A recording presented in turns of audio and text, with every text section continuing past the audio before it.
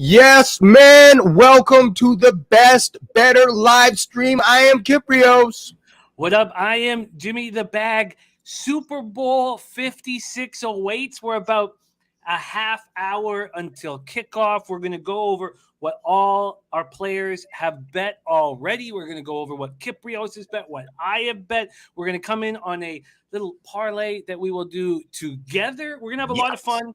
And we have some time to gather ourselves before the greatest Sunday of the year. How are you on Sunday, February 13th, Kip, my man? This is basically Christmas morning. I'm so giddy. I'm so excited. There's a part of me that is depressed because I love the NFL so much that today signifies the last of the year.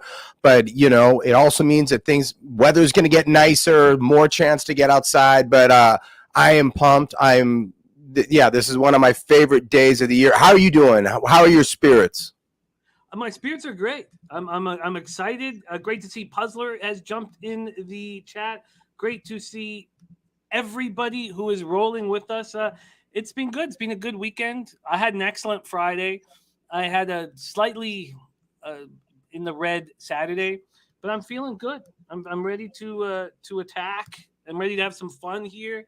And I feel really, really good. First off, Kip, we need to talk about Bengals, Rams, and what our players are doing in the contest. Let's remind everybody where our players stand. First off, let's go over the week 2 results from each player. Then we'll take a look at the leaderboard. And then we'll go over what's happened this week, who's already up money, who's already down money, and there's big news there, and what Super Bowl bets have been laid. So let's start with last week here. We have Jon Orlando off that spectacular week 2. So he had the best week. He's sitting second overall. We're going to get to that in a second. Tuchman had a good week as well. So they both had, great weeks. Jon Orlando up $318. 4 of our 5 players were in the black. It was an excellent week from all of our cappers. Then let's go over to where we stand now after 2 weeks of action. What do you think of that leaderboard, Kip? Well, Tux had the first 2 weeks, I think by far and away, I was the most impressed with his discipline, with his strategy. And, you and I have discussed it a lot of times. It's not daily fantasy sports. You're not betting against 75,000 people. You need to do better than the 4 people across from you. So why people are going after these massive scores is beyond me. That being said, Jon Orlando did cash a very juicy plus 339. That was a big score, but Tuchman hasn't taken a huge bunch of swings. Well, maybe until this week, he hasn't taken a bunch of swings for the fences, and the swings that he has taken, they were fairly moderate, and that's kind of what you want to see when you start combining and parlaying games. You're not putting, 25-50% of your bankroll down on it. You are, playing with a little, you're swinging for the fences with 2.5%, 5% of your vig. So I've been impressed by him. And you, what do you think? What do you think of the leaderboard right now? Well, we'll go over what each player's action this week because Tuchman has impressed me, and Jon Orlando going for home runs, I think it's questionable, as you just stated. And then when you successfully hit a home run, you go right back to it, right? You feel good about it, and that's what Jon Orlando's done this week, and it's hurt him. It's hurt him. So let's go over how this week has set up for our best, better players. Man, I cannot believe we're 30 minutes away from kickoff to the Super Bowl. This is a very, very, very exciting. I'm pumped up. Okay, let's bring up David Tuchman's action to get things started. And this is his week 3 picks. We're going to pop them up right here. So Tuchman has 2 looks here in the Super Bowl. He's got Cooper Kupp over 8.5 receptions at plus 100. And he's gone back to the well on the Cam Akers under rush yard prop. He cashed it 2 weeks ago in the conference final, and that was at 61.5. Yeah. It's gone up 3 yards, and he is at 64.5. We got Strategic Investments joining us in the chat. He's on Bengals money line. Amsterdam, what else? Great to have you. We have a big, big day ahead of us. Now, Tuck was unlucky here in NHL. He was on the Ottawa Senators against the Bruins. And it was a tricky situation. The Bruins lose 2 star players, and they should be faded. But they get destroyed by the Hurricanes in that first game 6-0. And look, I made the same mistake as Tuck. But I was hesitant. I hate betting against a team that gets destroyed. You know they're going to come out firing. Bruins took a 2-0 lead. They won that game. But to show the skill of Tuchman, he got in on the Senators at plus 165. They ended up at puck drop down to plus 125. So it was a tough loss. And then he took the Lightning minus 1.5 against the lowly Coyotes. Got a little greedy. Got a little greedy there. It was an interesting spot because the Lightning had just lost to the Avalanche 3-2. And in that game, the Lightning against Avalanche, Lightning were outshot 13-0 to start the game. And the Lightning are not only 4-0-1 on the second half of back-to-backs, but they have unbelievable record after a loss. And they just won 4-3. They barely won. There's Todd Hilton in the house. Thank you for joining us, Todd. So he's down $225 right now. And it puts him in a tough spot. So he's incapable of having a winning week this week. That is our leader, David Tuchman, who is up $230.15. We have some new players joining us, some new people joining us, Kip, who maybe don't know best better. Do you want to go over the rules quickly so everybody's on the same page? Yeah, what's happening, Todd? What's happening? Strategic investment. So essentially, the name of the game is to give everybody the exact same amount of money to start with. So everybody's got $1,000, and the players each week, they need to make 4 picks. They've got the same book, the same odds, and it's essentially who can do the best with their money. And everything needs to be transparent. So, Jimmy and I are following along, and everybody out that's been following with us, you can see what they do. So if Tuchman, who has been hot, if you're feeling his action, you're going to be able to see those picks on Friday or Saturday morning in advance of those games, and you're going to be able to follow along. So through 2 weeks, I do think people came out a little overly confident. The first week was a bit of a massacre, and then last week it was fantastic to see. People tucked it back in. They paid a little bit more attention, and everybody was in the black. But Jimmy, you know better than anybody else how hard it is to be consistent up week in, week out, day in, day out. It's a grind. So far, during today, we're going to see some in-game bets. Everybody needs to make a bet today. If they don't, they're going to be sacrificing some of their bankroll. So we will we'll keep our phones open. We'll keep the wavelengths, the lines of communication will be wide open. But so far, so good. To your point about what's going to happen this week, there could be a changing of the guard because we saw what Tiffany Michelle has bet. She bet over in the English Premier League, or was it a secondary English European football team that she had bet on? I'm not even sure if they're in the Premier, but anyways, she's been putting money over there. She watches that and she keeps it tight. The way that Jon Orlando is strong in the UFC, although he didn't have a good night last night. So that's how the game works. Today is obviously the biggest game of the year, the biggest sensation in betting. I bet this year has got the most money that's ever been wagered in a day. So it's very exciting, Jimmy, and we're right here, right in the nucleus of it with people around us, and we've got a game. We've created a game for people to play. So it's going pretty good, having a lot of fun with it. Yeah, well done. Great breakdown. Yeah, it's extremely exciting. And the most important part of this section is everybody has to make a live bet while we're on air. And Kip and I are going to be live betting as well. So it's going to be a lot of fun. In second place to start the week was last week's winner, Jon Orlando.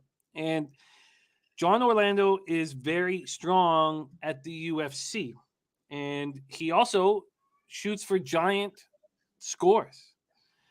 And I think it is questionable, Jon Orlando's strategy. Conservative is never a word you should use when you're talking about Jon Orlando, because he is not conservative at all. So His first bet of the week 3, $100, a 5-fighter parlay in UFC at just a shade under 40-1, did not come through, and it was pretty ugly. Cannonier was his only winner. 4 of the 5 fighters lost. It was ugly. And then he did another one with 3 of the fighters: Hernandez, Hackprast, and Cannonier, and that lost at 7-1. And then another one with 4 of the fighters: Hernandez, Hackbrass, Cannonier, Whitaker, and that was at 24-1. I don't have that in front of me. Dennis Garcia says, so if I wanted to bet Olympic curling for the contest, I could. Absolutely, you could. Yeah. If the book's got a line, you can bet it. If the line is out, we can see it, we can track it. You can bet curling, figure skating, ice dancing. I love an ice prance. I always love the Canadians. They're so graceful, so beautiful in a little ice prance. You can bet anything you want. That's the beauty of this thing. You need to have some dexterity because every single week for the live stream, when Jimmy and I host this, there must be action on this game. So you'll see when the bets come in that everybody's touched up the Super Bowl. Some people went exclusively Super Bowl. So Dennis Garcia, what's happening? Oh, there it is right there. He's got the Olympic bets. Love it. Strategic Investments says, is there an odds stipulation? And there is not. There is a minimum of cash that you have to bet, and there is a maximum. So you have to bet at least 25% of your bankroll each week, and you can bet no more than 50% of your bankroll until we get to the playoffs. The playoffs arrive after week 5 to start week 6, and then it's whatever you want to do. It's all up to you, except the minimums are still in place, but there's no maximum. So there's the odds stipulation. Mr. New to Town, Toite Latte in the house says, I was going to do a 14 parlay, but remembered that never wins. That was from our Toite Latte. So let's go over our Jon Orlando's action here in week 3. And he's in tough. So he's down 3 hundo already. And all he has is $100 on the Bengals plus 4.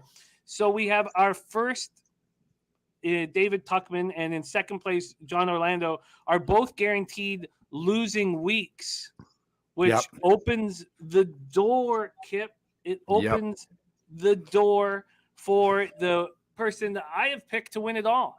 Yeah, you really, really good. I mean, for you to recognize that you're going to take one of the most successful, if not the most successful female poker player of all time and harness all of those abilities, well, she's shown it to us again. She didn't have a great first week, but she was conservative. Last week, she made some money. And now this week, here it comes. Here it comes. So Southampton, they lose, that loses because that was a draw. Cooper Kupp, well, we'll see, a plus 100. Well, that's parlay. That's a tricky bet. What do you think of that, Jimmy? Kupp plus 100 receiving and a TD, only for a plus 165.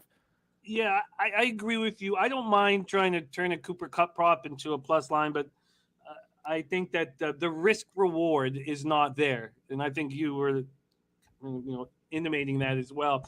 Yeah, plus 165 for 100 plus and a TD in the Super Bowl. I mean, in fact, to be honest with you, I feel the same way about the Bengals win and over 49.5 points. I feel the exact same way there. I think you're getting the plus line on the Bengals to win. Do you really need to turn it into a plus 420 score? I don't think so. And the total right now, the live total, if you wanted to bet that live total right now is at 48.5. So I don't think that you need to go for huge scores. I don't think you need to go for huge scores. But Tiffany started this week with $886.59, and it would not be a surprise if we start week 4 and she is our leader, right? Well, yeah, if you can bring that back up for us. Sure. Because she already cashed on that 4th bet there. Wolverhampton money line plus 460 at home, big home dogs versus Tottenham, and they destroyed them. So this is her 2nd week in a row of going over the pond, taking plus action, and it's not even a close game.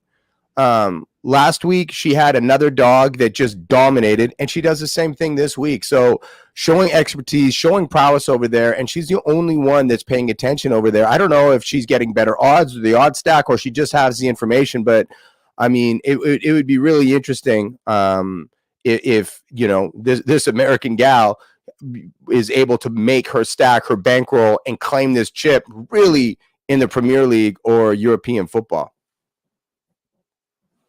Her work in overseas soccer has been extremely impressive. And even that Southampton tie with Man United was impressive. I mean, that like really took me by surprise. To be on a plus 500 dog and it's a tie. And then we have the Wolverhampton winning 2-0 over Tottenham. Here you have a plus 460 dog. I went over that game. I didn't watch. I went over it. The first goal scored in the 6th minute. Second goal scored in the 18th minute. We're talking 20 minutes in, and this 480 dog is up 2-0. That makes her dangerous. We talked about that first losing week she had. She lost every bet, but she bet conservatively. She bet on the 25% minimum. Everybody had the rough first week.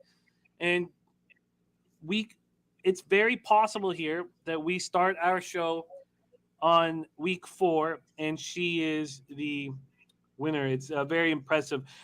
Strategic investments, one of the tricky spots here when you're talking about progressing bets is you can only make 4 bets a week. That's what makes things difficult. 4 bets a week.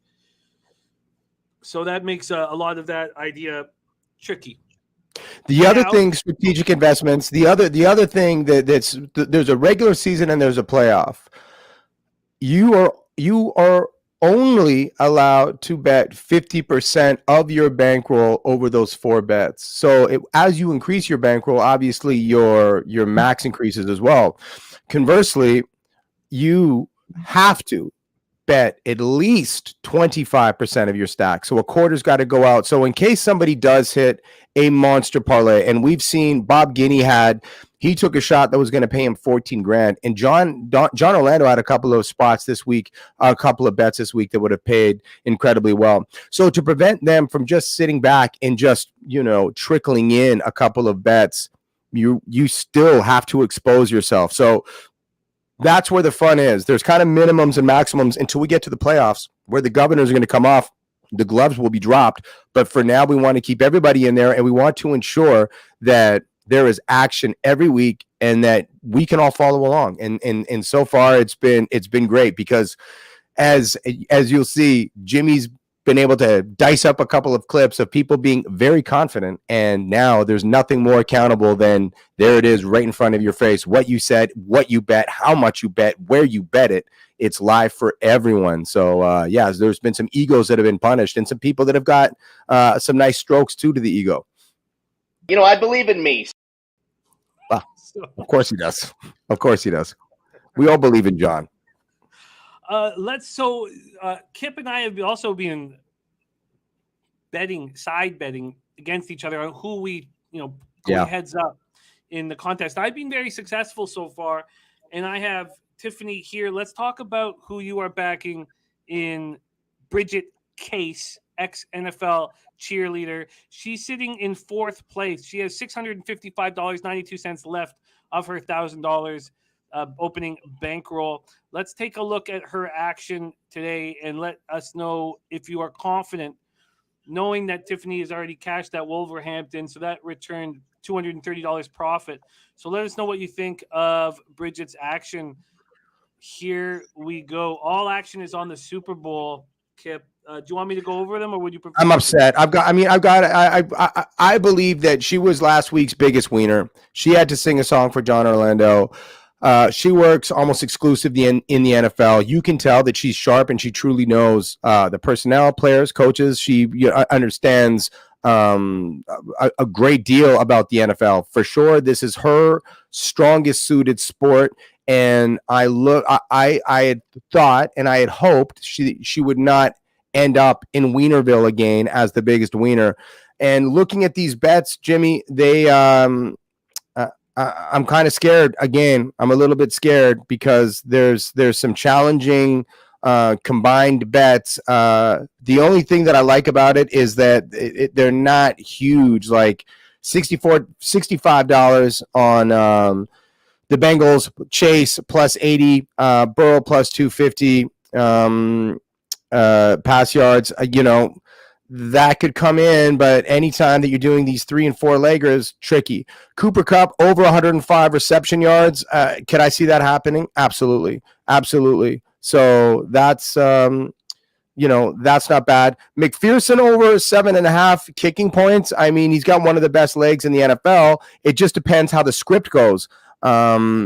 And then Mr. Newton, A.K. Twatty Latte, likes those picks. Bengals by 1-13, so she's doubling down on the Bengals. Tiffany hit this bet last week in the Knicks-Lakers game. She had the Lakers to win anywhere between 1 and 10. That paid very well. But again, Bridget Case is going to need the game script to follow the lead that she's left. She doesn't have a ton of straight, easy bets here. The Cooper Cup is probably one of the more straightforward bets, and even then, if he gets clamped up, if he gets put in cuffs, which no one's been able to do, but 105 receiving yards, that's a lot of yards. I mean, I don't know what it ended at. Did it go down from there, Jimmy, or do you know where it settled? It did start below that, so it is 101, I thought, or 100 and a half. It's gone up. So that's tricky. It's tricky. Dennis Garcia took Cup under receiving yards. You know, there's a real feeling within the player prop gambling community that if you just only bet unders, you will find yourself far more successful. And hard to do. I think Dennis Garcia's bet makes a ton of sense. Now, it's a risky bet, but you have to think that all eyes are going to be on Cup. Now, That's been the case, and he continues to succeed, but I like Dennis's look, and I get the McPherson over 7.5 kicking points, but at -144, and you're only betting $30. I mean, just the return is just too small. And to be honest with you, I mean, the Bengals by 1-13 points. I get it, but I think you're making enough money on the Bengals money line alone. You're going to get plus 175 or plus 180 there. You do really need to add. I don't think you need to add 50 more cents, even though would be hard to believe that wouldn't come through. But still. So that is Bridget. That is Bridget Case. So she needs a week here. She needs a week because, she needs. Well, I mean, if I keep losing money to you, there's going to be an eviction notice slipped underneath my door because I don't know if I'll be able to keep the lights on. At the rate at which I'm losing these weekly bets, and I've chosen it. This week I chose. You took the first two, very dirty trick both ways, very well played. I have to, there's honor amongst thieves, and you stole 2 horses. It was beautiful. And now me laying on Bridget, and we need a nice return here. Otherwise, Tiffany is going to walk away. But the beautiful thing is, both these gals are going to be on the show next week. So we will be able to get reactions. We will be able to field what happens today. We'll talk about that on Wednesday when we have them in studio with us. And oh my gosh, do you see who's at the door? Yes, we have our first guest. Very, very, very exciting. We were just about to go over his action here, and now we have him rolling with us. Let's bring in our first guest. He needs talking about guys who need a big week. This man is one of them, and he's capable of it. Get him in here, Jimmy. He's capable of it. Please welcome to the show. He was the Bachelor in season 4. Please welcome Bob. I was just about to. It looks like we got some. Okay, there we go. Bob Guiney to the show. Please welcome Bob Guiney. Oh, sorry. There we go. Bob, how are you? Hey, what's up, guys? How are you? Good, excellent, good. Bob. Happy Super Bowl. I won my first bet already, guys. I already won the over-under on the national anthem. What? Oh, nice. Are you serious? Is that one? Can you bring the bets up, Jim? I got some side projects. You got some. Okay. Yeah, I got a streak going. This is my 10th year in a row that I nailed this one. I'm very excited. My God, that's a pretty impressive streak. Are you gonna? Do you have anything on the coin flip? I don't have anything on the coin flip. Unfortunately, I ran out of money. But I saw Jon Orlando said you should be, this should be your bread and butter is the coin flip. He made really good sense to me, but it was too late. I only had so much budgeted for my gambling today. Well, I mean, Jon Orlando said he was like 100% on betting on the coin flip, and he did not. So that makes me feel better, actually. Yeah. Oh man. Well, guys, I'm excited about today. I got my hands full. I know that I'm excited about my bets. I think I got a couple in there that, and I saw Jay Sweezy took, he had to take Tiffany Michelle. I understand. I don't blame you. Oh. With my track record, I haven't been that impressive yet, but I think I'm going to turn things around, guys. I feel good about today. Okay, so you need somebody other than a quarterback to throw a touchdown, and that would net you a monster. All right. That was my freak show bet. I just feel like, you have these two teams that have been pretty conservative all year with, what they've done. Neither one of them have any tomfoolery or shenanigans that they pulled to win games yet. So no one's expecting either one of them to do it in this game. And I just feel like, that could be the interesting, that was the one, right? All the rest are pretty, bread and butter. We've seen OBJ throw them. We've seen OBJ throw touchdowns. So I like that. Do you have the other bets up there, Jimmy? Let's go. Can we go over your bets really quick? Sure. Yes. Let's All right. Review Bob Guiney's action here. Next up is his Cooper Cup over 105.5. Oh no, sorry. That's sorry. Look at my one. Next up, we have the alternate point total on the 42, bringing it down to 42.5. And then he's double dipping on the Rams. He's took them on the alternate line for a big score minus 10.5. And then the Rams team total over 26.5. Two correlating bets there that I like. Bob, what are you most confident in with your action? What are you least confident in? Well, hold on. I'm going to set my child down. Hang on one sec here. Oh, what's your child's name? That's Blake right there, guys. How you doing, Blake? Blake, what's up? Hold on, buddy. You go right there. There you go. Now Daddy can do his thing. All right. Okay. Sorry, I got to be honest. I don't really know exactly what you just asked me. No worries. Kind of loud out there. I like your correlated action with the Rams. You're taking them to win big, and you're taking the team total over 26.5. You use the alternate line minus 10.5 plus 200. Walk us through your belief in the LA Rams. Well, so here's the thing. I think the Rams defense is just unbelievable, right? I mean, both defenses are great. Hang on, let's see what the coin toss is happening as we speak. I think both teams have great defenses, but the Rams defense just has the ability to suffocate an offense. And I mean, I don't think the Bengals have faced anything like that this year. So although I want to see Joe Burrows and the Bengals do well, I feel like here's a coin toss. Heads. Okay, I lost that bet. I would think the Rams defense are going to be tough to beat. I really do. So we'll see what happens. All right, Bob, that's incredible. Thank you so much for joining us. I know you got a party to attend to. If you want to come in and get your online or your in-game bet on with us, or just send it to me, let me know where you're leaning. Let me know what you want to do, and we'll get that in-game action for you as well.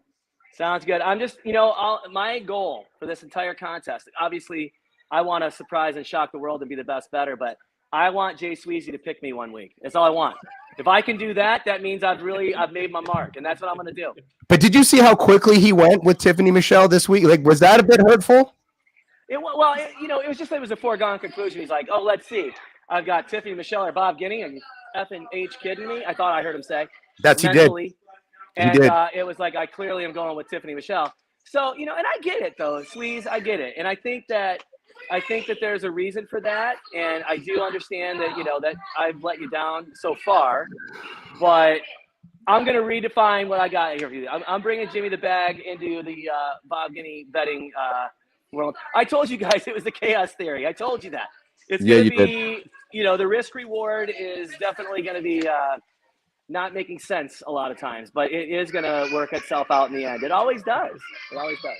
And Jimmy, the non-believer. Let's see if you can turn him around. Let's see if you can turn him. That's my goal, man. Bob the Builder. I love it, Bob. I'm building.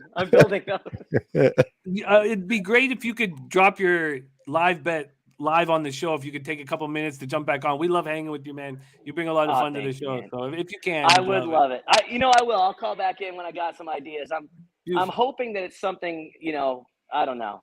I'm hoping it's not the basics, right? I want it to be something a little bit kind of fun and, challenging, but keep it simple, Bob. Keep it simple. Don't get ahead of yourself. Keep it simple. All right. Mark my words, guys. I'm going to give you a spoiler. Are you ready? Yes. This is it doesn't count as my live bet, I guess, because I can't do that yet, but I'm telling you guys, no one thinks that like Blanton is going to score, right? Ooh. No one thinks that. And I think, you know, my one of my bets that actually didn't make it on my scorecard because we're only doing 4 was that my boy Van's going to score today too. And I think he's the unsung receiver, right? Everyone's kind of forgotten about him. So, you know, I have a feeling that Blanton, I do. I just have a feeling that some guys that we don't hear their names every week are going to be the ones that score because the defense is going to be shutting down the other guys. That's not science, right? That's just basic thought process. So, Van Jeff, you heard it. You heard it. It's going to be Van Jeff. It's going to be his man Blanton. All right. I love it. Bob. Guys, this is a little bit bigger than my Super Bowl parties of the past. I'm here with 6 kids under the age of 3. And, you know, I just made a hot chocolate milk. Ooh, get that sugar rush going. Get those kids running around and then having the crash at halftime. So that's you can exactly get it. We're trying to wear them down. Yeah, get the gin and juice going for halftime with Snoop. Snoop-a-loop. Exactly, buddy. Exactly. Well, thanks for having me, boys. I appreciate it. Bob. Much love, man. Thanks, Thanks Bob. for rolling with us. Take it easy. Bob Guiney. Bob Guiney joining us. What a treat it is to hang with Bob Guiney. Great stuff there. We are almost at kickoff. We are coming into kickoff, so everything is in. And Twadi Latte says everyone thinks Blanton is going to score it, but he's only plus 250. Started at plus 400, so heavily bet. That is heavy wagers have come in on Blanton. Content couch, bet 99. Let me bet the coin toss after it already happened. Wow. Do you see that? Sorry, say that again. Content couch writes, bet 99. Let me bet the coin toss after it already happened. We got the Rock talking. I have no idea. Is he doing his rap? I hope he's not doing his rap. I don't know what he's doing. I'm not quite sure. He's probably cheering on the Rams. I've got my volume off. Jimmy, you're going in and out a little bit. Really? Are you frozen? Are you frozen in time? Or is it me? It could be me.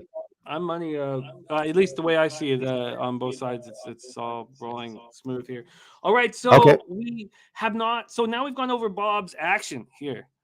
Bob's action, and a lot of drama to start off the show because Bob and Tiffany Michelle have a path together, and it added a lot of fun, a lot of excitement to week 1.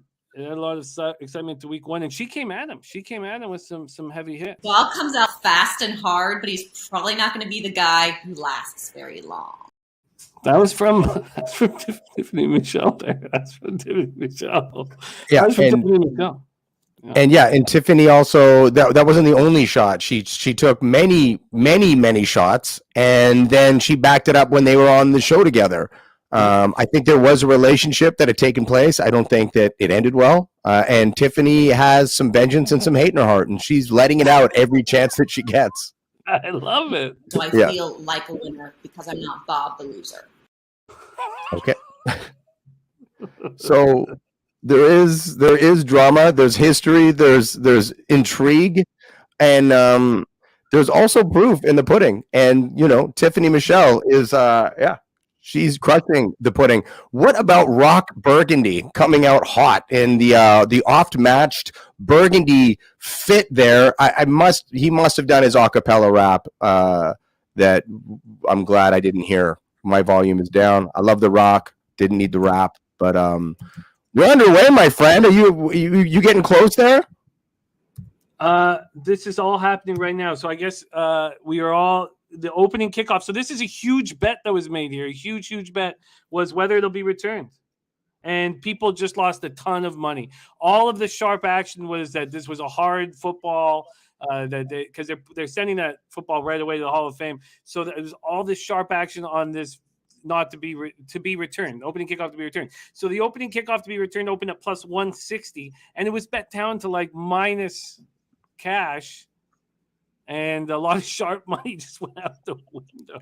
Well, as you see all the time. All right. My brother, the Diesel, Cock Diesel, he had a good theory that I liked and I wrote along with today. Such a copycat league, right? You always hear that.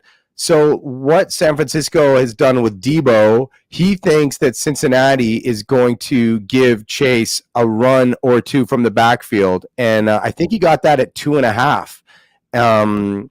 So what do you think? Do you think that we see Chase out of the backfield, or do you think that he stays strictly running out routes and, just in the pass game? It's a good question. Also, the first play from scrimmage, a run. This is wild. This is wild stuff coming in right now, man.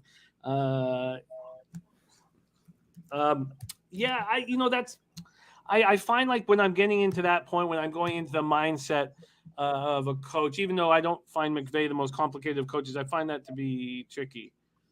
Right. But I get the idea. So, I mean, what I did here personally with my action was I kept it real simple. I've been hurt. My ROI on the last 4 years ago, I had a really nice prop day, but my last 3 years have not been good. So I kept it simple. I made two much bigger bets than my regular unit size on Bengals plus 4.5 and Bengals team total over nice hit, over 22.5. Or so over 20.5, excuse me. And then my only two prop bets I made was a field goal in the first 16 minutes. And that was for a sixth of what my bets on the Bengals and the team total. And so for field goal in the first 16 minutes, as well as, oh, nice. There we go. Sack number 1. And it's a Bengal. It's trade day, man. Trade day. Let me move over here with my action live in game. I have my bets here. Sorry. Live now. I have. Oh yeah, second half highest scoring. So I need this. A stop here would be wonderful. It'd be wonderful in many, many, many situations. Oh, nothing doing. And Dennis Garcia took under 5.5 sacks. As Stafford getting sacked wasn't in my thoughts. Oh, under 5.5. That's a pretty sharp line. They run the ball on 3rd and 17. Are you kidding me? Okay, so live betting action for all of us is in play. And this is exciting. So let's see. Akers 3 rushes, 1 yard. Akers 1 reception, 7 yards. So now the Bangies getting the ball back. The total's already dropped a point. You're waiting on that though. The game coming early. That 6.5 punts was staring me in the face, and anyone who moved on the over 6.5 punts has to feel pretty good. Well, I mean, I liked the under. And I'm on the other side. I'm on the opposite side of the ledger. I've got the Rams in this game, and I've got the under. And it can. I mean, Super Bowls can explode any given time, right? This full first quarter could go scoreless, and then it could blow up. Both of these offenses have could set the world on fire. So the under is terrifying, but I just thought LA's defense, Cincinnati, just to stifle people. But where are you laying right now in the game? Like before the game, did you touch the Bengals? Did you take that 4.5? Oh yeah, I made a big bet on the 4.5 and a big bet on the team total over 20.5. Big bets on both of them, much bigger than usual. And then made 2 smaller prop bets. Jose Bouquet is joining us in our chat, and I have all of Jose Bouquet's action here. What a treat it is to go over it, and he bet a ton of action, and it did concern me. Not going to lie, I was a little nervous by all of his action. This is Jose Bouquet joining us in the chat. These are his What up, Jose? Prop bets. He's on Rams -4, Mixon over 3.5 catches, Mixon over 26.5 receiving yards, touchback no on the first kickoff. That went down to -118, -135 at some books. So that is his first loss. Cup over 108.5 receiving yards. First touchdown, Boyd, 18-1. He has a 101 bet here. Super Bowl MVP McPherson. I love 100-1. I mean the kicker. My brother took that. This kicker is well loved, well respected. He's got a hell of a leg. I love that. If you're 101 on anything is just a fun bet. I don't care. It happens. Tyson gets knocked out, but I can't see it, but that's why it's 101. But there's a lot of love for the kicker, man. There's a lot of love. So Jose, that would be incredible. You'd be flying Jimmy and I down to SA, and we'll be lighting with you. He's got Super Bowl MVP plus 550. He has coin toss tails, so he's down. You lost that. Down 2 units. He's got Gatorade color orange. Oh. MVP award, quarterback versus any other position. He's got any other position than the quarterback to win MVP. And then he's got McPherson over 1.5 attempts. I'm nervous. for him. A couple of those come in though, and he has himself a hell of a day. The novelty bets are hilarious. I mean, the field is so vast and wide, and you think like, how are we going to be able to find more things to bet on? But there's the color of Snoop's shoes out there. There's who's going to be performing first. It's an Action Junkies and a D-Gen's paradise. It's just a beautiful thing. It's a beautiful thing. Eminem, I would have bet heavy that Eminem will not be wearing a do-rag. I do not think Eminem will be in a do-rag. But it was like, it's due to like minus 300. I'm sure they limit you. I'm sure you can't put 10K on him not wearing a do-rag. There we go. There we go. Boyd in business. Those of you with Boyd props in business. And so are the Bengals.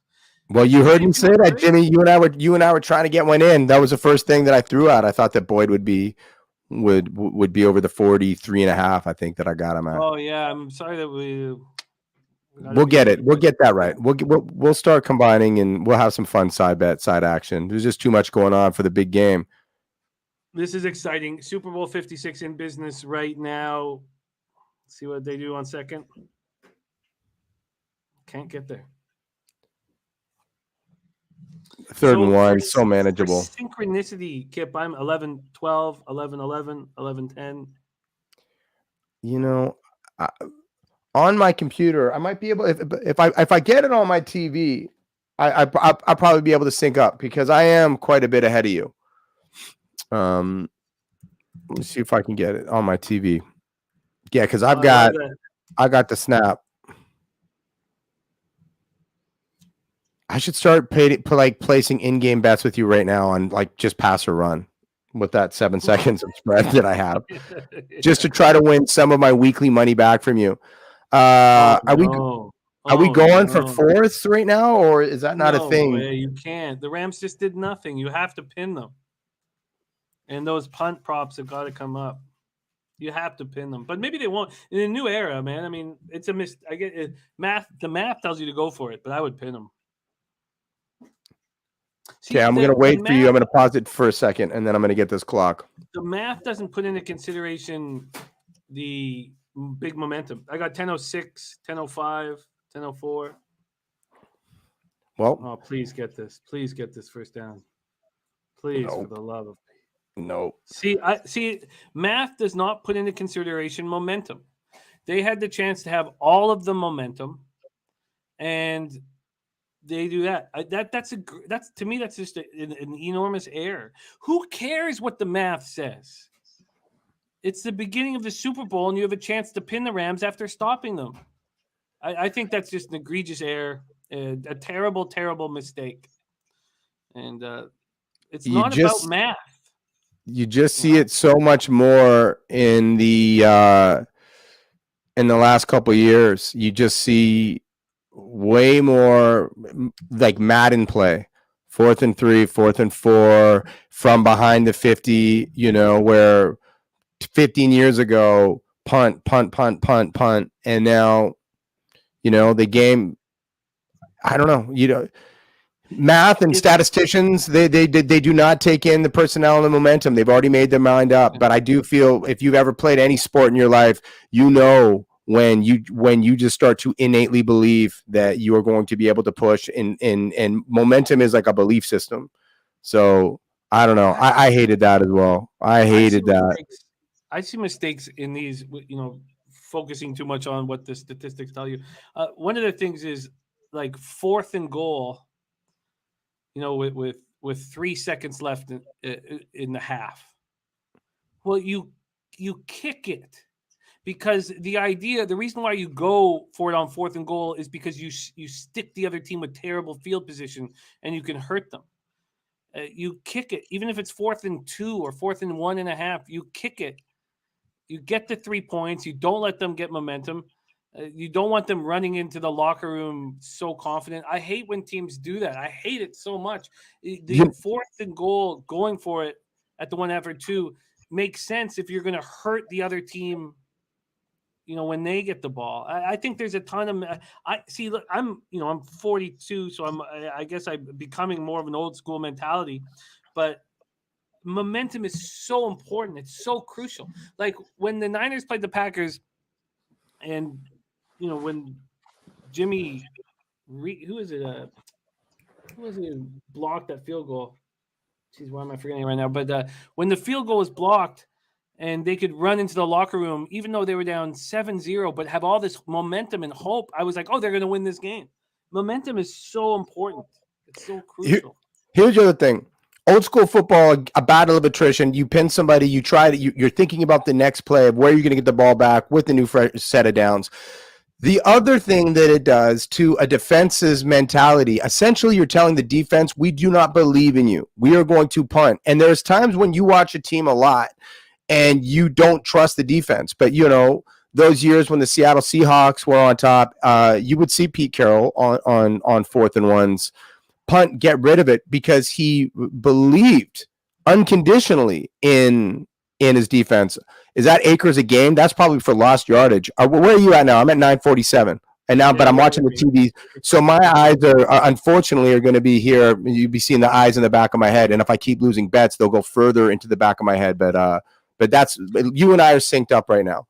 Yeah, so perfect. Thank you. Apologize for being behind. This is just so aggravating to see this defense stepping up the way they are. And then hell of a run by young staff, 3rd and manageable. Oh, yeah. It's just so irritating. You have your defense stepping up. Oh, yeah. Dennis Garcia has the rush yards over. One more run and he gets it. Great job. Great bet. Dennis, what was that? Where did that line start at? How many did Stafford need? 11 and a half? I know that Burrow was 11 and a half. I can't remember what Stafford was rush at. yards over, but still have to sweat kneel. Oh, yeah, of course, the kneel downs. No, I think that's good. He's already got positive yardage. I think you're looking good, Dennis. That's a nice bet. 3rd and foul. Check down to Cooper. Oh, God, he's so incredible. Oh my God.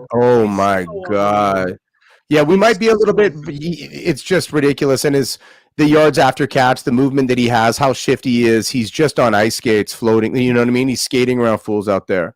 Oh, wow. 5.5. It was just 5.5. That was the yards, 5.5. He has it already. Okay. I mean, I think he'll rush again. It's the Super Bowl. I always think about that John Elway. John Elway, at that time in his career, wasn't a great runner, and you see him just getting helicoptered running the ball because it's the Super Bowl. So this is just crazy. Henderson in the backfield, right? We were waiting for that. We thought that was going to happen last week. Man, I was thinking about pumping the Sony underneath. God, this is all Zach Taylor's fault. They should have been pinned at the 5-yard line. Yeah, they should have. Yes, they should have. Favorite Super Bowl, Jimmy? Do you have one that sticks out to you? Yeah, I have one that sticks out to me just because of, being with family and having a magical time with family that I'll always remember for the rest of my life. The Super Bowl didn't go well for me, but it went gambling wise, actually it worked out fine, but it was this one here. I got the hat to commemorate it. It was a Ravens 49ers with the blackout power outage. Yeah, the blackout game. Yeah, I watched it with my whole family on Main Island, in British Columbia, Main Island, and at my mom's place, and my brother is a big Ravens fan. I'm a big Niners fan. Like, it was just It was just perfect. It was just the perfect. And then the power outage at halftime, and the Niners coming back, and then Momentum. it was just so much. It was just extremely enjoyable. It didn't end well with making the drop. Oh my gosh, What a catch. Is that Odell? that's it. That's Odell, right? Wow. What a catch. Wow. I mean, wow, Odell. Let me see if I got that. I did take some fun touchdown scores. That's huge, man. That's huge. It's all Zach's fault. 100% of the blame is on him. Like, well, let's say the but listen to this. Part of me looks at it and goes, yeah, maybe there's a reason why he didn't trust his defense, but now that's going to be compounded by what just happened to the defense in real time.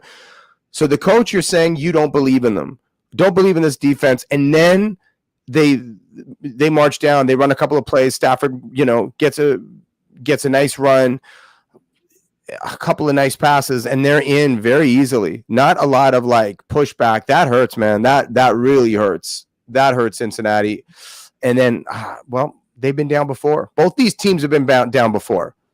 Well, it's funny because, when the Chiefs opened up the scoring, the Bengals quickly became plus 12.5. Right now, the Bengals are just plus 7.5. It didn't even. I'm shocked that didn't change more. Aren't you shocked? Hang on. What's the line right now? 7.5. I mean, that's shocking to me. And it's too bad. It's too bad from a gambling perspective because, you know what? I should have bet it right away. I think one of the things that happened when we live bet, because we're live on the show, we're like multitasking. Yes. I was like, what I wanted a low scoring beginning of the game so that we could bet on the over, and it got down to 45.5 right away when it was fourth down. And I should have just bet it over then, but I was just so appalled and shocked at the.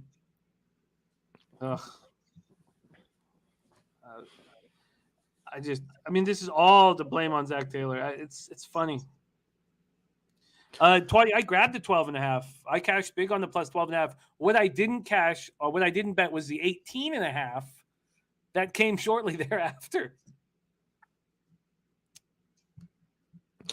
Well, I mean, that's not good for the under either that they got out and went for it. But, I love my little Jamar Chase. I like the Chase bet at some point, if they have another kind of stagnant, unable to get in his hands, I do like the by any means necessary copycat of the Debo, get your best player of the ball in the backfield and get him to rush it as a fun little prop bet.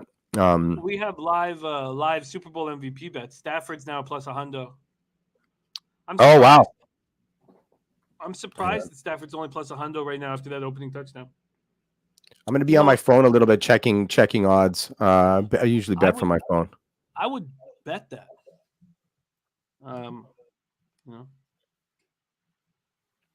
What about OBJ? Plus 750 now. Ooh. That's kind of interesting. It's kind of interesting too. Twatty's really smart thinking live Burrow overs. I get that idea. So it's interesting that they've suspended the MVP to be won by a quarterback. That's just been suspended just now. Yep. Obviously with worrying about OBJ, but the MVP is still live betting that right now available. I almost feel like betting Stafford to win MVP would be like a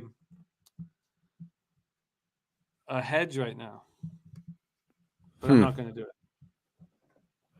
Do you have any MVP bets in? No, I only have 2 prop bets. And the field goal in the first 16 minutes is in danger. And even the second half over is somewhat in danger. Oh, it's nice to see Stafford's wife with the kid. That's nice to see. I mean, it's early. It's like she's won the Super Bowl, but it's still nice to see. She's pumped up. She's right the way into it. Yeah, she always is. Look at the pipes on her. Yeah, man. She's fit. Yeah, she's got big muscles. Mix. Uh-oh. Not doing much. This defense doing what it's supposed to do. Yeah, Cabby. I'm right with Cabby. I'll stop saying it because I'll get stuck saying it over and over again. But it's funny. It's funny. I mean, I'm older than Zach Taylor, right? Yeah, he's a young blood. What is he? 36? Something like that. Yeah. I just don't think older. I don't think men make that mistake. I think boys. Andy Reid does some ridiculous shit. He does. You know, that halftime thing was ridiculous. There's Chase. There's his first touch. It's a big third down, Jimmy. It's a big third down. Puzzler says another ex-girlfriend doing well. Always nice to see. It's nice that they stay in touch. They still wish each other well. Hat stayed on today, Jimmy, for the anthem. Yeah, we missed it. I missed it because we have the volume off. And it came really early. That was like a quarter after. Yeah, that's not part of the plan. Oh wow. Oh no. Are you gonna keep going for it on fourth down? No. Jeez. Come on. It's not good. Well, I think we double back on the Bengals at some point. I think we have to. I mean, let's see what we're being offered right now. 9.5. A 9.5 is fine. I think that my unit size should be more than $25 that we were doing with the basketball unit size.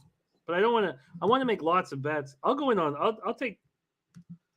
I'll put 30 on plus 9.5. Right? Oh, there it is, Jimmy. Ring the bell. Is that the first? I haven't yet. It just moved to minus 110. Yeah, I'll do it.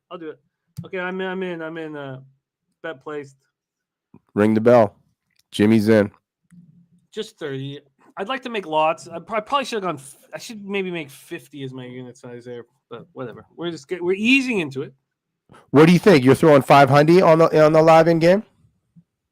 No, I don't know what I'm going to do. I'm not going to put a limit on that. I've got more than that in my account, but I wasn't sure what to make my unit size live. I don't want to be hesitant, so I want it low enough that I'll start firing as we go. So right.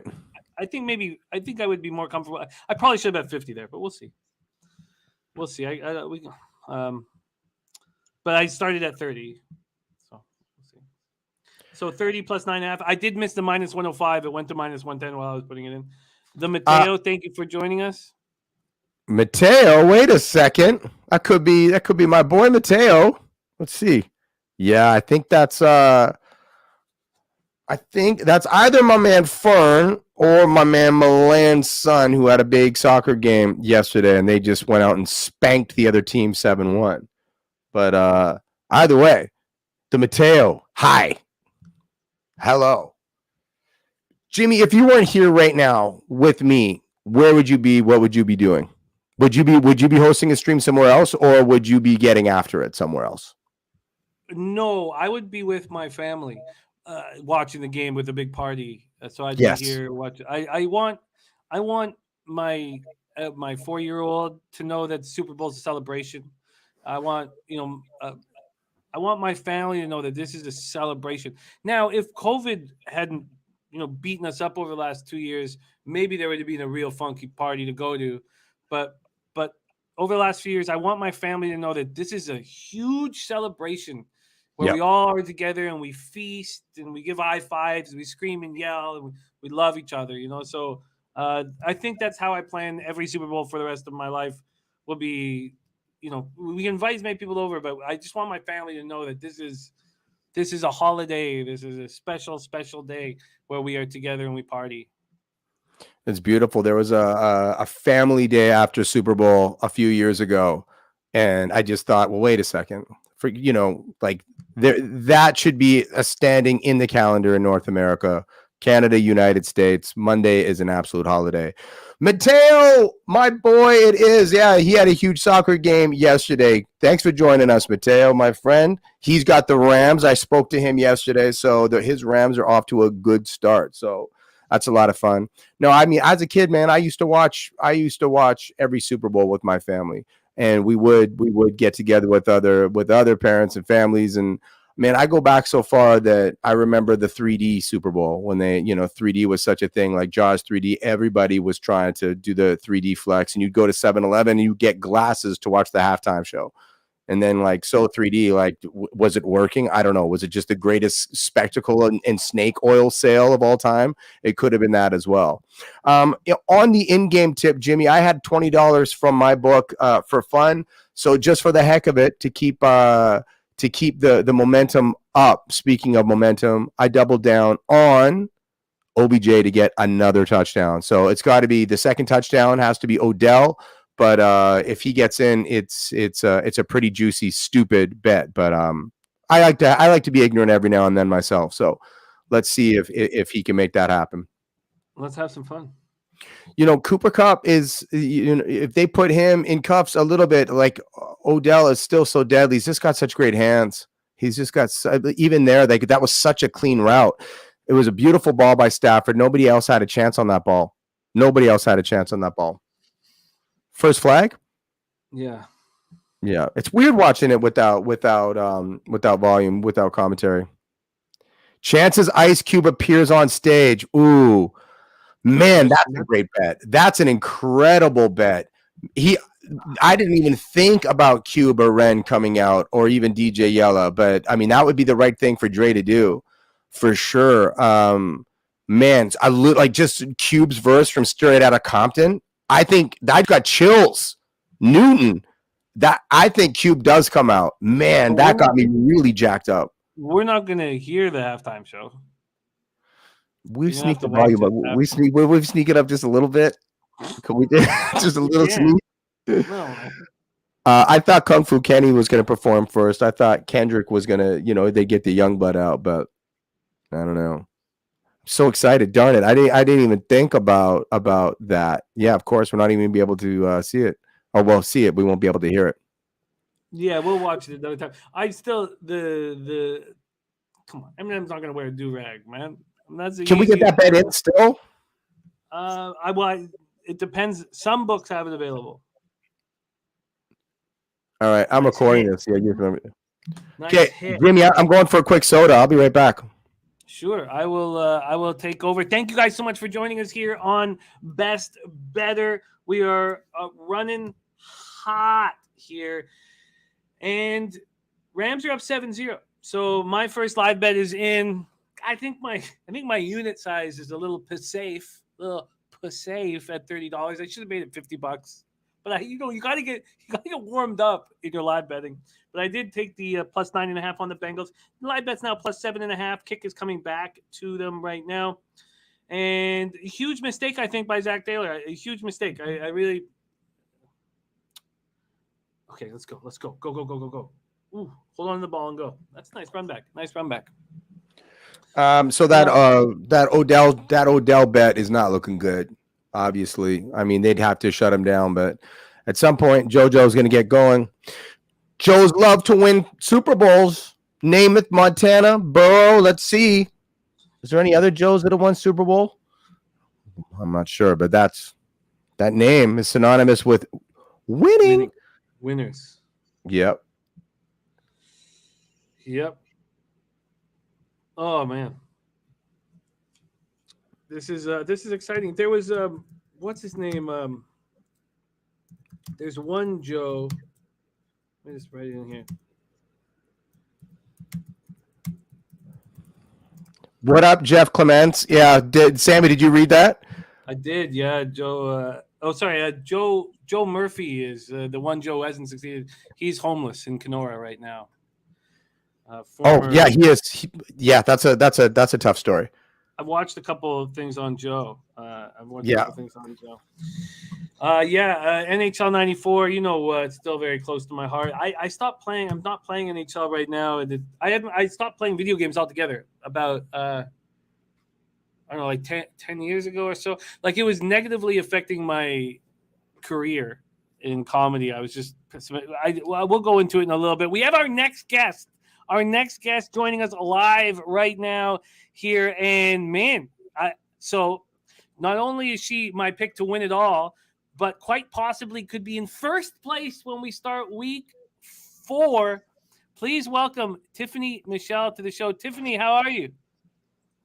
Don't jinx me, Jimmy. Don't jinx me. First place. Like, let's just not talk about it until Tiff, you're looking reality. good. You are looking good for first place.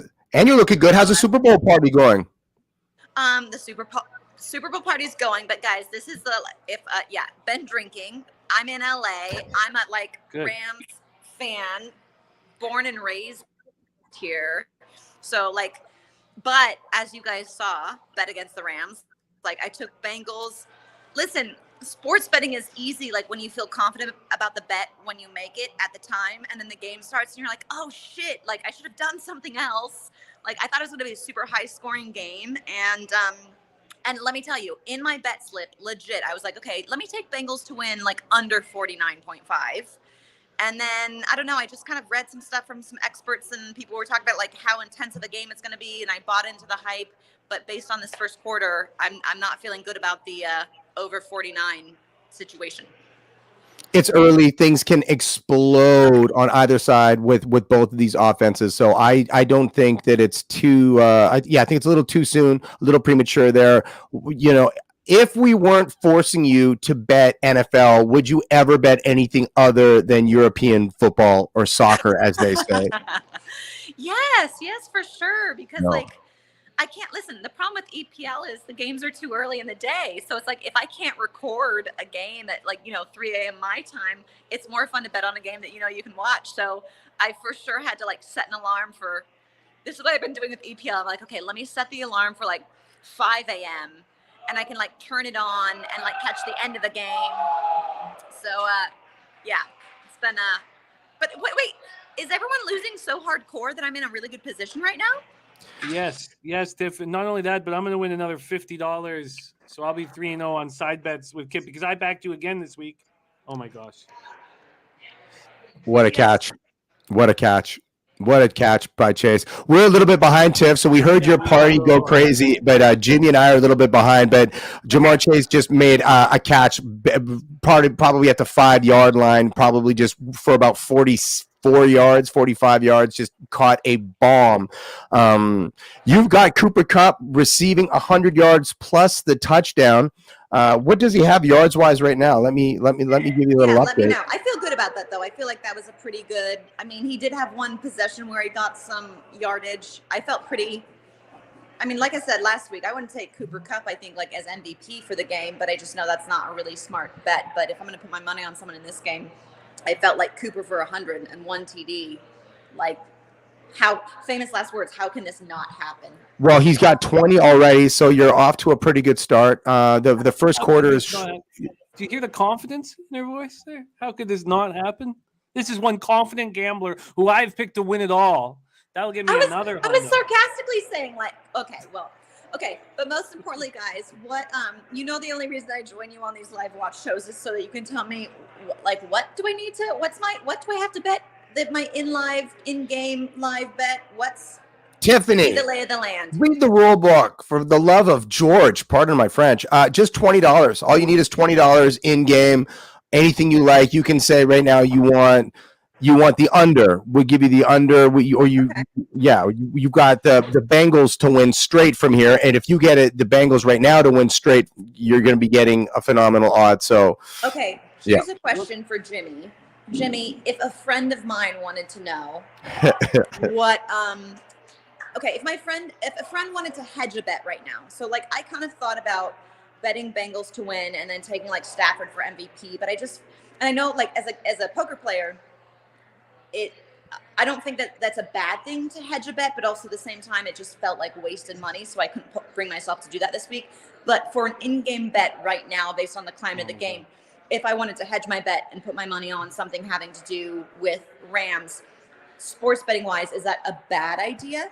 Well, let's break down all of the possible angles because we did a nice job of that when you were live with us.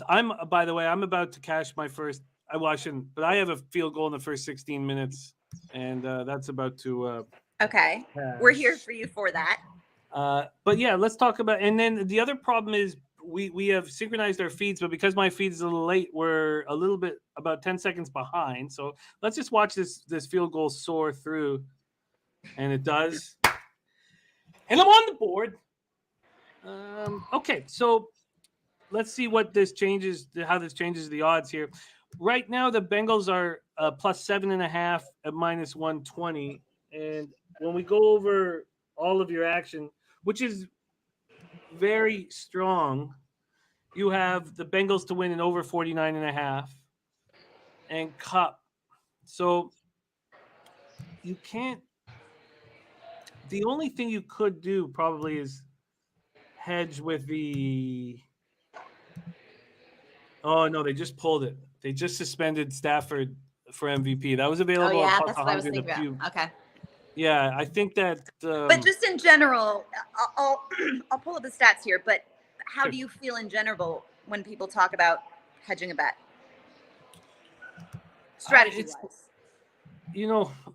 My dad hedges heavy, and you often look up to your parents, and what happened to me is I started hedging too much, and then I realized I was like, this is like I'm creating like this this middle gray area where I'm just doing average or so I've tried my hardest to stop hedging. I've tried my hardest to stop hedging as much as possible, but in a contest like this, if you can get plus lines on either side, I would get it. But you're not going to be able to hedge because you've got the Bengals. You need the Bengals to come through here. So I think the idea would be to get this plus 6.5 over a touchdown again. So I just bet the Bengals about 10 minutes before you came on, maybe 8 minutes at plus 9.5. Okay. I'm going to keep doing that whenever it gets high enough. So if you have a few minutes to hang out with us, let's watch the Rams. If the Rams can drive here, let's watch this 6.5 get over 8.5 or 9.5 and back it. That's, I think, the best way to do it. So, as it's much easier to hedge if you're on a favorite. If you're on a dog, hedging is almost impossible. And I've got myself into like hedging nightmares because I have a dog, and then you can't. What are you going to bet, like a minus 450 or something to hedge it? So it's tricky. We have a Mr. New to Town in the chat says only hedge when it's life-changing money. But in the contest, I can understand hedging. David Tuchman did a nice hedge in that Lakers game after you came on. He made a $10 bet on the Knicks money line when they were plus 12.25. So it only cost him $10. He already had the biggest bet of the week on the Lakers. But I think we can find. So I think you're on the right track with the Bengals here. I think they can keep this game close. And you're getting plus 6.5 right now. And you also like the over. So one move you could make is you could wait. We could wait to see twofold. Okay, so if the Rams are about to kick the ball to the Bengals, then you'll probably lose value betting the Bengals. But you'll probably gain value on betting another over, which I assume would drop to 45.5 or 44.5. That's my thinking. What do you think, Kip? Yeah, I mean, something simple on the in game. I wouldn't. To your point, I like the idea of hitting. You just missed it. Probably getting more money in on the Bengals. If the Bengals score the next touchdown, then your hedge would be on the Rams. But where's your over under at right now, Jimmy? The over under is right now is at 46.5, and it's juiced to the over. Yeah. So I don't know. I mean, I might even double down. I might even double down on that Bengals, Tiff. All right. How much time do we have you for a couple more minutes? Sure. I'm standing at the top of the stairs, keeping my eye out for my girlfriend who's coming that doesn't know anybody at this party. So I'm like watching for her so that when she walks in, I can be like, hey, this is like the girl that nobody knows at the party. So, I've got multiple things. You guys, I've got multiple balls in the air right now. Yeah. It's just online poker. You're playing 4 different hands. Always. 4, Kip? 8. 12. 12. That's our girl. That is our girl. Where are you? So you're in LA. When did you get LA. How long you been in LA for? I'm from here. I'm from LA. Are you living in LA? Are you living in LA right now? Yeah. I mean, I travel all over, and spend like kind of half my life in Vegas. But no, LA is home, which is why when Rams came home, I was never. I mean, I was never on like the Raiders train.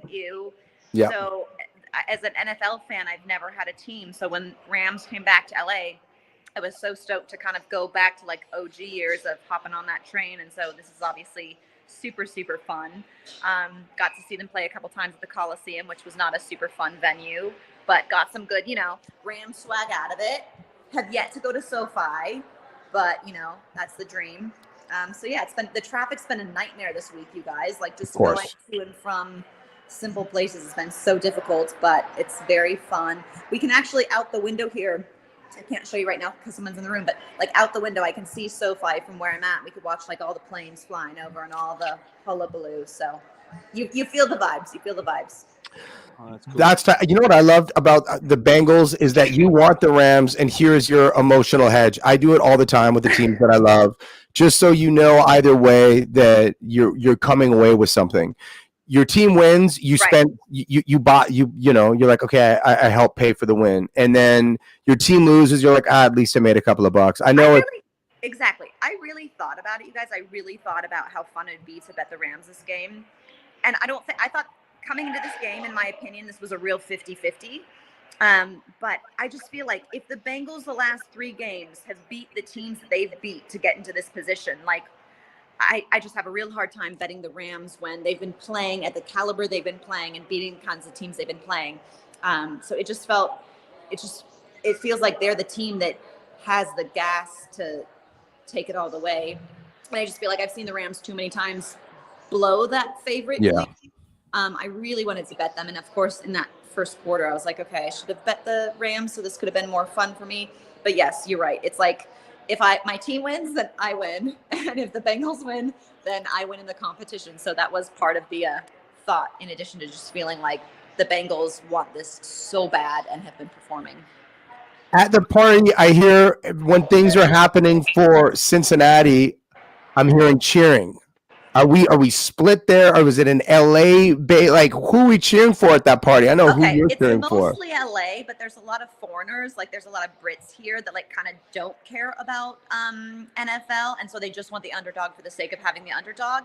I mean, even I'm like, oh, I didn't realize Bengals have never won a Super Bowl in history, and so understanding what that can mean for a team.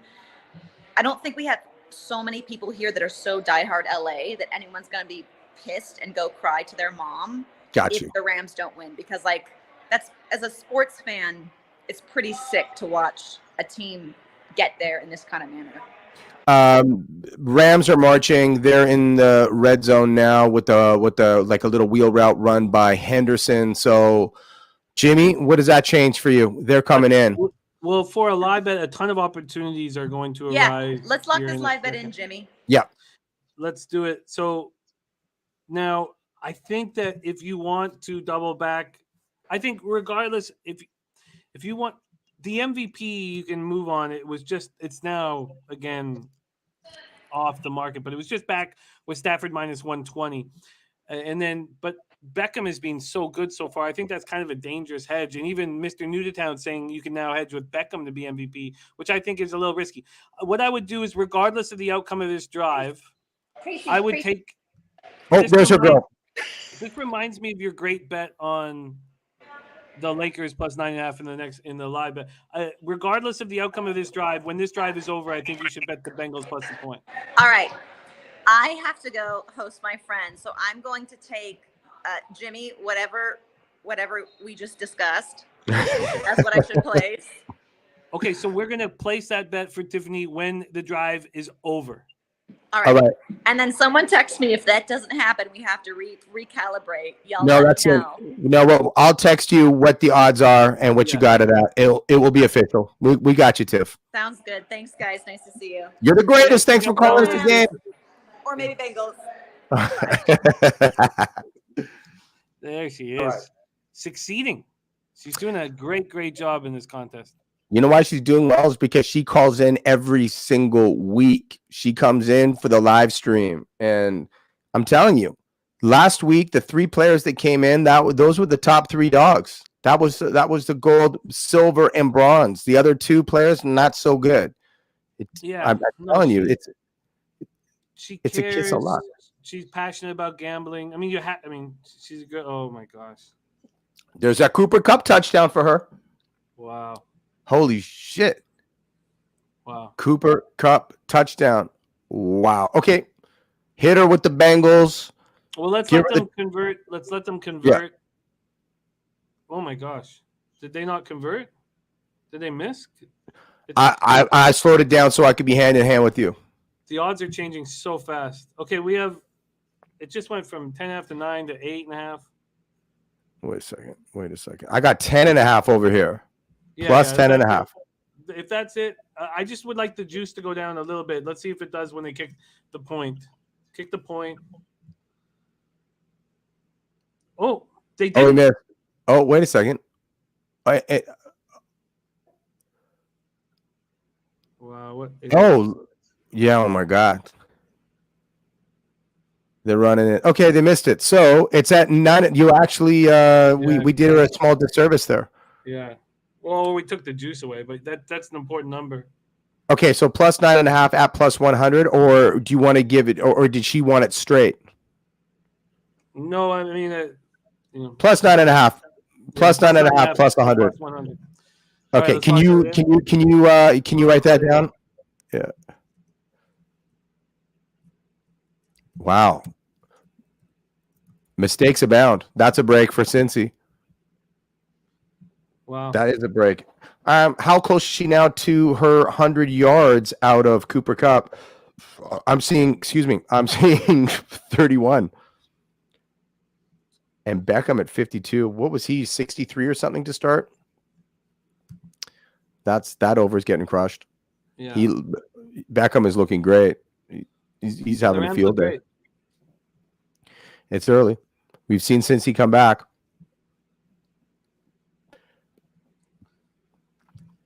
This is all sort of how I expected the script to go. Jessica Easton rolling with us as well. Look at that. It says, gotta love the Rams. Cincinnati needed that break. I don't know. It's a point. But I respect that, her hope. Susie Easton is in the building. How you doing, Susie? We have Susie Easton and Jessica Easton. What? We got a mother-daughter rolling with us. I met your mom at Yuck Yucks 100 years ago. Lovely, lovely woman. So she probably won't remember me, but what's up, Jessica Easton and Susie? That's cool. That's very cool. See, you still get some family love on the Super Bowl. I know it's not exactly perfect, but that's family support, family love. I don't know if she was there for that, but that this hat from the Super Bowl 2013 at her place, that was just that hour. That wasn't that halftime and unbelievable. An hour halftime because of the power outage. People were so lit at the party I was at because it was just like another hour of drinking, and it was ridiculous. I was actually so my man Milan Turpin, he had a spot in Burnaby that he was renting. His son has been messaging us on YouTube, and he held a party that night. We've got a friend like you, a massive Niner fan. Big shout out to my man Juju. He's a huge Niners fan. So we got together for that one, and it was, weren't the Niners were way up, and then that the blackout struck, and then just momentum and everything shifted into favor of Baltimore. No, it's the other way around. The Ravens were up 27-0 or 27-3 or something. The Ravens were up 27 points. 24 points, 27 points. Yeah. And then the power went out, and then the Niners just started coming back. Kaepernick had a long run, and right. The Niners just started climbing. What happened in there?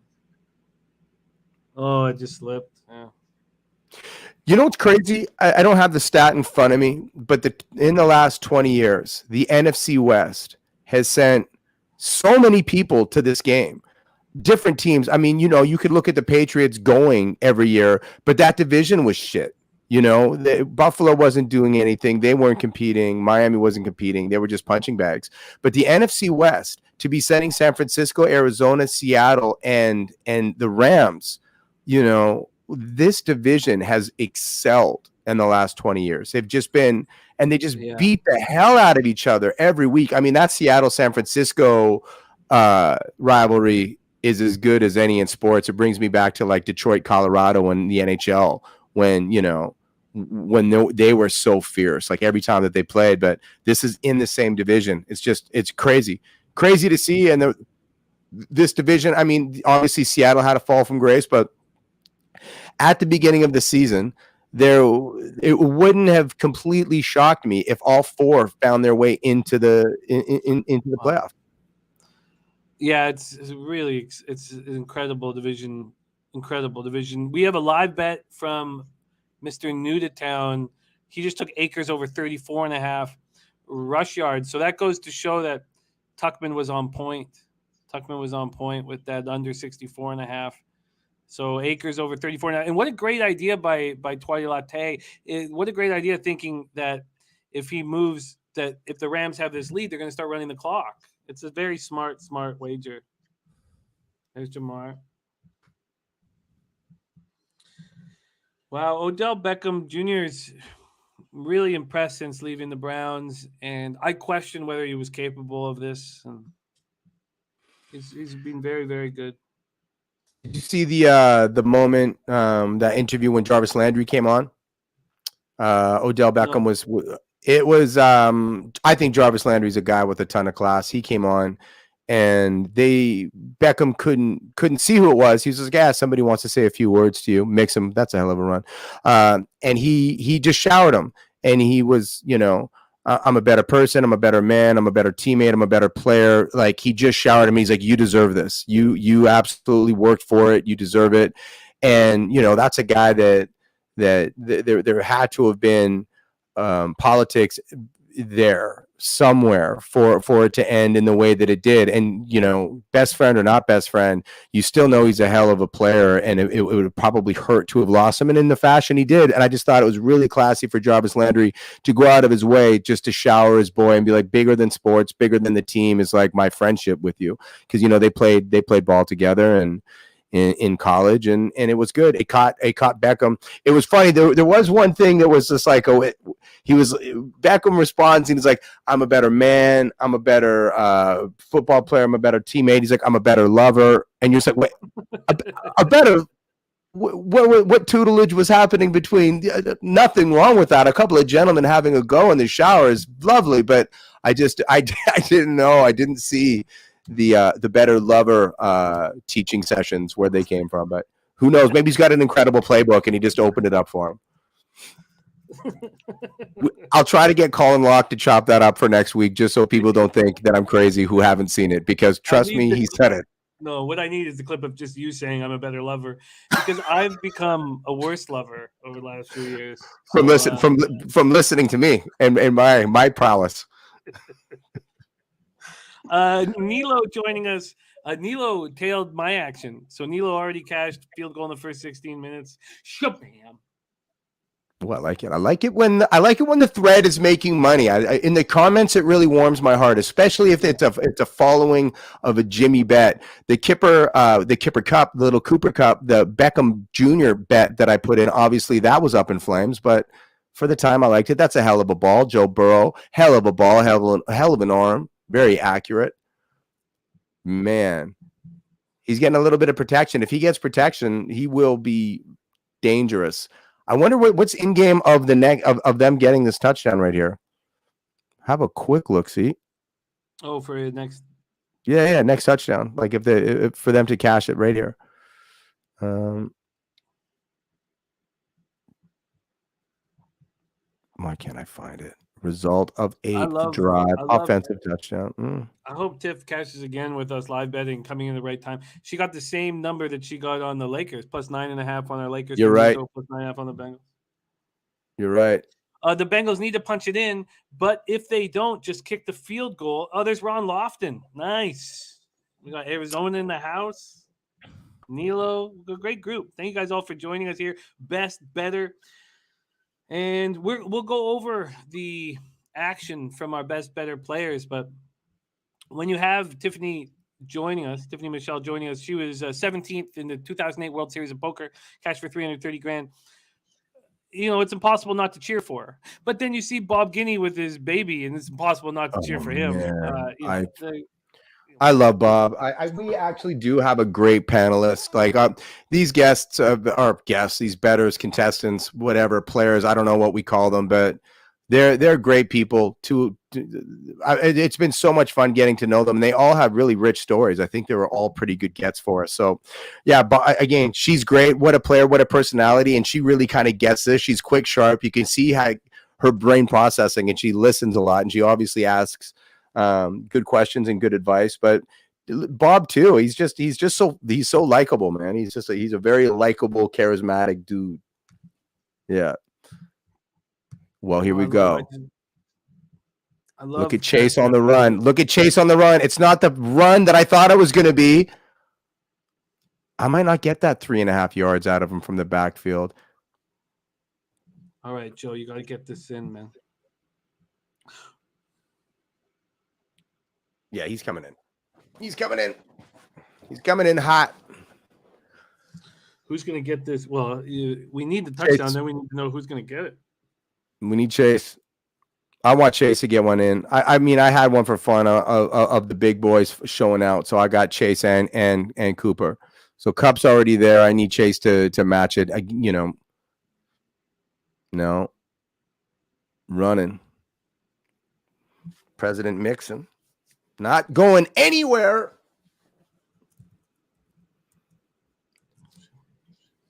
All right, I got to Ryan TD. I had to bump a porn bot. So I'm now Play USA. I got to move back to me here. 1 second. Yeah, I definitely made that mistake last week, as you recall, curtailing my horn. Oh, Bob! Bob! Oh my God, Bob just cashed a massive bet, a non-QB touchdown. Oh my God, what did he just come in? What did he get? Bring up Bob's. Can you bring up Bob's bets, please? Bob! Oh my Bob's God, losing his mind right now. he better be. My God, what happens, Jimmy? You come on the show and you get paid, Bob. So he put $50 on it. He just Shut up. He just made $700 profit. Oh my God, I got to text message him. Bob! Bob's winning. Bob's back in first. Bob is in first. Bob's in first. That's legit. Bob's actually in first place right now. Oh my God. What did I just say about this man? How do you not love this guy? Bob! Get him on this. We need him. That is incredible. Bob Guiney is in first place. Dude, that's our man right there. That's so tough. And you heard him drop it down. Like you heard him explaining it, why he liked it on the show. That's okay. I for real, AM radio, real talk. It's my favorite part about this thing is that, for better or for worse, you really have to like point to go yard and people can see you do it. And you either swing and you miss or you get a hold of one. And Bob Guiney just got a hold of a monster. I don't think that's the right strategy, man. I don't think that's the right strategy. But who cares? Like, that's it. Is it going to be somebody who's sharp, like you're sharp, or is it somebody who's just got like luck and nuts? Like, I don't know, man. Like, man, I'm stoked for him though. Bob Guiney cashing, and maybe we'll have to put this. Maybe this will come to an end here. So I feel like a winner because I'm not Bob the loser. Oh, maybe that won't happen again. Maybe we'll cut that. Wow. See, I'll tell you, Bob had some strategy that confounded me. This is one of Bob's breakdowns that I was like, no, Bob, no. But I would much rather be coming up from last than sitting in first right now with a target on my back. No, Bob. Bob, you want to be in first, Bob. You don't. I got to. We got to get that one. But I would much rather be coming up from last than sitting in first right now with a target on my back. Get him in. Bring him in, Bob. Bob. Bob, you're in. Bob. What's up, boys? Yes, Bob. Bob, you're in first. Can you guys hear me? Yes, Yeah, we can hear you. Can you hear us? Oh man, it sounds weird to me for some reason. I don't know what's going on. You know what? Because that's the sound of being a champion. You haven't heard it yet. It sounds pretty good over here, though. Bob Guiney, I think right now you're on top, brother. You guys, I don't know what's going on with the audio right now. It's No. awesome. Bob, why don't you come out and come back in? Because we'd love to talk to you for a minute where you can hear what we're saying. Do you want to jump out, come back in? Okay. I'm gonna hang up and call you right back. Don't go anywhere. Okay, cool. Man, Yes. What Yes. a guy. What a huge score. I just text. I mean, I do like how much do I love this guy. I text messaged him, and he's like, Bob, and he's like, we need you. It's incredible. He's like, I'm calling right now. He's just he's the sweetest dude ever. My God, man. A $700 score, bro. Okay, you seven can hear us, Bob. score. He can't All hear right, us. guys, I don't know what's going on, but your audio sounds like you're in super slow-mo. Damn it. Is that how it sounds to you guys? No, you sound No. great. You sound You great. sound perfect. You sound perfect. What am I doing wrong? It's Well, probably nothing. You're up 700. You're doing everything right. We you know can what? hear Now you. I can pay my phone bill. Now I can pay my phone bill this month, so that's good. Apparently something's wrong with my phone. Oh man, Bob, that was All right. huge. I can't believe it. All right, if we can't hear you, it's all good. But thank you so much, brother. You crushed. That's a huge bet for you. A huge score. It's a game changer. I don't know what you said, guys, but I'm going to say this. I think what you're trying to say is I went from 0 to hero with one bet. And you know what? I think you're right. That's not what this game is meant to be. I think what Jon Orlando does, I think what Tuck does, that's what this game is really meant to be about. But I'm just trying to get back in it.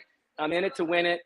All I know is Jimmy the Bag bet on the wrong horse. That's all I'm going to say today. I love you Oh, guys. shots fired. All right, peace.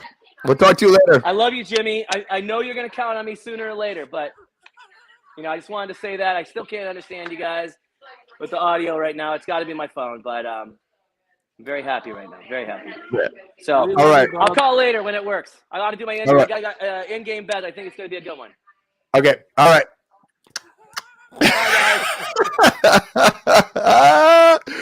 Bro, I'm so stoked, man. I'm so stoked for Bob. Wow. Well, my second half being highest scoring is in grave danger. I need this Bengals defense to step up here. I wasn't able to add. I didn't want to bet 9.5 twice, even though I probably should have, but I haven't added to my live action. Although what I probably should have done is maybe when it hit 53.5 was bet the under, maybe. We only have one live bet in right now. Tiffany Michelle grabbed the Bengals plus 9.5 at plus $100. So you're going to cash that. I think people are I think people might get fined this week if we don't see some in-gamers. I hope right? that Tiffany starts, if she's going to win, I think she should bet more on these in-game. Yes. No. Oh. Oh no. Uh-oh. Uh-oh. Non-contact related injury. I shouldn't say anything. I should wait and see this. Oh no. Oh yeah, that's trouble. That's trouble. He was having a hell of a game. My goodness, he was setting this thing on fire. Oh, that sucks. Go to commercial. That really, really sucks. Oh man. That's too bad. What a bummer. Yeah, he was looking good. Yeah. I mean, look, I have enough money on the Bengals. I'm not going to rejoice in a player hurt, or at least publicly do it. I'll just keep it private. But it's good for my Bengals action. Look, I want to make money. I'm trying to make money here. Got to make money. All right. That's a tough way. I'm gonna mute my mic and get into some of these chos. I got some nachos, so I'm watching it. Do you think? Do you think, man? Do you think should we full screen you for this? Full screen? Yeah, you should. Oh God. All right.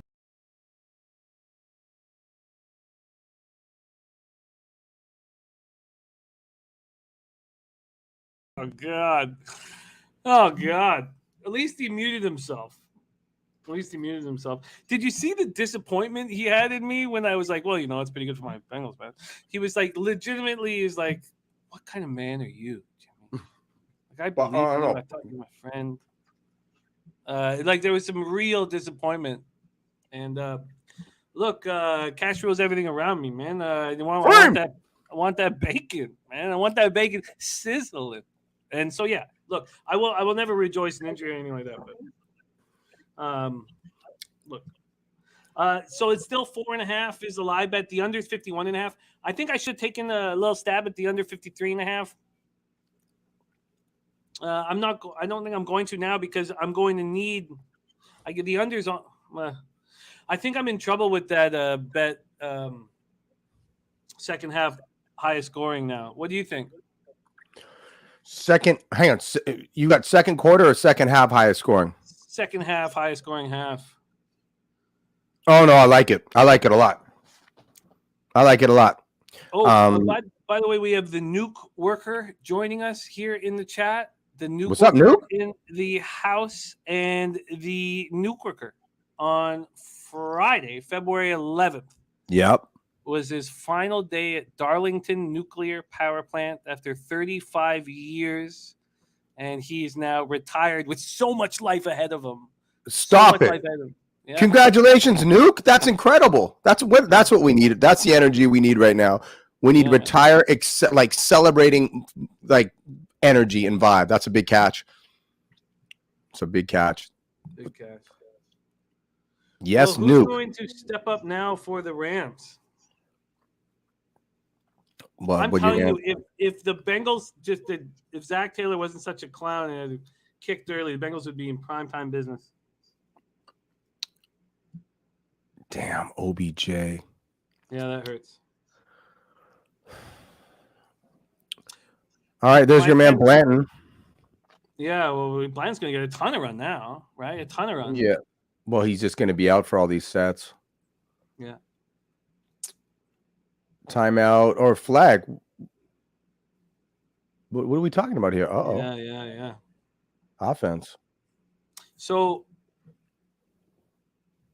yeah, Blanton. Yeah, man. You're in the game now, son. What a guy he is, too.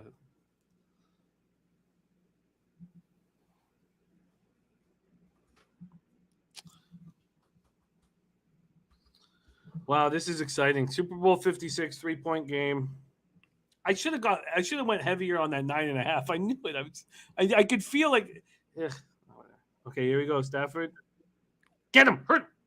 I can't say hurt him anymore. Oh, I knew that under was alive, man. He's walking. Oh, yeah, walking in the locker room. Yep. He's gonna shoot him up. He'll be back. Whitworth, that guy's a stud. Yeah, imagine that at 40. And you hear he trained with Burrow all last summer while they were. No, that's beautiful. Yeah, because they were both rehabbing from injury, so they just trained together. Incredible.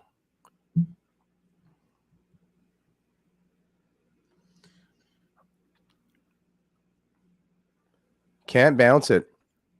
Oh, I love Jermaine Pratt. I love Pratt and Wilson patrolling the middle of the field. They're bad men. They're bad men. And I have a sneaky suspicion that they're going to get me paid today, Kip. Ooh, I like it when Jimmy makes money. I have a sneaking suspicion that Bengals are going to be in this game. I don't know if they're going to win the Super Bowl, but they're going to be in this game. Get him!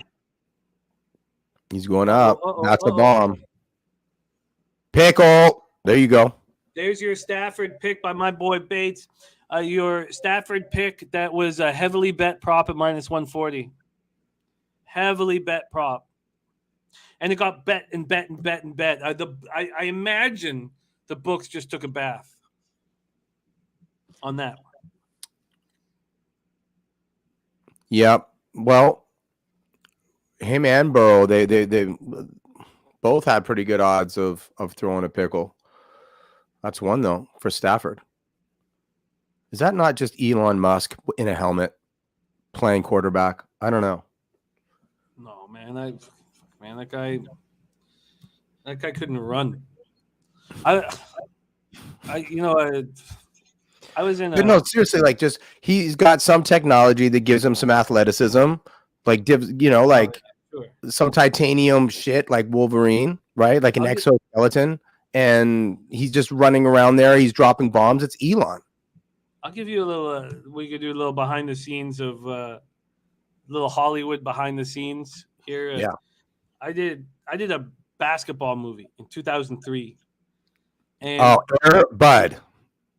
well, I thought I could play basketball, but when I went to that first game, it felt like I was wearing like hiking boots and jean cutoffs. Hang on, And, hang on, sorry. Was it Air Bud? What was the movie? It's called. It's unwatchable. Nick Cannon starred, and it's called Underclassmen. Sounds like a classic. And, Keep going. And so when we got to the audition, they're like, "Can you play basketball?" I'm like, "Yeah, of course I can play ball. Man, I play ball all my life." Some shit like that. And then then when it came to like I'm on hold for the thing, I went and met the director, Marco Siega, at a basketball court. And he throws me the ball, and we just start talking. I dribble, I take a shot, brick.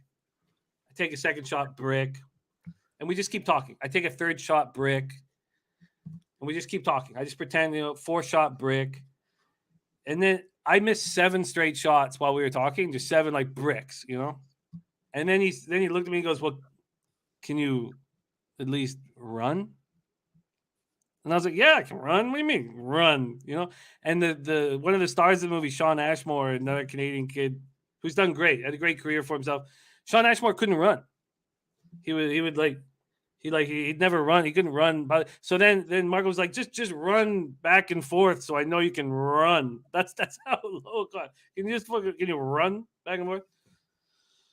Yeah, there's a little behind the curtain. And then, so when we got to the basketball training, we got to the UBC and SFU's basketball teams, and like I'm in a layup line with them. It's just ridiculous. They're like, "No, just do a scrimmage with them." And it was like I would go for like loose rebounds, like nothing. It was stupid. I was like, "This is such a." So then I said to everybody, I said, "Just let me dribble by myself.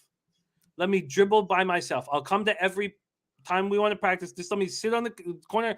I'll smoke a bat. I'll dribble by myself." And that's all I did. I dribbled by myself for 3 or 4 hours a day, and I started loving it. I would put on music. I would listen to music, and I would just dribble for 3 or 4 hours. So it took 3 months.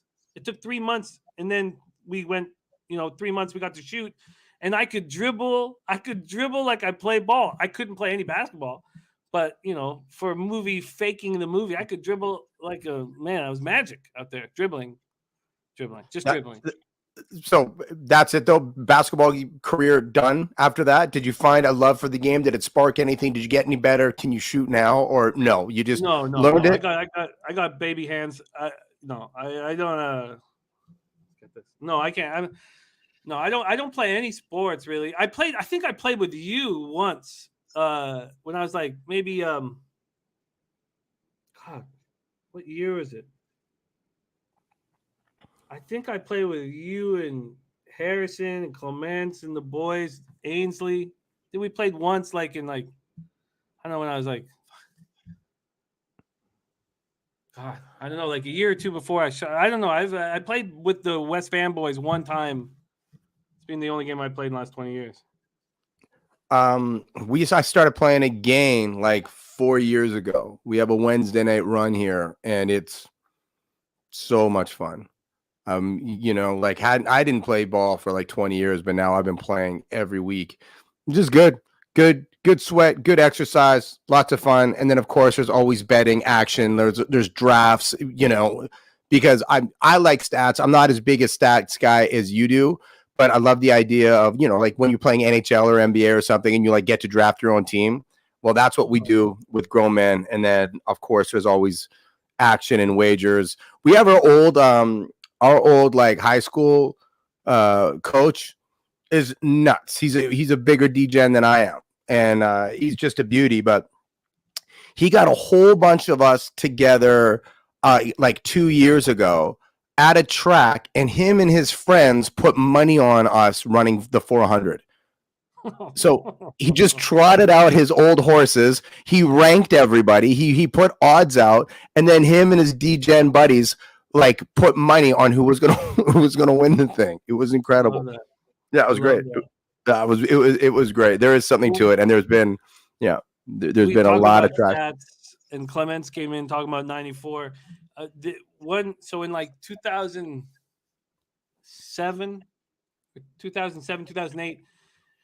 Myself, another comic named Rob Pugh, and another comedian named Brian Hatt. We drafted full teams in NHL, and we were in the Metropolitan Division, and we played an entire 82-game season and the playoffs. Oh my God! My God! I was like. That's when, like in 2009 or 10, I was like, okay, I gotta stop playing video games because, like, the hours and hours and hours we put in. Now let's watch this last 48 seconds before. Okay, and then we'll get definitely back to the good talk of NHL and how far and how many hours we sunk and wasted of our life. Oh no, bro, no. Okay, you know what? I should have live bet that under 53.5. Now it's down to 47.5, but. I should have done it. And then there was 51.5. One thing that I have a problem with badly is that if I miss a line, I get so angry, I just stay off of it. I'm like, and live betting, you probably shouldn't do. You should probably still. Ron Lofton says we should have a good hour at halftime to look for second half looks. You're absolutely right, Ron. Yeah, you're absolutely right. For sure. We've got nothing but time. Yeah, so then that's exactly what we will do. Is exactly what we will do. What Dan over here? I started getting intoxicating thinking about 2008 NHL. We're 4th and 14. Okay. Oh man, yeah. No, it worked out great though. When you put all the energy into something, it did. Like I ended up playing Rob in the conference to get in the Stanley Cup, and we went 7 games. He beat me in overtime of 7 games. No. Oh my God. Babs didn't even make the playoffs. Of course, I didn't even make the playoffs. That is beautiful. Get him. It's funny now. I usually scream "hurt him." Yes, but I can't do that now after Beckham goes down and in the Super Bowl. It's just heartbreaking. Well, or you just see if you can live with that curse. I mean, if you can get men hurt, professional NFL players hurt, you feel good about yourself. And you think the karma gods won't strike back? Let them all get hurt. Let them all. No, I don't believe in the karma gods like that. No? No, I don't. I don't believe in good luck, bad luck, any of that stuff either. Like for the karma gods kind of thing, I think that just being whether or not you're like a good person, or you know whether or not you have like horrifying skeletons in your closet, right? You know that. Yeah. And then, so. Like, I know that I don't have horrifying skeletons in my closet, and like I'm a good person, someone you'd want in your community. So because of that, I can say borderline terrible shit and not feel bad about it. I mean, that's beautiful. I mean, I think it's because of your comic background, you get that. But I'm always like, okay, did I kick the cat in the head yesterday? It's like something's coming back for me. But if you're not gonna. I know you well. You're not gonna. You would never hurt another sentient being. You mean if you accidentally tripped over a cat? Is that what you mean? Yeah, but if your cat in the face, if I punted it with cleats on, if I was gonna go play soccer, it's horrifying. No. But I mean, okay, not kick. I'd never kick a cat. And I just lost. We just lost the cat. So Oh, yeah. I love cats. I love animals, but you mess around. You're not as positive. You could have done more in a situation. I'm always like, if I'm on the wrong side of the ledger, something bad is coming back to me. And if things are good, I'm always like, I I owe to the karma gods. See, But I got a little too caught up in that stuff in my early, like maybe 10 years ago, 15 years ago in gambling. Yes. And then I realized that none of this was helping me at all. So No, it doesn't help gambling. I just stopped believing in everything altogether. I'll talk about it when I've won 10 straight or whatever. I'll talk about it publicly. I don't knock on wood. I don't care about any of that shit. I don't have time for that shit, man. I just think, if you're a good person overall, you care about people, then don't worry about your gambling karma. Like today, I was at the liquor store. I park at the liquor store and there's a loony on the street. It's like a bit of a dirty loony. I remember you bother picking up a penny if it's dirty. Here's a loony. And I pick it up and I'm like, I wonder if there's, the homeless guy who screams at us in front of the liquor store. I should give it to him. And I was like, it's dirty. I'll just fucking. And then I looked and I was like, at first I looked, I was like, is the homeless guy freaking everybody out and scaring the shit out of everybody? Okay, let's just watch this play and then I'll continue.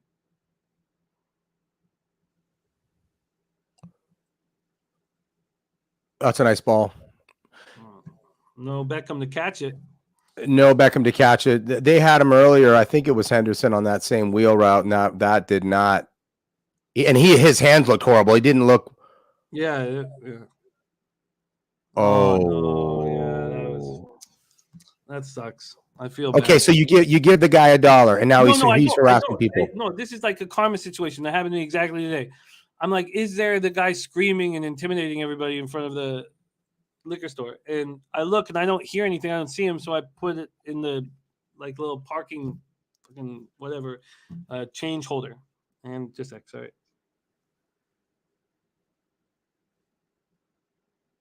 Keeps it in bounds.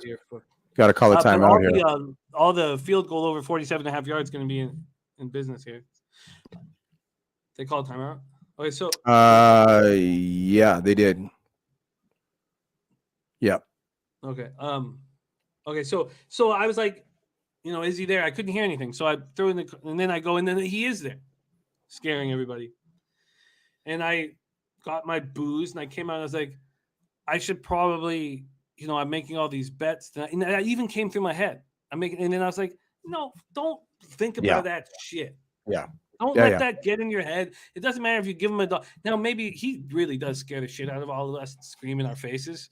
He's not like someone but and I was like, no, don't even get caught up with that. Just go drive to Shoppers Drug Mart and get the Valentine's Day cards for Ella, for her classmates, and just stay focused. Because the idea of getting your daughter Valentine's Day cards and caring about that is shows what you care about in entirety. So who cares if you give a homeless guy $1? In my mentality, I love that. Yeah. Got to look after the home team first. Ella needs those Valentine's Day cards. We need, at some point, we're going to need an appearance. She might have to do a halftime show for us. Ella's she's so entertaining, man.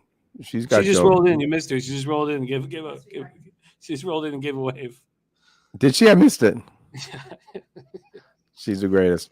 I'll get Naya down here. She wanted to play piano last night for the neighbors. And it's like one song, and then she was like on like song 7, and it's kids playing piano, like bum, bum, bum, and like just turns around like, I just crushed it. I just absolutely smashed that recital out of the park. And you're like, good job, sweetheart. And you're like, okay, let's get back to dinner. No, what happened there? They punted. I wish that I took that under 53.5 when it was available, even the 51.5. There's Fat Wally in the house. All right. We're at halftime. Well, okay. I'll give you my breakdown, just quick breakdown of how I feel about the situation, and then we'll hand it over to you. Oh, no. Dennis Garcia says that Burrow knee counts as a rushing attempt. Of course it does. That Burrow knee. Those are tricky. Laid minus 170 over 3.5 rushers for Cincinnati. Winner, Dennis Garcia cashes. Dennis, that's such a funny bet, man. Oh, man. And you paid so much juice for it. Oh, that's so funny, Dennis. Okay. So we remember McVay's record when leading at halftime. The first goose egg that he got was week 17 against the 49ers. Or sorry, the first that ruined the goose egg was the Week 17 loss against the Niners. That was the first loss. So here he is. He's up 3 points going into halftime, and now he doesn't know Odell Beckham Jr. And so, and Dennis also catches that first half. So the way I see this is a similar situation where we see a team like the Bengals who have played poorly. They've played very poorly, and they're down 3 points at halftime of the Super Bowl. I mean, I don't want it. I'm not going to take the Bengals plus 3.5 right now. I'm not going to add to my action that I already have. I don't feel like that makes sense. But the Bengals got to be extremely pumped up at halftime in their locker room. Thinking we played so badly and we're down 3 points in the Super Bowl to the Rams, and the Rams just lost an enormously important weapon, and we can focus all our attention on Kupp, and they're not running the ball anyways. The way I see this, anybody with Bengals cash and Bengals bets right now should be feeling pretty good about themselves. And feeling pretty good about themselves at halftime does not necessarily equate to cash, but I think they should be feeling pretty good about themselves. And I think that anybody who's on the full game over should be very concerned. And listen, I'm concerned about my second half over being the winning bet. No way. Actually, you know what? Sorry to cut you off, but I want to pump that. I want to pump that right now. I want the second half over, because both of these teams have put up numbers in short order when they've been down. They're both capable of doing it. They both move the ball. Rams are still capable of doing it? Yeah. I mean, I think. Okay, listen, Beckham is great. He takes pressure off Kupp, but I don't think that you didn't lose Cooper Kupp. You see that he's throwing it. Not like it's a great play, but he's throwing it to his wide receivers to get them involved. He hasn't really shared the ball that much. It's not like his other receivers are getting in that are getting that involved. I think that if he still gets protection, he can start making it rain out there, regardless of OBJ. I don't think without Odell that means that this offense now goes into neutral. I think he's great, but let's talk about where the market stands right now. And shout out to Fat Wally joining us in the chat. Great to see you, Wally, my guy. So first off, the second half is the highest scoring. Agrees completely with your sentiment, the market. The second half being highest scoring is minus 138 right now. Okay. So I like seeing that. But then something that sort of contradicts it is that I like the Bengals here. I think they're in a really good spot. But their team total under 20.5, and I've got the over 20.5, is juiced to the under. And not heavily, but enough. So the market thinks that the Bengals will score under 20.5 points, and thinks the second half is going to be the highest scoring half. That doesn't correlate to me at all. That makes me think that, okay, well, how about this? Let me ask you this. The third quarter total is at 9.5, heavily juiced to the over. Mm-hmm. What do you? Oh, and that's what Wally's just asking about. Twatty says Cincinnati takes the lead right out of the box. We've had no new live bets come in, so we only have the Tiffany Michelle live bet. We've been told that Bob Guiney does have a live bet being prepped. And Twatty says that your 20.5 is gold. I'm still feeling good about it. I'm interested.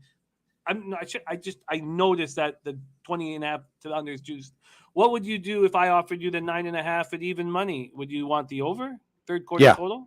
Yeah, I would. Over 9.5 for the third quarter. Yeah, it's at I see it at minus 138 right now. If you were giving it to me at even money, I would take it. I like it at minus 138. I think the Bengals are in a prime spot to win a Super Bowl, and that the Zach Taylor put them in a very tough situation, and the fact that they're down 3 points right now is shocking. I mean, what's Burrow done? Burrow's done next to nothing. Let's go over Burrow's numbers. Burrow's 12 for 18 for 114 yards. Mm-hmm. Mm-hmm. No Mixon, touchdowns. No touchdowns. Joe Mixon 7 carries for 40 yards. He's been good. Jamar Chase 3 catches for 62 yards. He had that great catch. T. Higgins caught the touchdown, and my guy, Mr. Ghoster, out of Belleville, Ontario, was all over the T. Higgins touchdown prop and receiving props. He was certain that all the potential would be paid to Jamar Chase and that he would be live. We also have a live curling bet from Dennis Garcia. Oh, women's curling, USA. That's some Available. inside information. Available at -105. That line has jumped around quite a bit. When are the rocks being tossed? Is that what you say for curling? When are the rocks tossed? Yeah, you toss the rocks. It's a rock toss. Jeff Clement says halftime show is going to be unreal. Jeff, you're going to have to walk us through it because we can't hear it. We can't hear it. So, Jimmy, do the bots hear it if we just put it up just a little bit? Do the bots shut us down? Well, they don't shut us down, but they send a very angry message to Play USA. The good folks. Yeah. So no, we can't do it. We can't do it, hey. Susie Easton's here. Susie's a musician, so she'll be able to tell us. And Twatty says long halftime equals TD for Cincy. You know what I just thought of, Jimmy, that I can't do?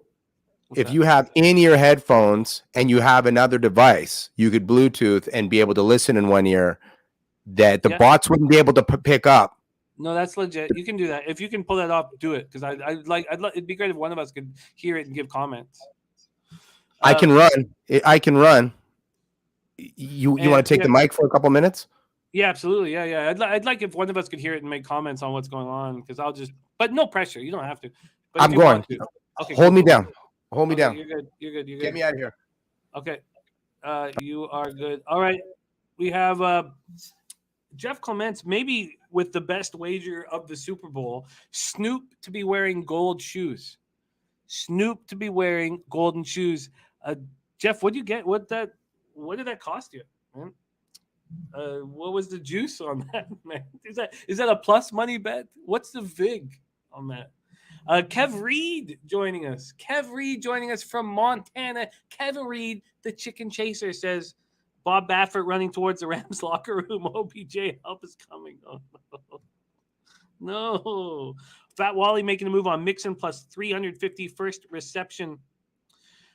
We have and Family Affair, obviously, from Mary J, says Twatty.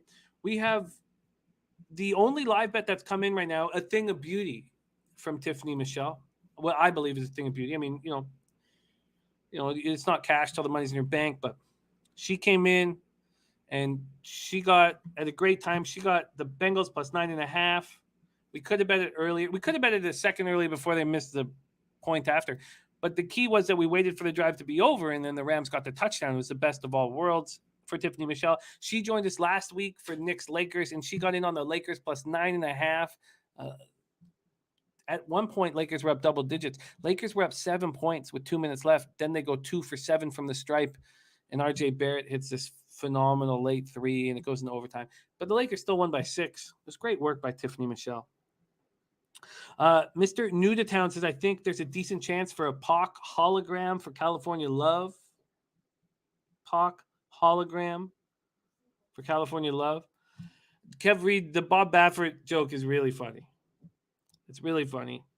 He's, if we were creating, if we had a sketch comedy show, just Baffert running towards any situation, like Baffert running to any situation where somebody gets hurt or somebody needs to be shot up with something. It's very funny. There's Arthur Mead Jr. joining us. Great to see you, Arthur. We are halftime at Super Bowl 56, Rams, Bengals. Right now, the Bengals plus 3.5 is juiced to minus 120. I wish I did. How did I not at least bet $50 on a live bet? What I thought was going to happen was I was going to be betting a high quantity of live bets. That's stupid. Stupid, because $50 would have just I had everything out of whack. So I've only made one live bet at $30, but my pregame action is, and that was Bengals plus 9.5. My pregame action is looking very strong. Very strong. And they are offering, wow. Oh, no, that's over. Sorry. Where's my Bengals plus 1? Wow. They're not offering me anything. Wild. Jimmy. Yeah, buddy. Jimmy, can you hear me? Yeah, I can hear you, buddy. You're good. Yeah. Can you not hear me? Jimmy? Yeah, buddy. Yeah, I can hear you, man. Oh man, it reminds Jimmy, can you hear me? Yes, I can hear you, man. I can hear you loud and clear. You sound great. You sound great. Check. Oh shoot! Sorry, the bot's back. I gotta become Play USA again. Kick out this bot here. Sorry. That reminds me of the only impression that I make, the only family impression that I have. I have one impression of my brother when he gets pocket dialed by his dad. It's a dad? Dad? Dad? Dad? Dad? That's my only impression right there. Okay, so I'm only being offered $475 on a $500 bet. Bengals plus 4.5. 476.5 or whatever. So they don't love my 4.5. Oh, Snoopy's on, man. I hope you're listening. Yo, can you hear me, Jimmy? Yeah. Yes. They open with next episode. Oh, really? So it doesn't look like Snoop's wearing gold shoes, but No. so the question is, will they play the Nate Dogg verse, the smoke weed every day thing? But they open with next episode.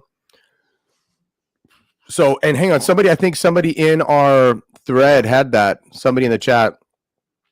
Go ahead, opening with next episode. Okay, California Love is song number 2. All right. So we'll know very in short order about the Pac hologram. Oh wow, they're really COVID distancing in the. They're really giving each other space. If those hoes are there, they might not be leaving till 6 in the morning. Oh no, 6 in the morning. Long time at SoFi. That's a long time at SoFi. I was just there at SoFi. 7 weeks ago? Yep. Great stadium. I didn't realize just capping it. I thought it was like, because there's a roof. I thought it was indoors, but they have enough open air spots where you can feel the wind come in. You can feel a nice breeze.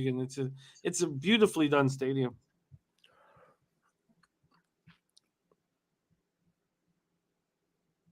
Dre looking good. Oh my God, straight into 50. So 50 is a surprise guest that he's doing in the club. I'm looking forward to hear this. And he's upside down. You remember in like the 50 video? Of course. He's got to wear a shirt though now, man. He can't. Oh yeah. Yeah. Oh man. Wow. And they should have realized that 50 upside down looks like 20, but whatever. I hope that, man, who said it? Somebody said something about Ice Cube. That like, I want Jerry curl Ice Cube out there in a big bad way. Even if it's like a big Jerry curl, I want the Raiders hat. They gotta drop today's being a good day, man. It's gotta that or straight out of Compton, like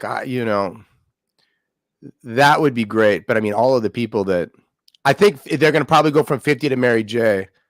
But we'll see. All right. Well, let's. Oh, so by the way, Kip, my plus 4.5, they're not offering me anything. Hang on. Are you serious? Yeah, nothing. No, they're offering me my money back and a little bit less. They're offering me $476. All right. I'll tell you if the bots are making me any offers. No. And Wally says on old Hollywood Park grounds. Yeah, it is on the Hollywood Park grounds. And you can the cemetery is still there. And oh my God, I made that call. It is Mary J. Came up after 50. Yeah. God, Dre's got a lot of hits, man. Yeah. No, the bots don't love me for anything. I got the Rams plus the under. They're not loving that.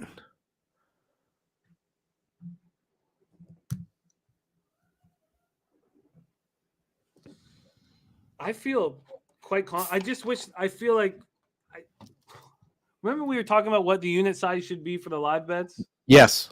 I don't know why I put safed out of it. I should at least have made it a $50 live bet. Jimmy, $30. I hate to be like the devil on your shoulder. There's a lot of time left. Oh yeah, no, there's a lot of time left. I just think when it comes to a halftime speech, I don't know if Zach Taylor has the charisma to pull off something nice, but I know that McVay is nervous, and the Bengals are playing with the house's money, and they played badly, and they're down 3 points. I think that everything is pointing to me for a Bengals second half. Okay, well, what's just Bengals straight right now? Bengals money line. Let's take a look at it. Ooh, we have our next guest coming to us live during the while Mary J is killing it. We have our next guest. Let's set up the 3-host shoot. Please welcome. Oh, he doesn't look happy. Jon Orlando, ladies and gentlemen. Horizontal. Can you switch to horizontal with the camera? There we go. Yeah. Jon, what the hell is going on in the UFC? 3 words for me. I don't know, man. I don't know. I don't know what happened. I think I was 1 for 5, 1 for 4. I don't even know what I was. Cannoneer was the only guy I got right. I just suck. I have no shot at winning this. Stop it, Jon. You stop that right now. You're my horse. I believe in you. Is it still possible mathematically? Can I still win? Yes. Am I still in this? Dude, Bob just took first place, we think. Bob just went on had a heater hit. Yeah, you know what he hit, Jon? He hit a non-quarterback to throw a touchdown pass. That's genius. So Bob is in this. So you just need to play a little bit of small ball. Kendrick's out here now, Jimmy. All right. But my bread and butter was the UFC, and I. Oh man. Oh wait, I lost you. We need you. There you are. That's all right. We're back. Did you go to were you at the fights? Were the fights in Vegas? No, they were in Houston. They're in Houston. They're in Texas. Yeah. Oh fuck! Why do I keep doing that? There you go. You're in business. That's okay. We are with Jon Orlando. You need just to salvage. Sorry, we need the Bengals +4. He'll be back. He'll come back. For those, we have musicians in our chat like Susie Easton, Jon's dad, Tony Orlando. Yeah. Tony Orlando is Jon's dad. Jon's deflated. We got to get Jon back feeling believing in himself. He's deflated, Kip. He needs a pick-me-up speech, and you're just the man to offer it to him. Jon. Yeah, I need the pick-me-up speech. Yeah. Listen, you've got the smile, you got the charisma, you got the charm, you got the brain. Right. You're the only one who knows UFC. You're not going to lose to these people. I don't. That's the problem. Apparently, I don't after Saturday night. No, you do. You just need to settle your bets down. We don't need 5-leggers. You hit a monster last week. You tighten it up, slow it down. Just go on 1 or 2 fighters that are going to win it. Don't worry about these massive scores. Right. Yeah, I was trying to. In my head, I was like, "Oh, I'm gonna win $6,000 and just put this thing out of reach." I thought I was putting it out of reach, and yeah, I've got over this. Where is he? You see over this. Where is he? Where'd he go? This guy. Sorry, This guy right here. That's Mr. Jake. That's Mr. Jake Ellenberger, former UFC fighter. Let me see if I can get Jake on camera here. This is Jake Ellenberger, ladies. How you doing, champ? You don't know this. I'm in a sports betting contest called Best Bettor. Okay. And I crushed last week. I ended up winning the week and put myself in second. And then yesterday, I blanked the UFC. Just terrible. Yeah. So the UFC was. Jake's no stranger to making some wagers One or either. two. One or two. Jake, you need to help your boy out. Yeah, they said you need to help me out. I need help now, Jake. I'm in trouble now. Second half? Yeah, no, just this contest overall. I'm in trouble. Yeah.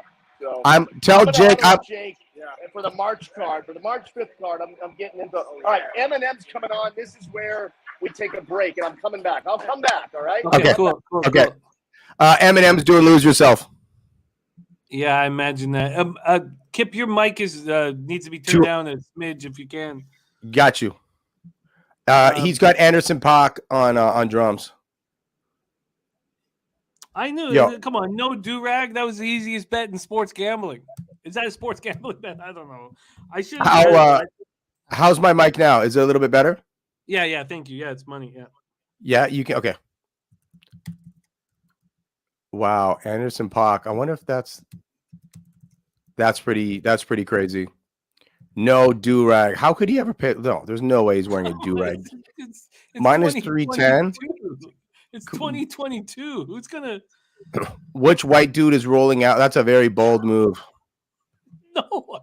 No one. Even I tell you what. Even in that stupid basketball movie we were talking about, they wanted me to wear a headband, and I was like, no, I'm not going to look like an idiot for you guys. And they were upset. They were like, no, we want you. And I was like, no, I'm not going to look like an ass clown for you guys. All right, I'm putting my foot down. I need to go watch this film and see why you didn't get nominated for an Academy Award. Oh, it's unwatchable. I made the mistake that young actors made. It was like my first big movie to come out, and I brought all my friends, like but a bunch of comics, 10, 15 guys to see the film. Got them tickets. Yeah, got them tickets. And so there was only one other guy in the theater. It was an afternoon film, and he walked halfway through. And no. Yeah. And I just got nailed, heckle after heckle after. They were just making fun of me nonstop. And I never invited anyone ever again. In fact, Susie Easton was with me when my great aunt Mary. We took my great aunt Mary and my dad to see the movie, and like I talk enough. I have enough lines and whatever, and that. But my great aunt Mary, she's like 93 or 4, and she said to me afterwards, she goes, "Maybe next time you'll get a film where you can speak." And I was like, "Oh God, They're doing Dre right now, just for the cheapsies, to let you know. So my friend, show so far is the halftime show being money. For me, it is money because the nostalgia factor, the young Kipper coming up on this music. It's cool to see, and LA finally doing what Atlanta should have done 2 years ago. They really missed the boat there, because in the last 10 years, 15 years, the music that's come out of Atlanta, you could just exclusively put Atlanta artists on and had yourself an incredible, spectacular Super Bowl. And people complained about that because they missed it. And LA, I think they did the right thing. Obviously, Jay-Z coming in and saying, hey, we want more representation musically at these halftime shows. And this is it. I mean, are you kidding me? Just being like, here, Dre, let's just go through your catalog and just just crush bangers for 20 minutes. So regardless, I mean, I don't know if anything will live up to Prince. I'm a huge Prince fan, and but this is a lot of fun to watch. I honestly thought the Canadian Kid weekend, like in terms of just like a performance, that was some Vegas Cirque du Soleil shit last year. But this, like just hearing like Still Dre next episode, like, and I love Kendrick Lamar. I just think the kid is incredible. His pen game is ridiculous. So I think this is pretty dope. They're all just taking it in right now. Nobody's left. All of the lights are out there. This is pretty dope. I gotta say, it's not like the craziest stage, but like these are massive songs. Everybody looks great. Everybody looks great. That's it. When you get a chance, Kip, can you look and see if anybody has sent you personally an email for a live? Yes. No, you don't need to do it now because the show's on. But no, it's off. Yeah, it's off. I would love to know if any more live bets in. Man, come on, Tiffany Michelle taking the Bengals plus 9.5. Come on. Can you, Jimmy? Can you do? Oh, no. Do you want to see if you can bang them one time? Sure. Yeah. If you hit them one time, just so they know.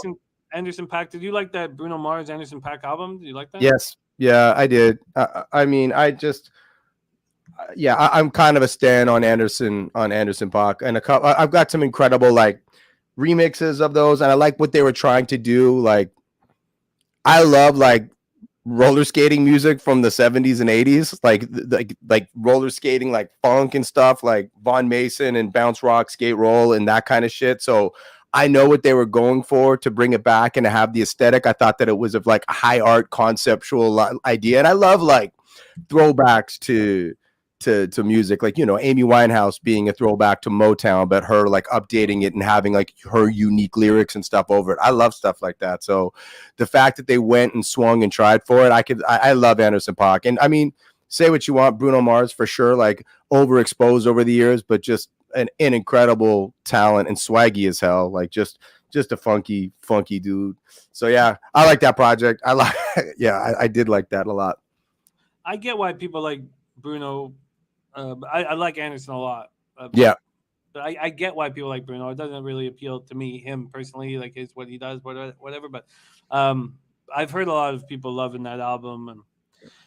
But we are now coming into the second half for this. Oh, and we have live action. So we have one live bet that's come in, and we have our guy, Jon Orlando, coming back, giving us the goods. Jon, my man, Johnny. What did you think of the halftime show? I thought that was really good. Yeah.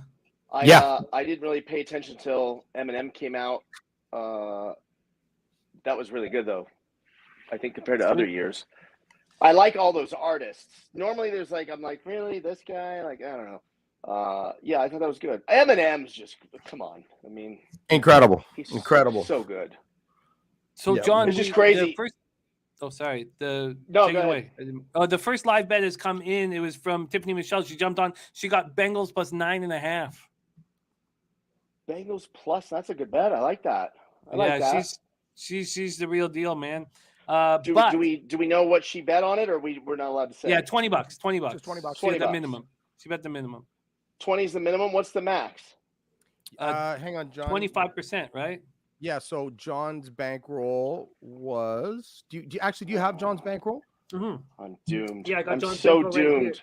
Just I bet can't $20. believe. Oh, that fight just upset me. I can't believe that didn't pan out. I saw you tweet that you thought the fix may have been in. You were not happy last night.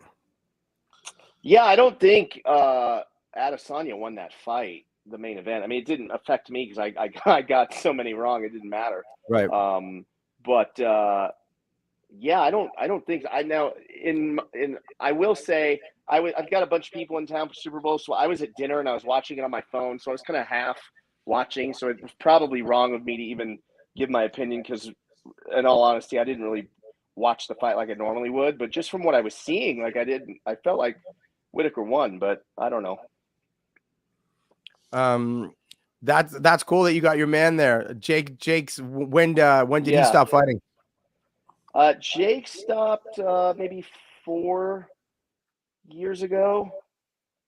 Jake was a beast. You know, he was ranked in the top 10 most of his career. He was in the top 5 for a good chunk of his career, and he fought in the welterweight division when it was Murderer's Row. You had GSP was the champ back then, and you had guys like Johnny Hendricks and Robbie Lawler when he was in his prime, and you know, Jake's beat some absolute Hall of Famers in his day. I want to say his record was like maybe 31-15, which is unbelievable in that sport. You know, it's not like boxing. Wow. Boxing, you get a couple losses and you're considered a loser. You know, with MMA, you know, to win double the amount of fights you fought, you know, competed in, it's you're something special. Everybody loses in that game. Sorry, go ahead. Yeah, for sure. Kev read in the chat saying Jake won like 30 plus fights, a true warrior. Yeah. Oh, that's cool that they acknowledge that. Yeah, I mean, you know, he's beat some incredible guys. He was the first guy to ever finish Matt the Immortal Brown. Jake knocked him out in round 1 with a liver kick. You know, he beat Jake Shields in his day. He beat Diego Sanchez, who's an absolute savage. Yeah, and he's been in there with the best of the best. You know, his losses are to people like Wonderboy Thompson and Robbie Lawler, who was a champ. And you know, yeah, I can't say enough about Jake, and he's a really, really good guy, and he set himself up really well for life after fighting, which many of them don't do. So no. Yeah, good dude. He's a good dude. I love to hear that. Do you have anything for us for the in game? Are you thinking anything here? Can we help you out? Can we? What are some crazy props? What's the craziest prop? Like, will there be a safety? Jon, the craziest prop is Just get on the right track and win some more. Win some bets. That's what I need you to do. I don't need you to go for plus 7,000 right now. All right, I how can about give you some options. Burrows throws an interception second half? All right. Is that on Okay. the board? Wait, I let me love get it. that. Let me get it. Stay Yeah. with me. Stay with me. Let me get it. Yeah. Okay, John. Now we're talking. I actually like that, and He's going to feel some pressure. He's going to have to perform. They're going to chase him out of the pocket. He's going to get desperate. He's definitely throwing a pick. Plus What is it? 175. Plus 175. I'm in. What's the max? What's the max I could put on Oh, that? jeez. John, let's your just. max Why don't we is at get nice? $220, I believe. Let me just pop Wait, this what? into the calculator That's too much. quickly. What do I have left? How much do I have left? You are because you can bet 25% of your bankroll from the beginning of the week, right, Kip? It's not like it doesn't drop if you've lost. So, but what you have left right now is $685.75. I'm willing to put $185 that Burrows throws a pick. You can cover your face all you want. You watch me pull this out. Oh my God, John! He's throwing a pick. 100% love he's it. throwing a pick. The confidence. 100%. The confidence. Are you putting it in, Jimmy? You put it in for me? I'm putting it in Burrow Okay. to throw a pick at plus 170. You know, I believe in me. John, if he Yeah. throws a pick, you're calling back in. You are calling back in. If the pick 100%. gets, Of course I will. you're calling back in. We need you Okay. back here. All right. Man, God, so love much. it. Conservative is never a word you should use. What was that? I couldn't hear what that was. What It's will I you. see later? Jimmy's clipped you saying conservative is never a word I use. And he's like, oh, Also, on the me. clip is I believe in me. That is incredible. I love it. Yeah. So Jimmy's done a good job of you. I mean, you've given us a million sound bites. So he's Yeah, I you love it. we've Your had to money in pick the a couple bank, up. John. We've both Kip and I are big fans, man. Your money in the bank. Thank you so man. much for popping in at halftime. You make the show. I'm so in my much more closet fun. right now. I'm sitting in my closet. It was the only quiet place I could go to. I'm literally in the closet. Oh, It's a respect. pretty big closet. Enormous That closet's respect. bigger than my house, so that's This a good is looking sick, closet. right? I mean, Yeah. it's a Oh, walk-in. Jesus. Oh, So that's Oh, just all the man. pint-sized warrior Oh, my side. God. Then check this out. It goes into. Oh, So we knocked my a God. hole. Can you see this? Yes. This opening. Yeah. So this Yeah. was a wall to another bedroom that we knocked a hole in. So now it becomes Vanessa's sewing room. wow, Vanessa. Yeah. That's so dope. Oh, The man. pint-sized warrior. Oh, wait, here, Oh, let man. me. Vanessa's sewing Oh room my goodness, Vanessa. Wow. for the Oh, men mm. 18 to 34 in the house. Okay, there you go. Wow. So And women. Yeah, Yeah. that's true. Right. Oh my gosh. wow. Well, she won you money last week. I think now I like this bet even more because when she was on camera last week, That's right. so I That's kind of right. I like Lady this Luck. bet a little bit more. Bet. I love the Okay. bet. I'm nervous Yeah, about he's the definitely bet throwing an size. interception. The for bet sure. size scares the shit out of me, but I love the bet. Oh, it could happen right I now. gotta Okay. climb back into this. I can't just like salvage a little Oh, bank. oh my I God, told you, Cincinnati I'm willing to tied go out. all the way down to $100. I have no fear. No fear. Cincinnati just went in. Cincinnati just went in. got touchdown. So First play. Really? yeah. Dude, let me tell you this. My dentist, I should put him on. When I call back in, I'll get him on camera. My dentist is Dr. Steve Kim. He owns Hollywood Smile here in Vegas. He is like the official dentist of the UFC. Everyone goes to him, from older people, Ronda Rousey from that era to all the reigning champions, whatever. This guy bets like a psycho. He is live right now on an 8-teamer. He's got 7 out of 8 right. He needs Rams money line. Oh, Wow. he's Or in big trouble. $1,000 much? parlay pays him back $160K. Let's go, doctor. He needs Rams money line. He hedged a little bit. Did he hedge it A at little all? bit. A little bit, but Okay, not okay. anything. Okay. Yeah, not Okay. anything Oh, crazy. my That's my God. heart's good. Yeah. That's my Yeah. Hey, John, we got to get him on the next season of the Best Better. I need this sure. guy.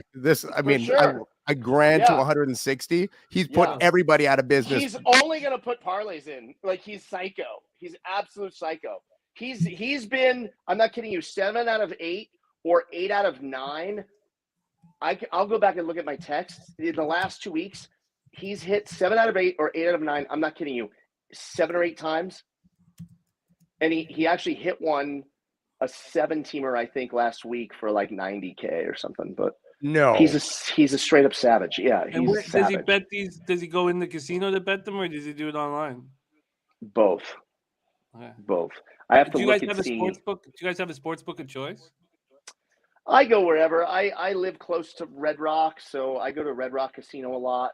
But I play poker a lot at Aria and Wynn. So most of my bets are at one of those three places. I play a lot of respect, man. poker. Yeah. Oh yeah, respect. I'll be down there for like 6 or 7 weeks. I'm trying to talk my family into moving there, so we're gonna spend 6 or 7 I weeks. love it.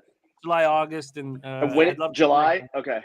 Yeah, I cap all day. It's my job, so I will go for the baseball All-Star break, and then I'll work down there for 6 weeks and see if I can make a move, man. We definitely got to do dinner and stuff when you're out here. I'd love that. And we'll go to a fight. Oh, there'll definitely be a magic. fight in that time. Oh yeah, for sure. We'll go to a fight. Yeah. I'd love. I'm just gonna curl up in the pint-sized Warriors like sewing den, and I'm just gonna move in. Jimmy's gonna come down with his family. I'm gonna live just like underneath where your shoes are.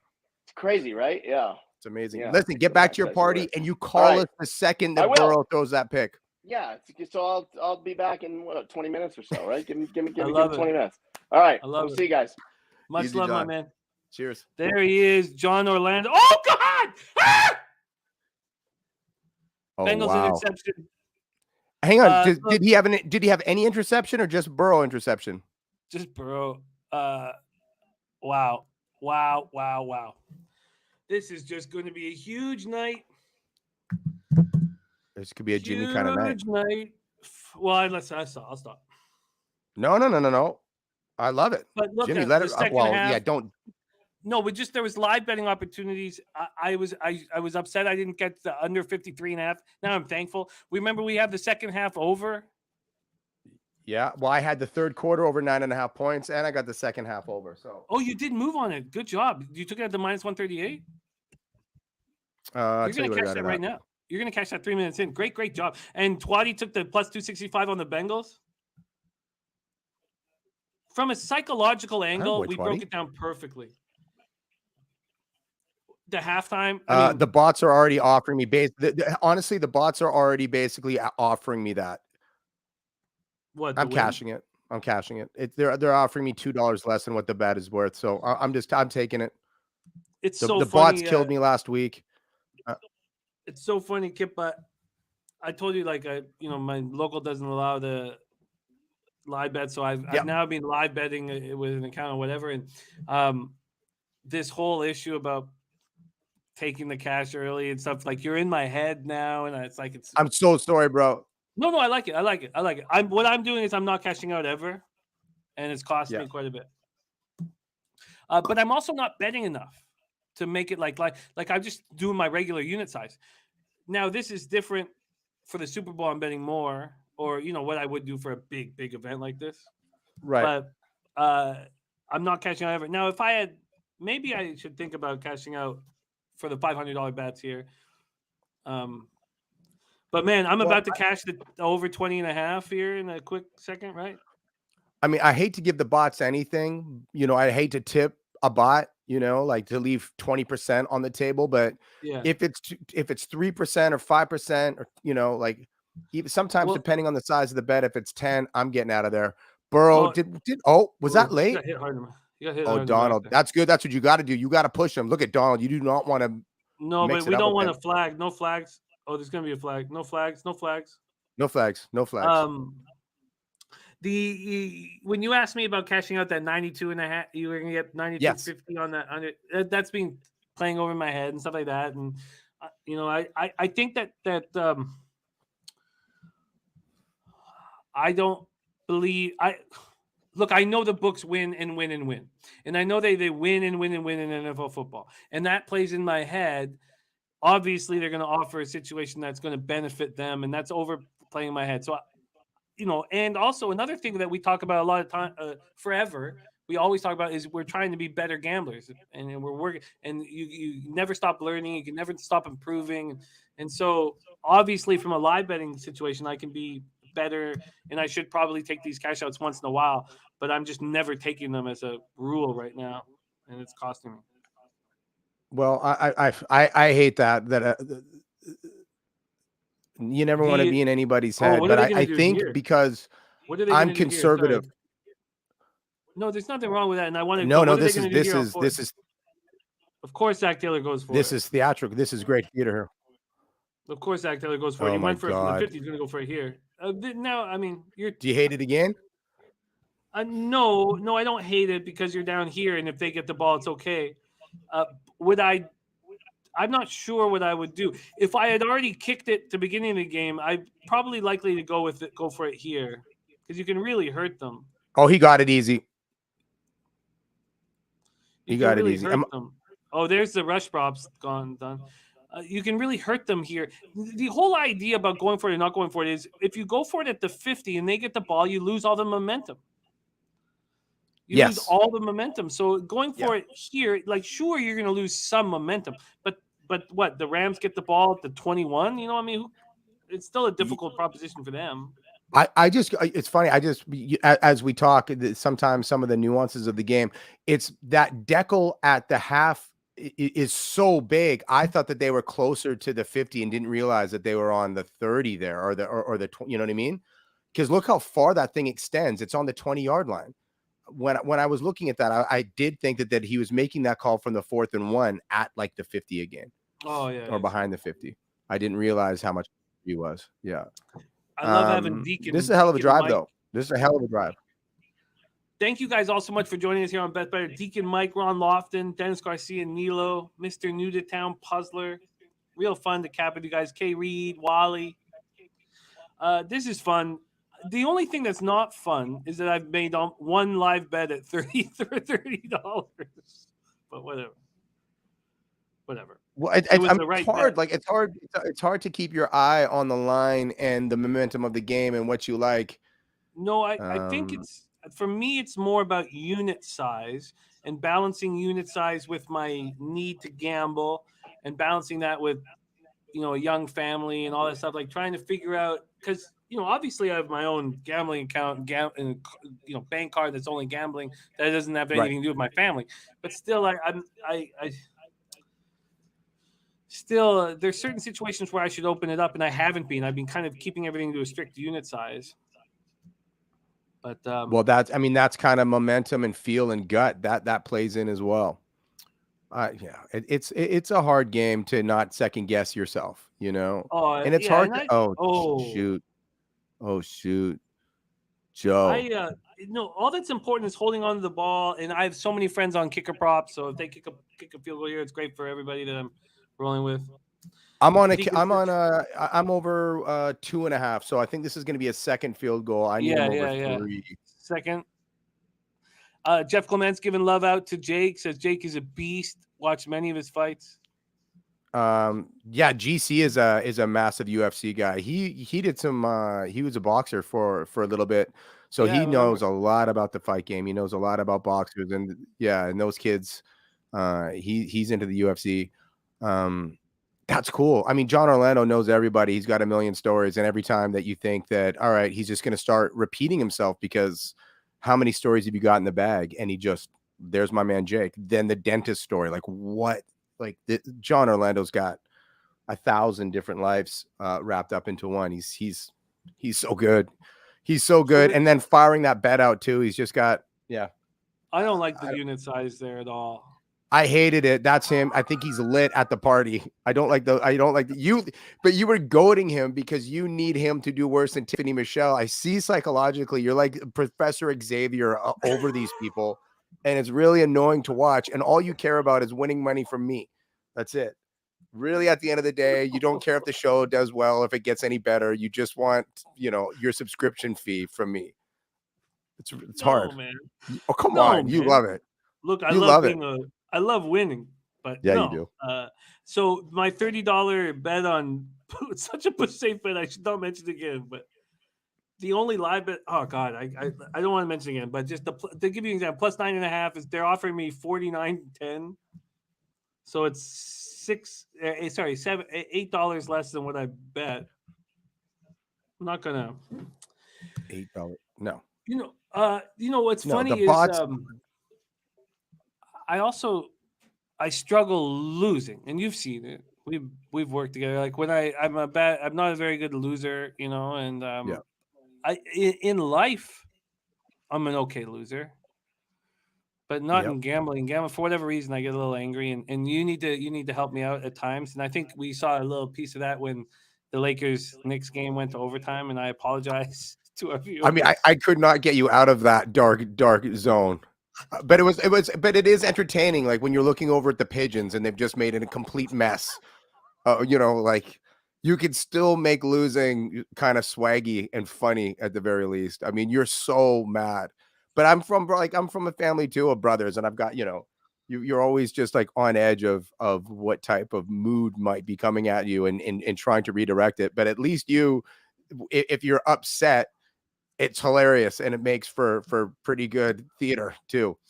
Pretty good, because it can get bad. It can get bad. We got, we have Spenny Penny Bombs joining us here in the chat. Spenny Penny Bombs, a incredible thoroughbred capper, joining us. Great to see you, Spenny Penny Bombs, in the house. These guys, they're allergic to chalk. That's what they say, Kip. And chalk being the favorite in the horse race. Okay. That they're allergic to chalk and make a lot of money. He's a hell of a capper. We got Spenny Penny Bombs rolling. And there's Dennis Trusty, too. We got a couple thoroughbred cappers rolling with us. Well, it's easy. Did you hear your sister? What'd she say? Pretty good little spread. What are the cappers eating out there? I've got some nachos to the side of me. I've got some wings on the upstairs.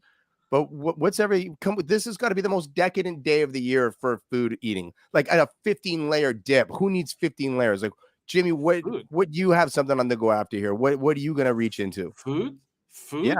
Yeah. What are you going to get into? All my food is liquid and gets me all lit up and messed up, man. Food. Crackle. Food, man. I got that purple drink. Purple drink. Fucking food.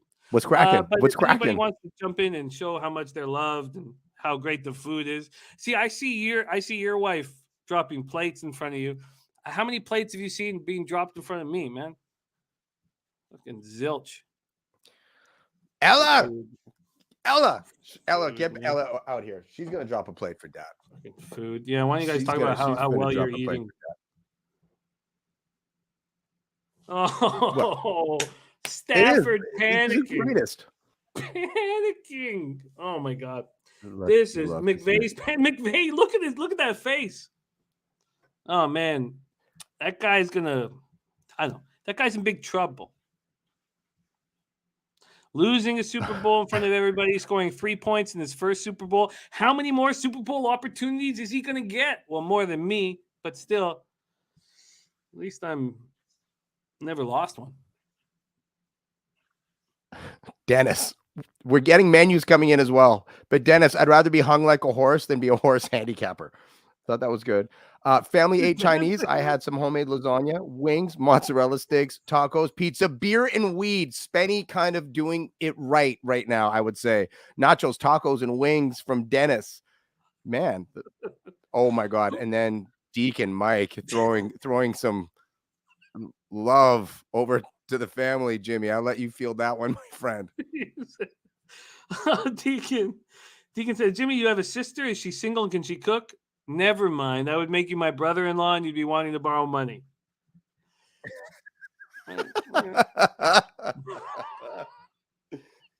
Yes, Deacon. Well, not tonight, Deacon. I wouldn't need to borrow any money tonight.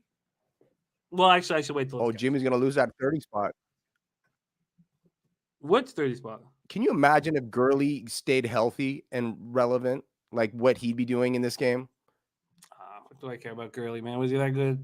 Was he that good, really? I mean, bro, he was putting up like 200-yard games and like 2 touchdowns a game. Like he was powerful and big and strong. He, man, I thought that. Sounds like you had him on your. No, I didn't have him in fantasy. Okay. But I won a couple of like decent bets with him. I did. I don't know. Rams they don't have a running game. Puzzler has ribs and wings in the oven. Yes, Puzzler. Oh man. Food. Food is a thing, bro, for Super Bowl. Like when I like No, I again, get if it. I wasn't here right now, I'd be doing the same thing, but I would be doing ribs. I do a twice baked potato that is otherworldly. Oh, I um just want Ella and Carter to love sports. So I want to make sports a celebration.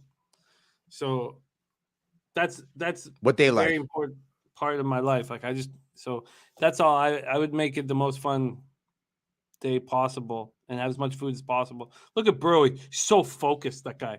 So focused. That guy's a winner, man. But the Bengals got to step up here. It's going to all go south in a quick minute. Come on, Trey Day. You know, Stafford has handled adversity throughout his Detroit Lion career pretty well.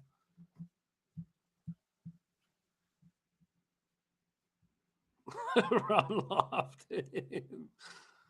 Oh man, what a great group. It says indica induced bad typing. Have you seen Mr. Newton's last one? After I lose games, I eat out of Aldi's dumpster. No, I missed it. Look at I threw it up on the wire. Oh, Mr. Newton. That's what you call it, twatty, Mr. Newton.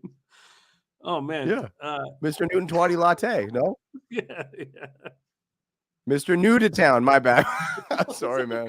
Mr. Nuditown. Mr. Newton is a good nickname for him. Mr. Newton. Yeah, no, he dumpster dives after big losses. That's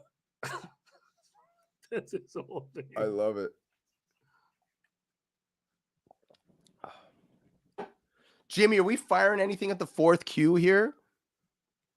There's nothing I can do now, I don't think, because unless I want to double back on the Rams, plus money, which I don't know is available. Is it available? Sorry, let me move over to.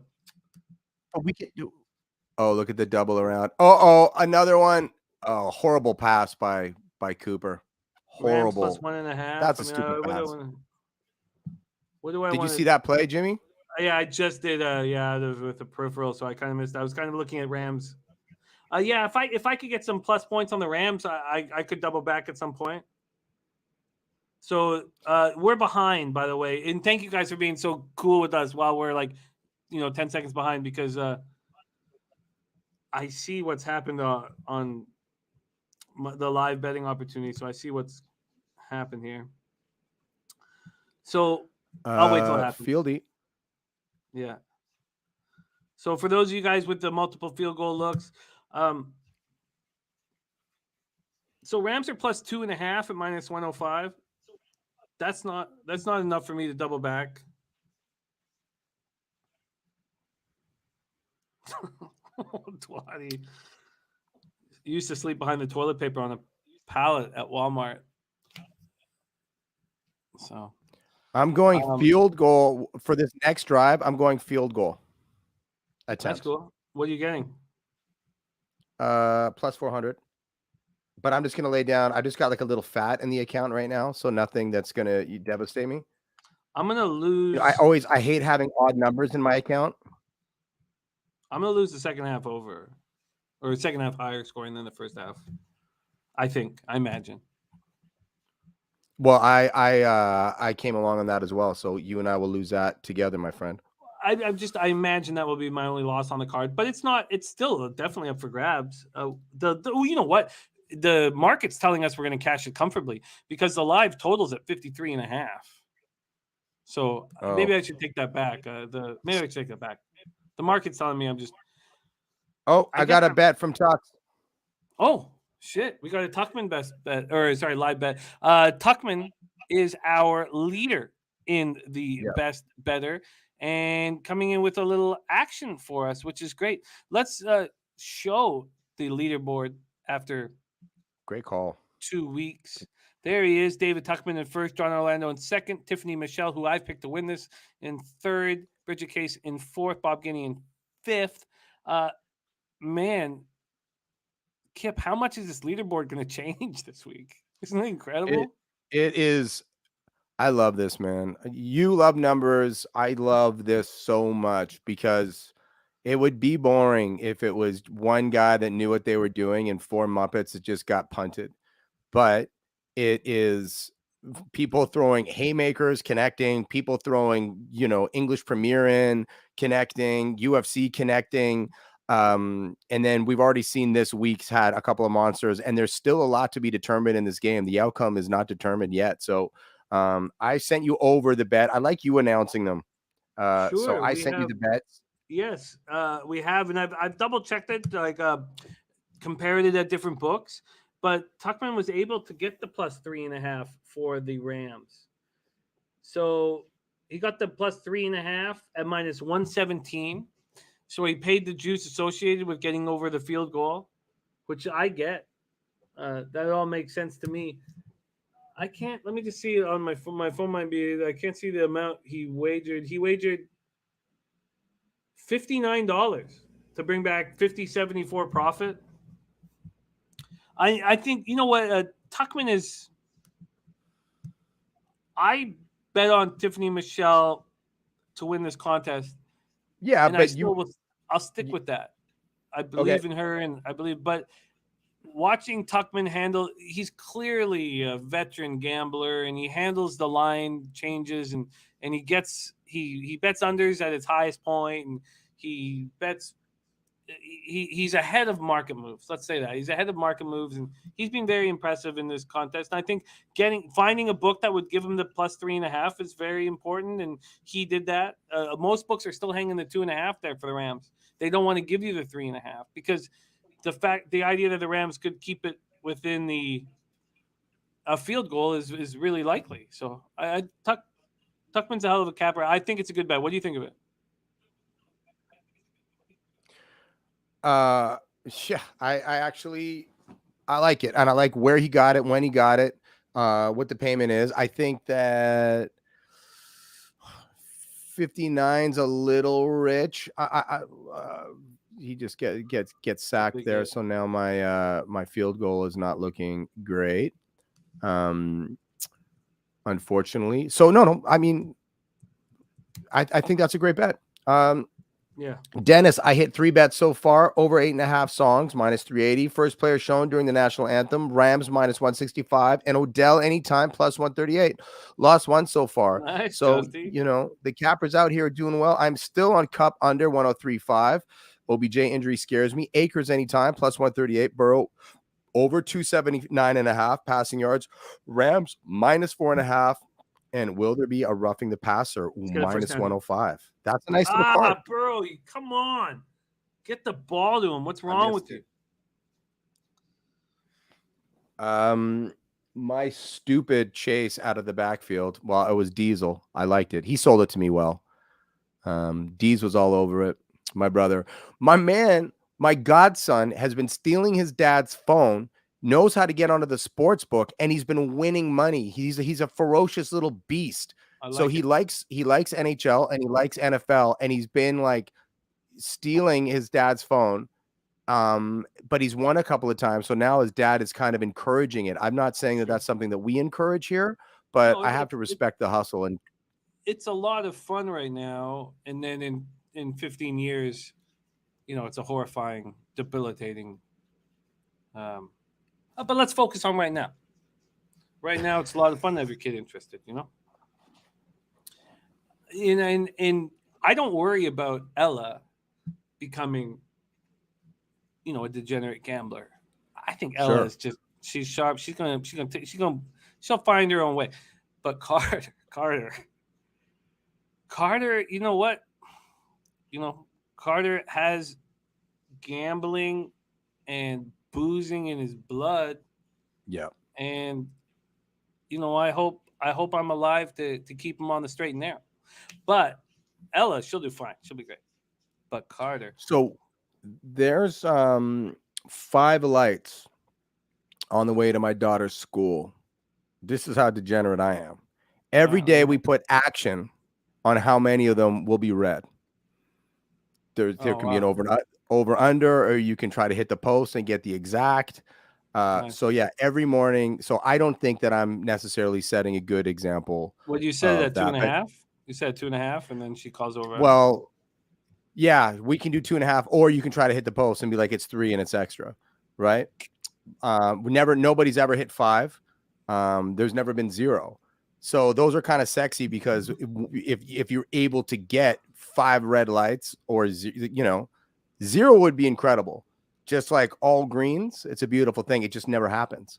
So, but yeah, I don't know if it's a good thing. My dad, unfortunately, used to do a very similar thing with us on the way to school, and he would bet when he drove us sometimes, and he would bet how long it would take, and then if he would bet last, and he would usually take, if it was 8 minutes and 10 minutes, he'd be like 12 minutes, and then he would just 30K just chilling at the stop sign. Doesn't matter if we're going to be late for school or not. Just like post it so up funny. and just he was.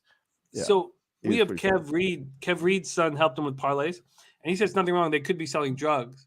So Kev's son is older. Kev's son's older than our kids. So Kev's Okay. right, and Kev is such a great dad, and man, oh, by the way, I don't, Kev, these are stories, Kev's daughter was Washington State's Player of the Year.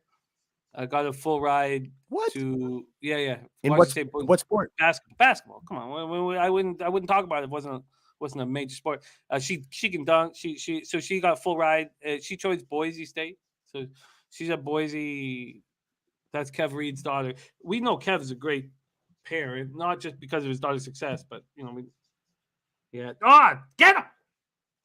So as a kid, I growing up in the Pacific Northwest, they had the Cougar Cage Camp in WSU for basketball, and Calvin Sampson was the coach. I think his team went Final Four. I think is he Alabama now, Calvin Sampson, but he ran the program. So he would invite kids from the Pacific Northwest, and we were young bloods. But even then, it really shows like the recruiting philosophy and mentality of coaches back then, that they would even, like we were just there like thinking we're learning how to play basketball, but they were like looking at kids that were 12, 11 years old, and already putting them on certain tracks. But WSU, man, that's an incredible college. My man Farwan from North Van, he was walk-on redshirted there, and then he played like 4 years out of North Vancouver.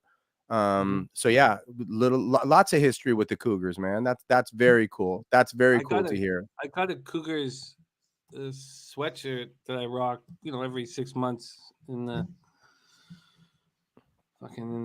old closetto. Susie says, I feel the advantage coming from a background that includes horse racing. They're horse betting. She says in life in general, she feels like that's an advantage. And Kev said that his son helped him with the Higgins bet. We have a live bet that's come in here. Higgins. Oh, sorry. Third quarter over 13.5. Dennis Garcia moving on over 13.5.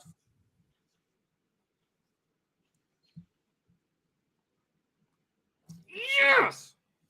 Sit down and limp off Bong. field.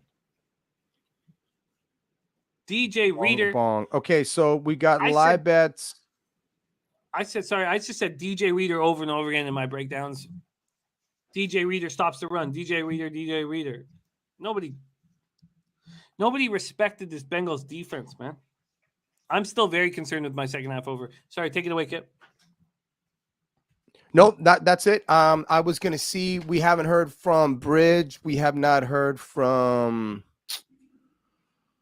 who else is in this competition, man. We haven't heard from Bridge, and who else could get a live bet in? We got Tux, John. No, that's it. Just Bridget, right? We've got 4 live bets. I have John's. We have Tux. We have Tiff's. We don't have Bob's. We have Bob's. What was Bob's? Okay, I'm a holler at Bob. Yeah, we don't. Bob. I'm so stoked for Bob. Bob said that he had one ready to go. I don't know. I think he's just so happy. probably so liquidated and happy. No, he's like looking after newborns, and he's probably not watching much of this game. No, he's not. Come on, it's Super Sunday. He's caring about this game. Man. Let's see. Am I starting to get some love with my action? Oh man, this is just working out. This is working out. Oh, well, they're starting to offer me some nice dollars.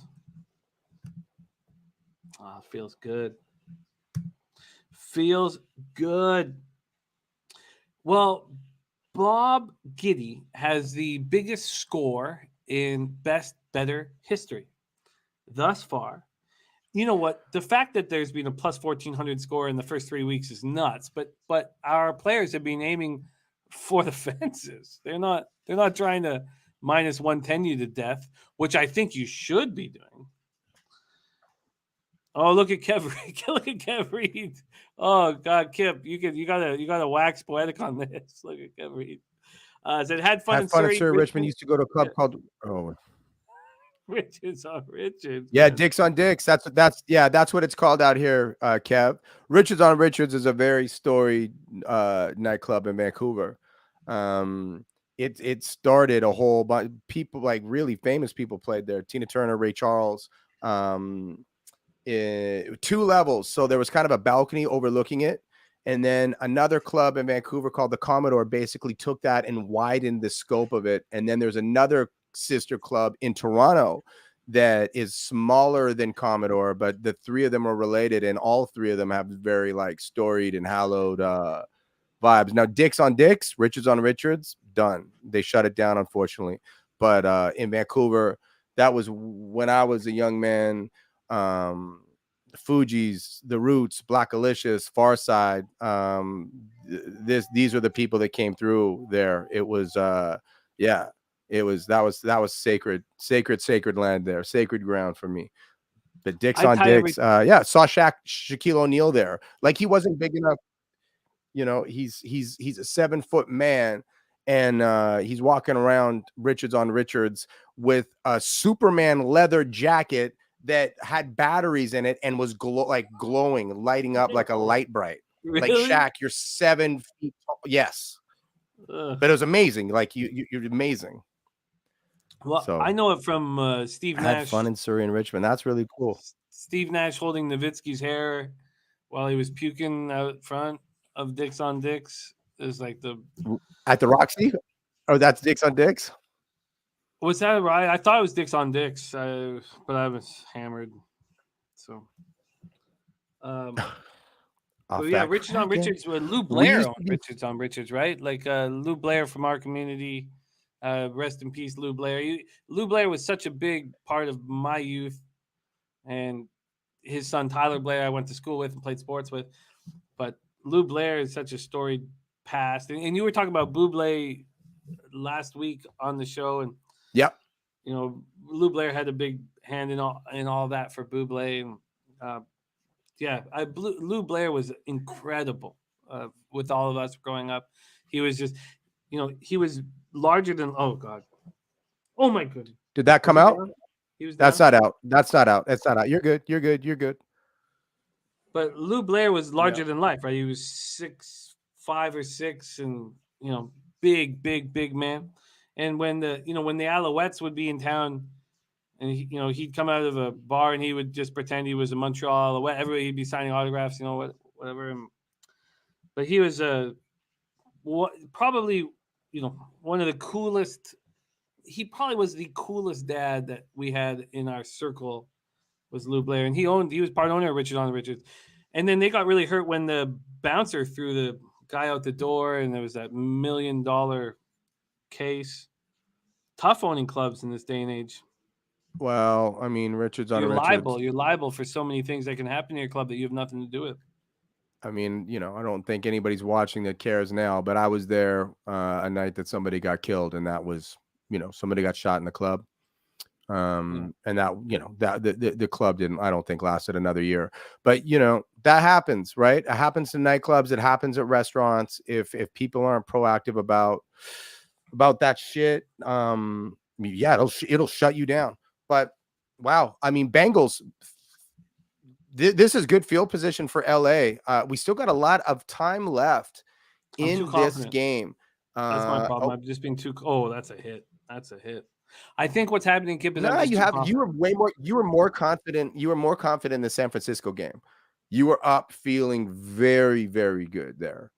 You haven't had like as much. Well, yeah. I would expect to Like lose. we this did the bet San because Fran. 2 weeks ago, we had the Niners-Rams game. I was up 17-7 going to the fourth, and I had 30-1 NFC and 60-1 Super Bowl, and that all went up flames.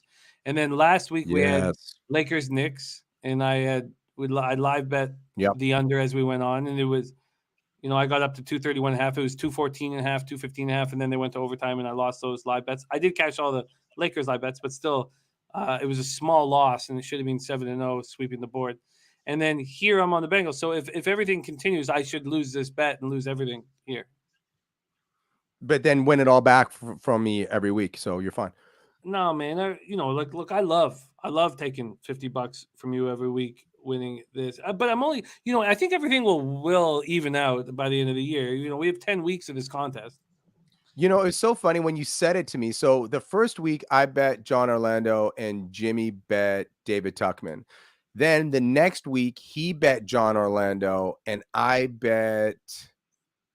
can't remember who I took in that, but Jon Orlando won. No, did you have Tiffany in the first week? Pardon me. He had Tiffany in the first week and I had Jon Orlando.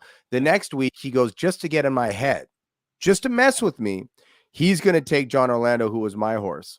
Jon Orlando did not have much of a chance, but he had a monster bet come in at plus 339 on a 4-legged parlay. Maybe it was 5 basketball. And then he came out saying that he thinks basketball is the most ridiculous sport ever. The sport, hates it. And then you added a caveat that screwed you this week. Did it though? I mean, it screwed us both though. No, it screwed you entirely. You cut out the players. Yeah. And you did it to try to get one over on me, and it backfired and blew up in your face. And that makes me even smile even bigger. I mean, what do you want me to say? Okay, here's the other thing. Now I am in my head, and I just think whoever I'm going to bet will lose, where you just are it's already a done deal. I'm thinking, Jimmy, for one of these weeks, because until I win, I'll keep trying to adjust things to gain an edge or just to change things up. But I do think it would be funny if we play. You ever play Oklahoma? What is it? Omaha high-low? Yeah. So right now we're betting high. Who's going to do it? I say one of these weeks we go. Who is going to do the worst this week, or who? Okay, who's going to do worst? Let's start next week. Let's start next week. This is great. I love it. This is a great idea. A great idea. Oh, I love you so much. I love it. Okay. No, this is such a great idea though. Keep it exciting. So next week we bet who's going to do the worst. Yeah, I love it. Yeah. Okay, so hang on. Let's just clarify though. It's who actually loses the most money, or who loses the biggest percentage. No, who loses the most money in week 4 individually? Week 4, who loses the most money? Okay, I love it. All right. We don't need to make it now. We'll do it live. All right, bet. We'll do it. I love it. We'll That's do it a great idea. Show. A great idea. Okay. One of the best things, because we gamble, we bet with each other, whatever. One of the best things was we made the bet week 1. We bet it, on a show where we're just making a bet, and I win the bet, and immediately the money is in my account. I respect that because there's a lot of make believe and pretend and bullshit. In this way. So I really love that. I love that it was just immediately right there. And, look, Kev talking about Mad Child. Kev Montana Chicken Chaser, man. Kev. Handicapper. He knows the crew that you've been running with, man. Yeah, Mad Child put me on. I was on vinyl at like the age of 18 because Matt and I ran together in North Van. He put me on his record label. Swollen Members and then Sweatshop Union. I've got stories for from that guy forever. And, you know, he's led a Jon Orlando type life. But like, if Shane, like if Mad Child had a Kardashians, Keeping Up with the Kardashians thing going on, it would be incredible. Yeah, it would. He's done a million different things, and just on his steam and charisma and just like work ethic and like Napoleon shit. Like he's built different. And again, like there is no me in so many different ways, like just as a musician, without being able to follow business wise and seeing them do it. Like Prev was my mentor from Swollen Members, but like Mad showed the path. The path of being able to do music. But Jimmy, in terms of money, like if I owe somebody money, I don't sleep. Like I've got like, you know, 24, 48 hours. I don't like owing people anything. No, I respect it. We've dealt with it on my show, because somebody will call me out on my show and be like, no, you're wrong, and I'll bet you X amount of dollars. So, you know, like this is real. All this is all real to me. I'm also not going to get called out publicly by anybody. So, okay, yeah, you know, this would be, okay, but 15, 20 years of this shit calling me out when I say something, you want to bet on it? Yeah. And then, you know, then it causes problems. Generally, I get ghosted for like a week and a half. It just causes problems. I can't win. You can't win like with a shadow name, you know, calling me out on it. It's always caused problems. Okay, so hang on. Break that down. So somebody on the chat will say, "Let's bet," and then you'll take the bet, and then they'll ghost you. Yeah, or I will lose and then pay them, and then we'll bet again, and then damn, I'll win and disappear. But it just never worked out. Like to the extent where we should just stop doing it. That's my first thought, because honestly, it's happened to me so many times, even with, you know, people saying this or that, and you remember the bet, you won it, you played it down, you were prepared to pay it, and then when the money doesn't come to you, and you're, you know, I don't know, there's a certain amount of money that if somebody owes me, I don't care too much about it, because I'm like, okay, now I know where we stand with that, you know. And it's almost worth that amount of money to actually get the lay of the land and to see what type of metal that person has. You know, it's like I paid the money.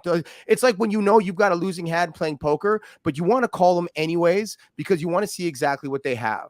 And there's a price there where it's worth it if you're like, they are honest. They did have aces. This is how they played the hand. And to me, it's like you can't really like quantify that as much on YouTube, but there's a price to pay between friends or like so-called friends that, you know, if you don't cash, like if they don't pay you or if you've loaned the money and it doesn't come back to you, it's like, it's worth it. I know where we stand now, because I don't roll like that. For sure.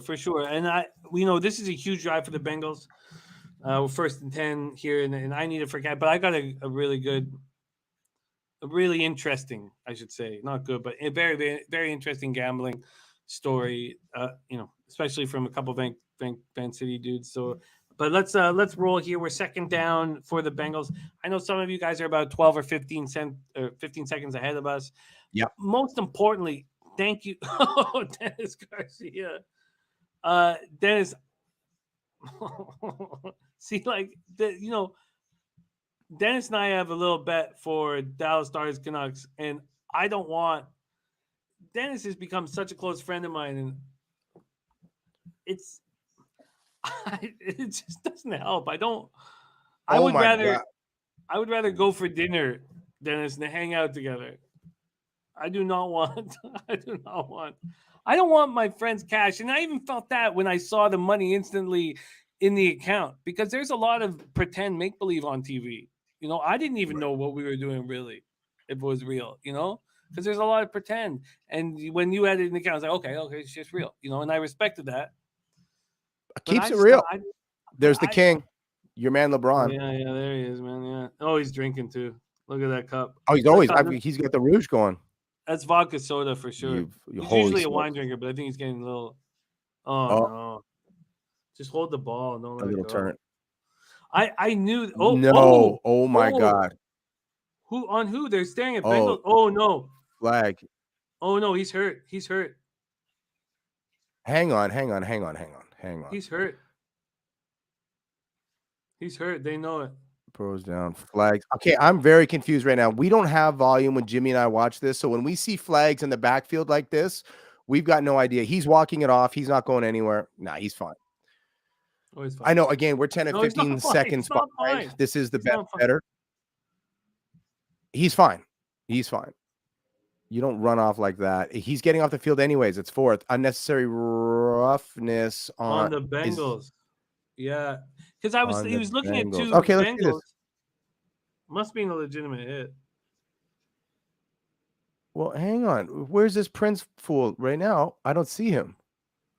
They're showing No, Joe, which I When get. he threw the flag, That's the there was only headline two news. Bengals There's in the front of him. It had to knee. be. Oh, He's no, okay. that's bad. He's okay. Oh, there it is. There it is. He can't do that. He was only looking at bad. It was not a first down play. Now we're in trouble. Well, I mean, there's You know- still quite a bit of time left. I'm just trying to think of the ramifications this has on any of our bettors' action right now. A ton of who's- ramifications. Okay, who still has this? Bengals to win plus over 49.5 for Tiff. All right, we're going to come into a commercial. So I'll hit you with this bet story that, and it makes Yeah, me not wanna ever bet please. with friends. Or Okay. any, you know what? Okay, so I've had bets with people, guys stepping up in your face or whatever, and I've had them actually, sit back and pay out. There's a couple different times in my life where when I was young, like in my early mid 20s, where people paid me like $500 or $1,000 when they were speaking big, and I didn't really call them out. I would never call somebody out and say, I will put $500 or $1,000. I would never do that to anybody. And I've had people do that to me, and I've had people pay up when I didn't think they would, and be like, "Oh wow," impressed. But I had one very a moment that just has stuck with me for all the years. And it was about 10 years ago. I had a very close friend die of stomach cancer named Erwin Barker. It's Winnipeg, no? Was he from Yeah, Winnipeg? he's out of Winnipeg. Yeah, He's a comedian. He was a really good dude. Sorry to cut you off. No, I love that you know him and respect him. His nickname was the Professor. He was the smartest comedian. He was just he didn't start doing stand-up till he was 37, and he died at 56.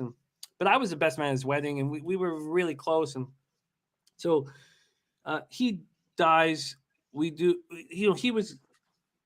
he got married and went and worked in Halifax and did this show called This Hour is 22 Minutes and with his new wife. And then he, calls me 6 months later. He's like, I got 6 months to live. And I came out to Toronto. I was, and then he lived longer than that. He lived about 2.5 years, and he fought it.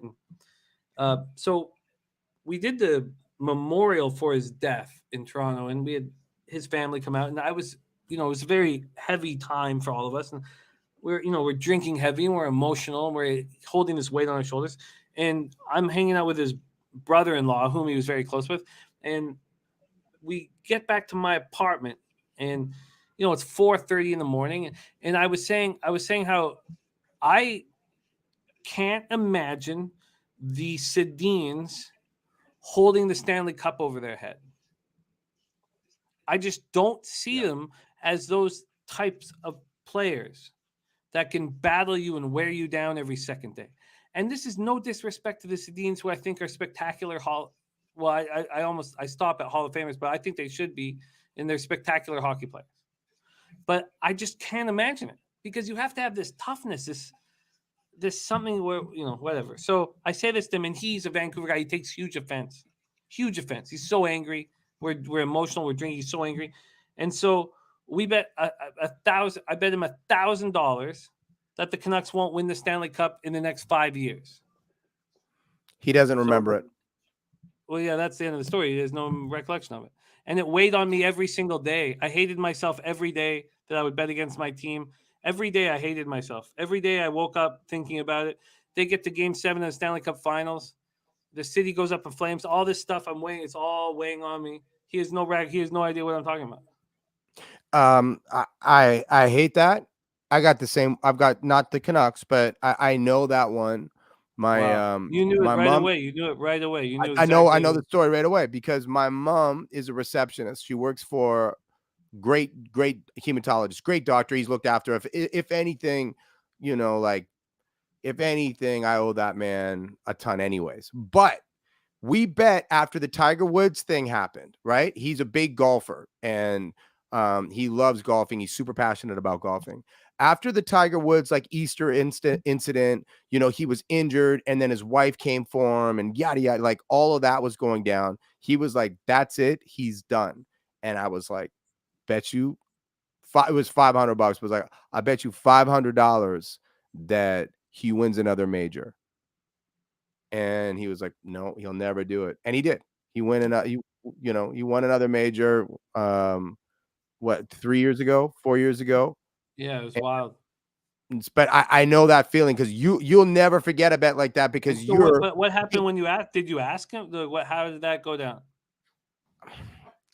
Yeah, it was like no recollection, like, and again, like it was like we were on the piss pretty heavy and like, but I was sitting there like thinking, "Oh, man, I'm gonna have to put some scratch together to pay this man." Oh my God, Deacon Mike, I still owe my wife. I still owe my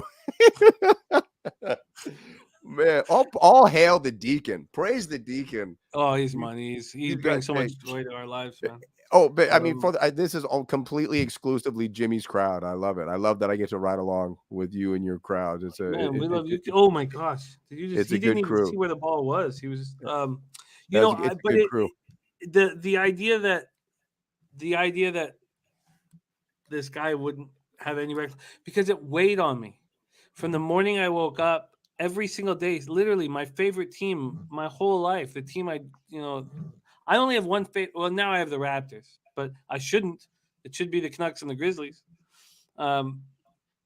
It just weighed on me every day, weighed on me. And then I was like, look, I want them to win the cup. I'm happy to give them $1,000. I was I was ready to give them $1,000. I had already given them $1,000. And then they lose. And I remember when Bergeron scored that first goal and it was 1-0 in the intermission, and then Don Cherry's eyes. It was like Don Cherry knew our city was going to be lit on fire. His eyes were just like, he just knew it. He knew. He was excited. He wanted it to be lit on fire. No, I don't think so. No, I think he was worried. He's Boston all day. He wanted Boston all day. No, he's still worried. No, I don't agree with that. No, I think I remember seeing John Cherry's eyes when he's like, yes, he's a Boston Bruins fan. And maybe he wanted Boston to beat Vancouver, but I think he was worried about the city. Like he knew how many fans were outside. He knew this team's never won before. I think Don Cherry knew our city was about to get lit on fire. And I think he knew Boston was going to win. They shut us out 4-0 in that game. I remember I've been in a long relationship and it's been great. And I have 2 children now and I love it. We moved back to Vancouver together. We just started kind of being together and it was my girl's birthday that day, June 15th, 2011. And when we lost that game, I remember I said, let's get outside. I just want to go outside, go for a walk. It was sunny still. And we went for a walk around the bend at the end of Robson Street and we could see the smoke coming up. We could see the city was on fire already after losing. God damn. Go ahead. I feel like I know losing so well. And I have all these like nicknames and things for losing, all this stuff. And I don't have many for winning. And I think that's part of gambling. It's part of like being able to handle the highs and lows. And one of the most difficult things in gambling is that the losses hurt so much more than the wins feel good. And, it's tough. It's tough. And going back, remembering that, like with watching the smoke come up and it wasn't nobody from Vancouver was lighting the city on fire. It was all people that lived an hour away from Vancouver that didn't care. Yeah, the trains were coming in. They kept the trains were coming in from out of town. Yeah. So let's win this bet. Let's get the Bengals to take this home, baby. Nice run, Nixon. But sorry, you were about to say something like kind of No, interrupted you. I mean, no, I was just her. I mean, I wrote a song to decompress from another project that I was working on. I love that team so much. Wrote it before the playoffs started, and then Bob McKenzie posted it, and then my friend Cabby posted it on Twitter, and then the thing Nice. took off. And then I'm playing at Rogers Arena, the game one of the Stanley Cup Finals. I'm up on a crane with my brother who co-wrote the song with me, and we're playing game one at Rogers Arena, which is a really big deal. Come down, and it's just there's Nick Kyprios, and I'm Kyprios, forever. Oh, you Nick Kyprios. So I'm like, I was with it when Sean Antoski gave him a concussion when he was playing for the Rangers. But I mean, I like Nick Kyprios, but I do actually like Kyprios. I think is good shit, but back then, I didn't really know, but meeting him was really cool. And I get down from the crane, and it's like skydiving or something, just euphoric, intoxicated. And this big hand just gets thrown into my face. It's like, way to go, kid. Good job. Good Canadian kid. And it's, grapes greeting me coming off of this crane, him and Ron. And I was on tour. We drove from Nelson to Whistler. In order to make it, I had to convince everybody that was on that tour, hey, let's drive through the night so we can get to Whistler in time to watch the entire game, which they did. They did. And there was people on that tour that didn't care about the Canucks, Shout out to Scratch from the Roots. He's a Philly kid, and he sucked it up after the gig in Nelson. Nelson to Whistler is I don't know, 11, 12, 13 hours, depending on how you slice it. It's not pretty, and it's not pretty at 3 a.m. getting out of a club. But we did it, and we get there, and the Canucks call me on the way saying, "Hey, we had to have planned the parade route.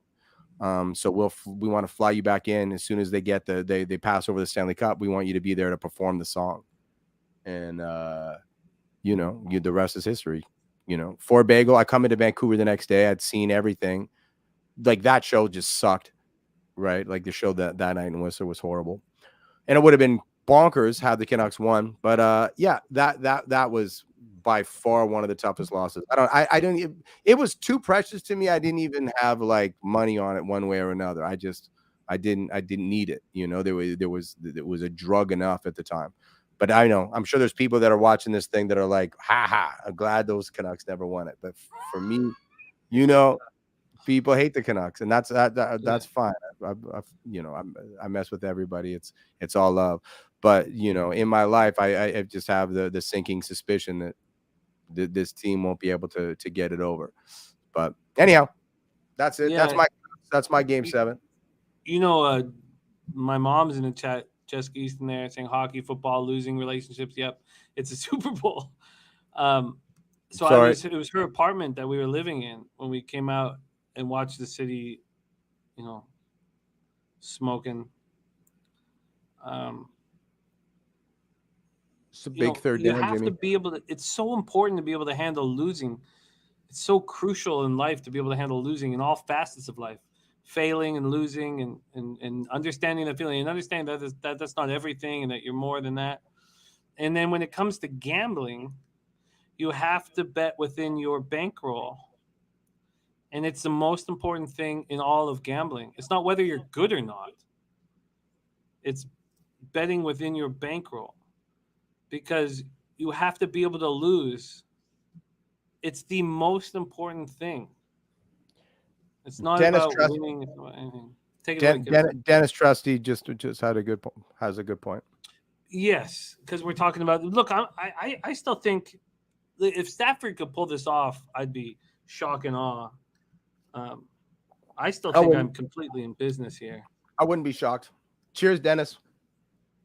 Yes, Mr. Trusty. Great guy. Out of Louisville, Kentucky, Dennis Trusty, great thoroughbred capper and great friend of mine. I'm going to be in Lexington one of these days, Dennis. I got a lot of love for Kentucky. I've got great friends that have changed my life from that state. I've run in Lexington. If you're ever going to hang out in Cincinnati, you have to get your hotel in Lexington. So yeah, it's not far, right? It's right across the water, man. Yeah, I love Churchill Downs. It's Twin Spires. It's very magical. I think if you do what that show that you talk about running around to different tracks, I think that would be dope. I'd love to run around with you a little bit, even though I'm not a huge like horse handicapper. I love seeing people in their element, what they're excited about. It's always like I love that. That energy is just so contagious. You know, For somebody sure. else's energy and somebody else's passion can put a little bit of fuel in your tank. Oh, for sure. You know, like somebody's just like really pumped or excited about something. It's infectious. That type of behavior is really infectious. I love that. Yeah, and horses really does that for me. It's the most exciting thing in the whole world to me. The sound of the horses running past me is like, it's just goosebumps and everything. Like I love it so much. Has the definitive horse racing movie come out? Like, are you like, okay, it's done? We keep like this genre is over. Oh no, but Let It Ride. Let It Ride is one of my favorite movies of all time. It will always be. It's very, very special movie to me. Richard Dreyfuss and Let It Ride. It's just, but no, it's not. It's not being done.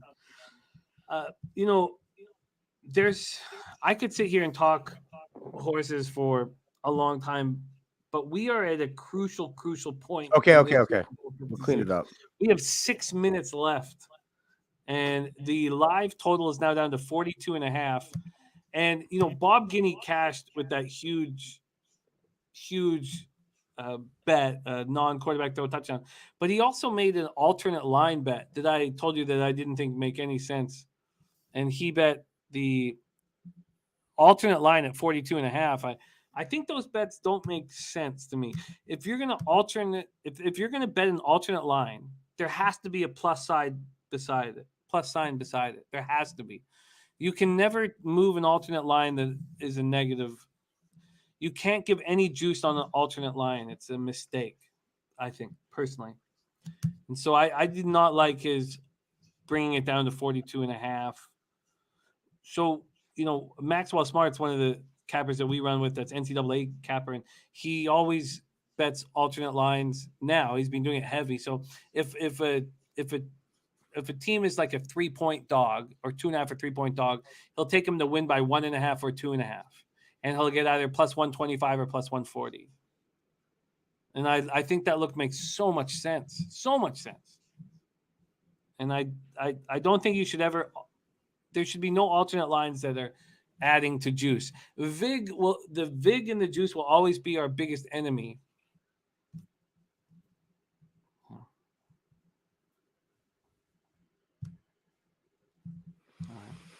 Well, we're getting down to it, Jimmy. We're getting right down to it. If Stafford drives here without Odell Beckham, I love the underbetters succeeding. I love underbetters, so I hope they succeed here. Even if I lose my second half highest scoring. If Stafford can drive here with Blanton, we know that Kupp's going to be double covered.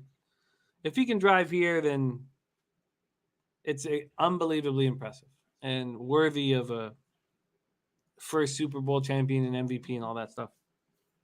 I don't know if he can do it. Are the live in-game stuff, is it done? Like, I can't bet on the Rams to get a no. Can't bet on them getting in right now. 3rd and 1. No, it'll become live in a second. It's not live right now. I think they're got you. Currently suspended. Thank you. Yeah, it's just I think they're concerned.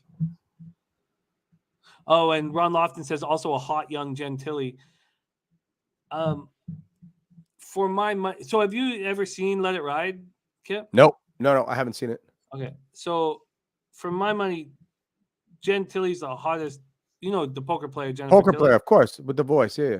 So she's the hottest woman in the world when this movie shot. Did not get it, Jimmy. He's a little bit short on that run. I know everybody's a little bit ahead of us, but they got to go for it. Oh, Hondo P. But rolling. You got to watch. Yeah, so please. But what's Let It Ride? Is that Pacino and McConaughey? No Pacino in this motherfucker. It's not a series. It's like it's a sort of fluffy. It's a fluffy film, but it's great. And Jennifer Tilly, I think, is probably the hottest woman in the world at that moment in time.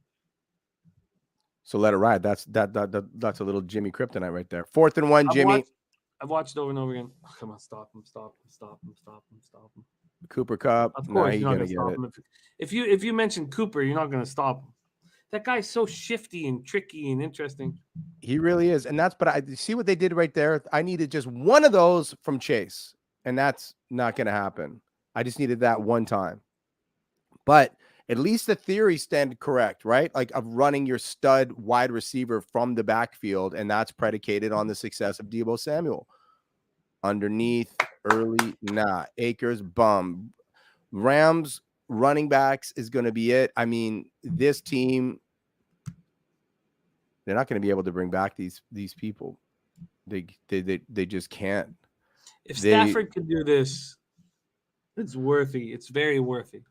Hang on, just for the record, Stafford getting them here was worth it. Stafford absolutely led some charges. Yeah, he did a great job.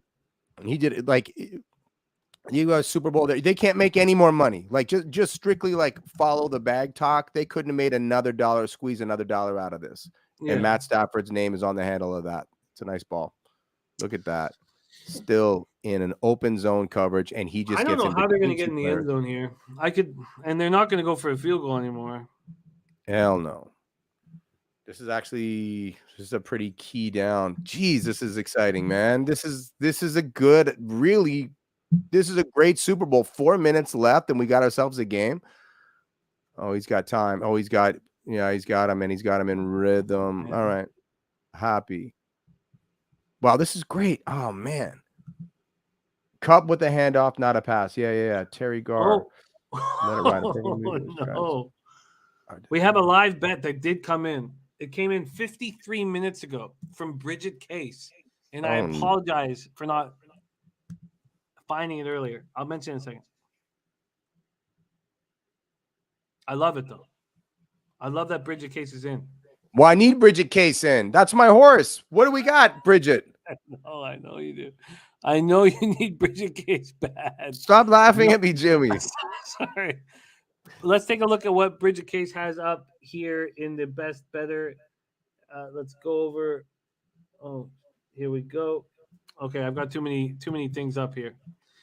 Bridget Case's live action right now is Burrow over 300 passing yards at plus 130. Oh my God, what a catch. Oh no. Oh my God, what a catch. Holy smokes, in between three people. Over 300. I'm going to give you an update of where Burrow is. He's at 237 right now. Oh gosh. That's I know it's not going to hit because they're going to. Well, it depends. It depends. If the Rams, you know what? For my own personal action, I want the Rams to get a touchdown here. I love how cutthroat you are. It's just about the bag. Well, it'll help a lot if the Rams get a touchdown here. I need the Rams and the under. So I need the Rams to get a touchdown and then the whole thing just to be shut right down. But Twatty's right. The Rams should slow it down all of a sudden. Well, yeah, they should. That's a very dangerous game to dance with. Not really. What the slow down factor? The Bengals can't have the ball. You can't give the Bengals back the ball. But you need to know that you're going to get down. Oh my gosh. I need a Rams touchdown here. Rams touchdown. I'm live. A big time live. I need the Rams. Okay, sorry. Stop repeating myself. No, I love it. Okay, let me see if I can. Baby, got a lot of money on the line. Best better, baby. Live stream. We're finna change the name. Yeah, what are we gonna call this thing? It's no longer a watch party because we're not bringing. It's not a blockbuster night, right? I agree. I think that people use party. Yeah, I'm not bringing 5-cent candies and Slurpees over. This is something different. Yeah. This is so exciting. I can't believe Stafford has done this. Brought his team all the way back without OBJ. But it's perfect for me. Dennis Trusty says, how is Jose doing? I fear the worst. I will. Okay, so he's got Rams -4. That's not going to cash. He's got, what's Mixon's receiving? Let me pull it up. Joe Mixon's receiving. 5 catches for 1 yard. So he cashes the over 3.5 catches, but obviously won't catch you. Touchback he lost. Cup over 108.5. What's Cup at right now? Cooper Cup right now is at 91 yards, so that could still cash. And there's a lot of people who have. A lot of people have that 100 and 103. I've got my daughter here. My daughter's threatening to come in. That's good. Naya, do you want to come say hello? Just say hi. Just come up and give a high five to Jimmy. Quick high five. Oh, man. No, nervous? Okay. Look at this. What a tease. Beat it then. Close the door and get out. You're either in or you're out. All right, so that was Naya. Cup receiving yards is still viable for a lot of people who've bet them. Boyd first touchdown. What he should have. Oh no, it was Higgins, so Boyd didn't do it. So, but Higgins should have been the full bet there. McPherson 101's gone. Cup MVP's gone. Gatorade color he needs badly. He needs orange Gatorade coming out. He needs the orange Gatorade. That's when you know you've gambled yourself into a terrible situation. When you need orange Gatorade. When your anchor. Well, what MVP about Clements award? with the gold shoes? Bless his heart. Incredible. Clements with the gold shoes. So Bless funny. his heart. MVP award. What's going on with the pigeons out there, Jimmy? Any action out there? Not tonight, but they're just not roughhousing. I don't know. We Have don't the go pigeons out there made a mess? anymore. There's just poison. It's just the balcony's poisoned. You know. Why won't you talk to me anymore? What have I? MVP award, quarterback versus any other position. Could anybody else win the MVP other than? Oh yeah, Mixon could. Mixon could, right? Mixon has 72 yards rushing and a touchdown pass. I don't know. What do you think, Kip? Could I think Stafford or Burrow will win MVP if their team wins. So Jose. Oh yeah, it's not going to be a defensive player. And McPherson doesn't even. I knew this was going to happen, Jose. I was. He threw it away. He had him and he threw it away, had him. Jimmy. Are you seeing this? He had had him. it and he threw it away. He had him. I don't know what. I don't. That's your man, Van Jefferson. I know that somebody needed him earlier. Did Bob never get in with an in-game bet? No, he never did. He doesn't care. He's cashed that 700. He doesn't care. He's got Cooper Kupp to score another touchdown. He does? Yeah. Okay, yeah, he sent that. Okay, cool. What's the number? What's that? I can't see it. Okay, but he sent it in. He sent it. Okay, he didn't say how much though either. All right. Oh, well, you just wrote the words. Can I see if I can get him on the phone? No, it's fine. It's fine. It's not gonna happen.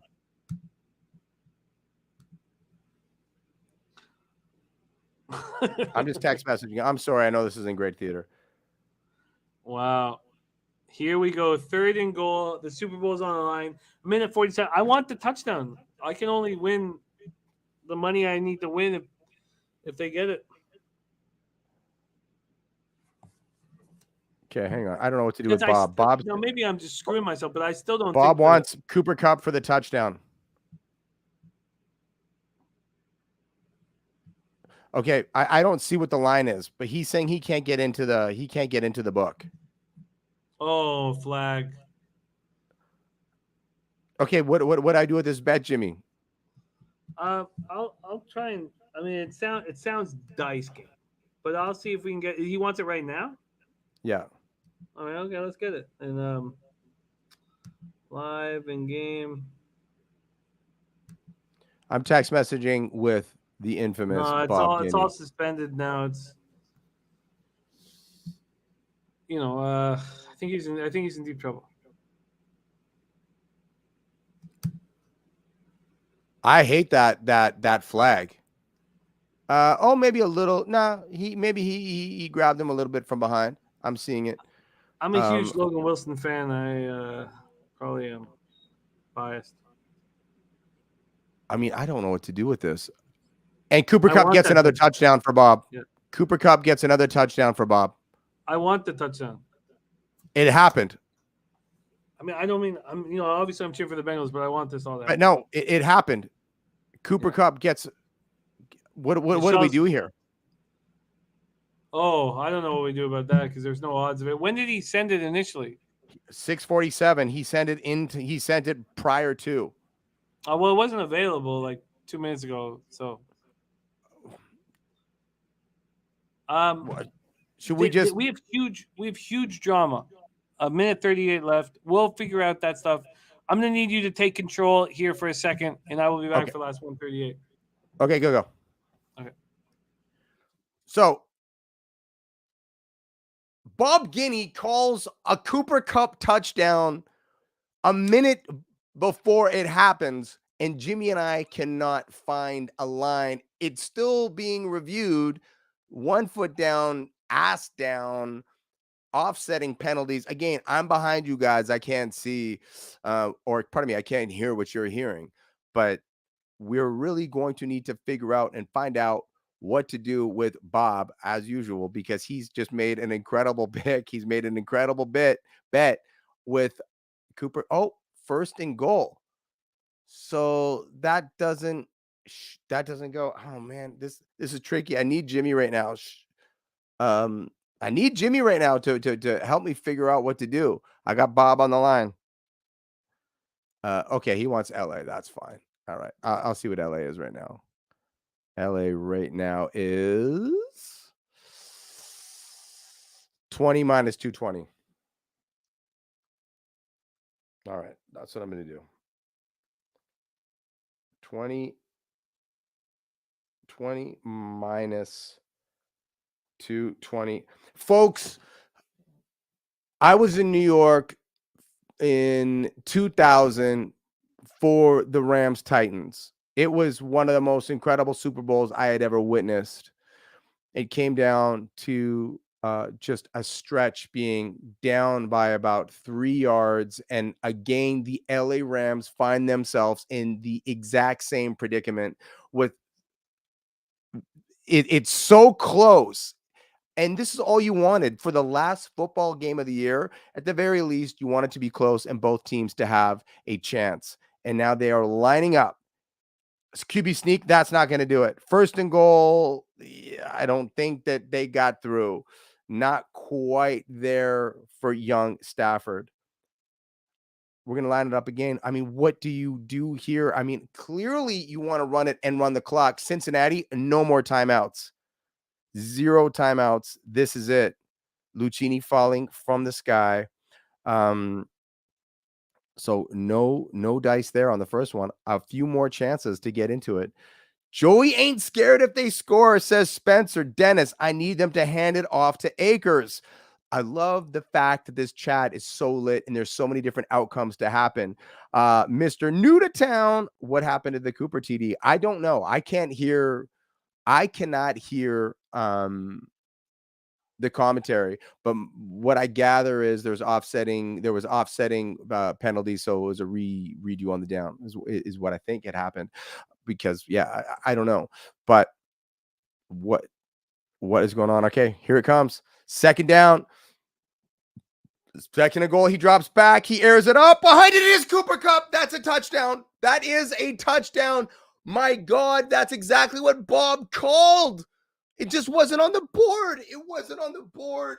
Cooper Kupp with the touchdown. Holy smokes. Oh my God. Cooper Kupp, that's it. I got to say it because these two kids went back, like we're at each other's throats all day.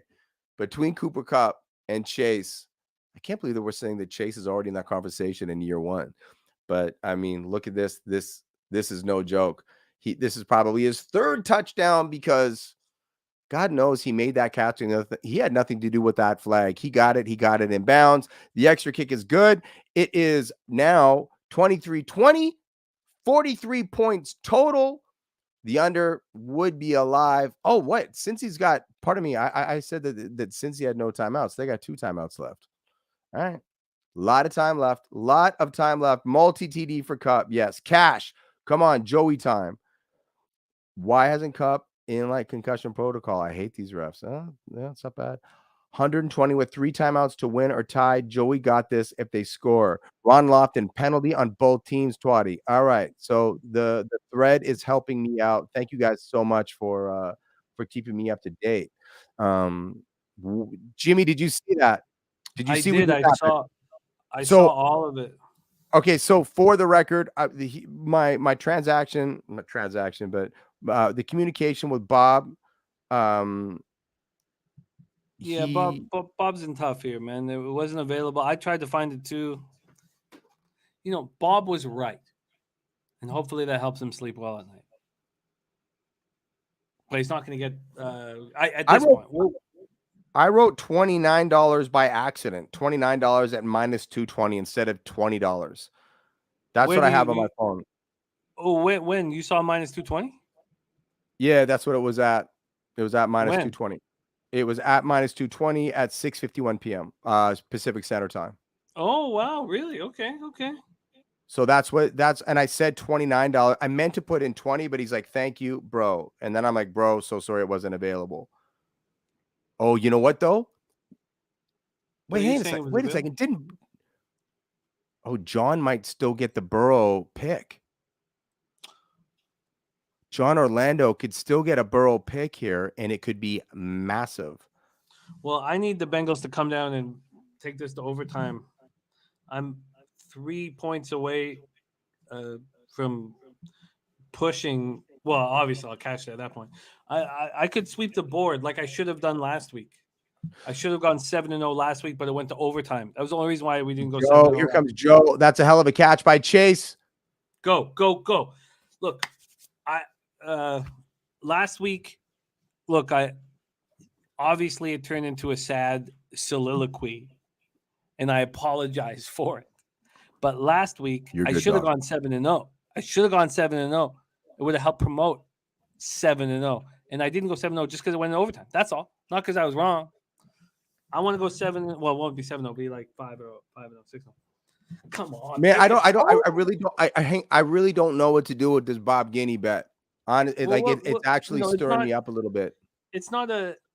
Oh, what a hang on! Holy smokes, Boyd! Come on, Joey, take us home, baby. I say if Joe Burrow becomes a hero for the ages and gets a touchdown, I win everything. So let's do that. Come on, Joe. You're smooth, man. You're Camel Joe. Camel Joe. Airing it out. No, throwing it away. No one's there. That's okay. I apologize for leaving at the crux of the game, but that's my first time. My first break. First break. I stayed. Come on, you nailed it, man. Your money. Okay. I am nothing without you. You are the wind beneath my wings. You are the Bette Midler. Oh, no. And here comes You know what? This weird porn bot comes in and leaves. Can you send her over to me? So horned up. That's a first down. Oh, I don't know. 4th and 1. I don't think that he got it. I don't think. Well, the ref certainly not. Oh, that's a terrible line. Oh, 4th and 1. That's a bad spot. Throw a flag there, but that's a bad spot. He's got the flags to throw. Zach's a little boy though. He's not comfortable under pressure. Look, do you see how comfortable McVay is all of a sudden? He's like smooth as ice now. I don't know how he could be comfortable right now. Joe Burrow, to me, is terrifying. No chance. I don't think so. Do you really think he didn't have the first? He didn't have the first down. I'm just saying, like, Peyton being, or pardon me, McVay being confident is terrifying. Like Joe Burrow is deadly. They still got a timeout. You don't need a timeout. 4th and 1. All right, Jimmy. Super Bowl's on the line here. He's running it. I think he's going to run it. That's my call early. Joe's going to run it. So I lied. Then it means there's room and space. Super Bowl's over. There it is. Super Bowl's over. Rams in the under. Rams in the under. Kipper cashes. I cashed. So I cashed on that. I cashed on my Rams in the under. I cashed with the Bengals, but I don't cash the over 20.5. So, man, okay. For one, this for both Jimmy and I, this is like Christmas morning as kids, and then as adults being away from your kids. So to work and to have people with us, Jimmy, your people have been incredible and outstanding and made this night so much fun for me. So I just want to say thank you for that. Yeah. Let's maybe go over what happened in the best better and let people know. So Bob Guiney just cashed that at least $29 bet. So that was in game at minus 220. Well, So let's go over from Bob the Guiney. leader. Why don't we go from first place in our contest down? Okay. So let's just remind everybody our leaderboard right now. Yeah. We have Tuchman in first, John in second, Tiffany in third, Bridget in fourth, Bob in fifth.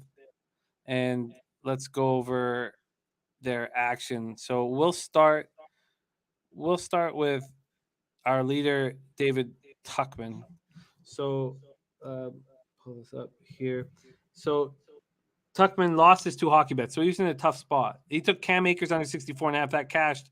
Did Cup get over 9 receptions? Hold tight. Cup got 8, so no. Just missed it. Missed it by a hook. So a tough week for Cup. Oh, sorry, tough week for Tuchman. So Tuchman got the Akers under, I imagine. I don't remember. Yeah, 13 carries for 21 yards. Akers 21 yards. So yeah, he was right all day on that. That was a big bet.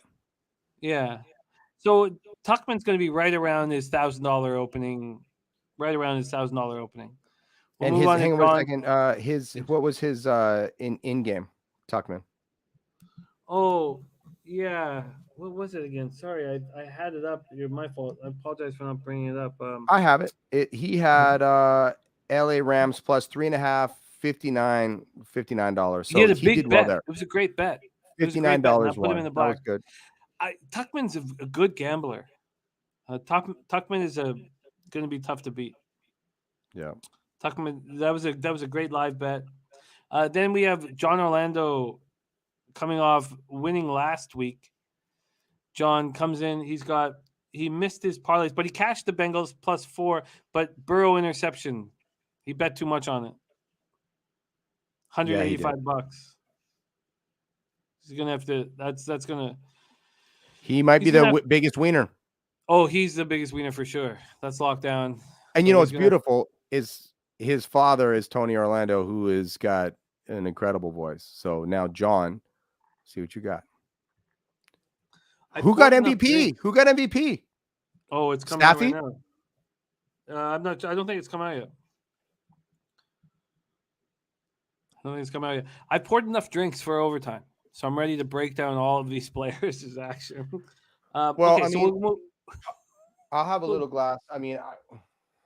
I think we should try to shut her down. Oh, we should. I'm just messing around. Tiffany Michelle, she cashed her $20 bet on the. So she's hit every live bet working with us. That 9.5 was a thing of beauty. But she had Bengals winning the over 49.5, so that lost. She had Cup over 100 receiving yards. Did he end up at 92.5? Yeah. And 2 TDs. Too bad. 8 yards away from a huge score.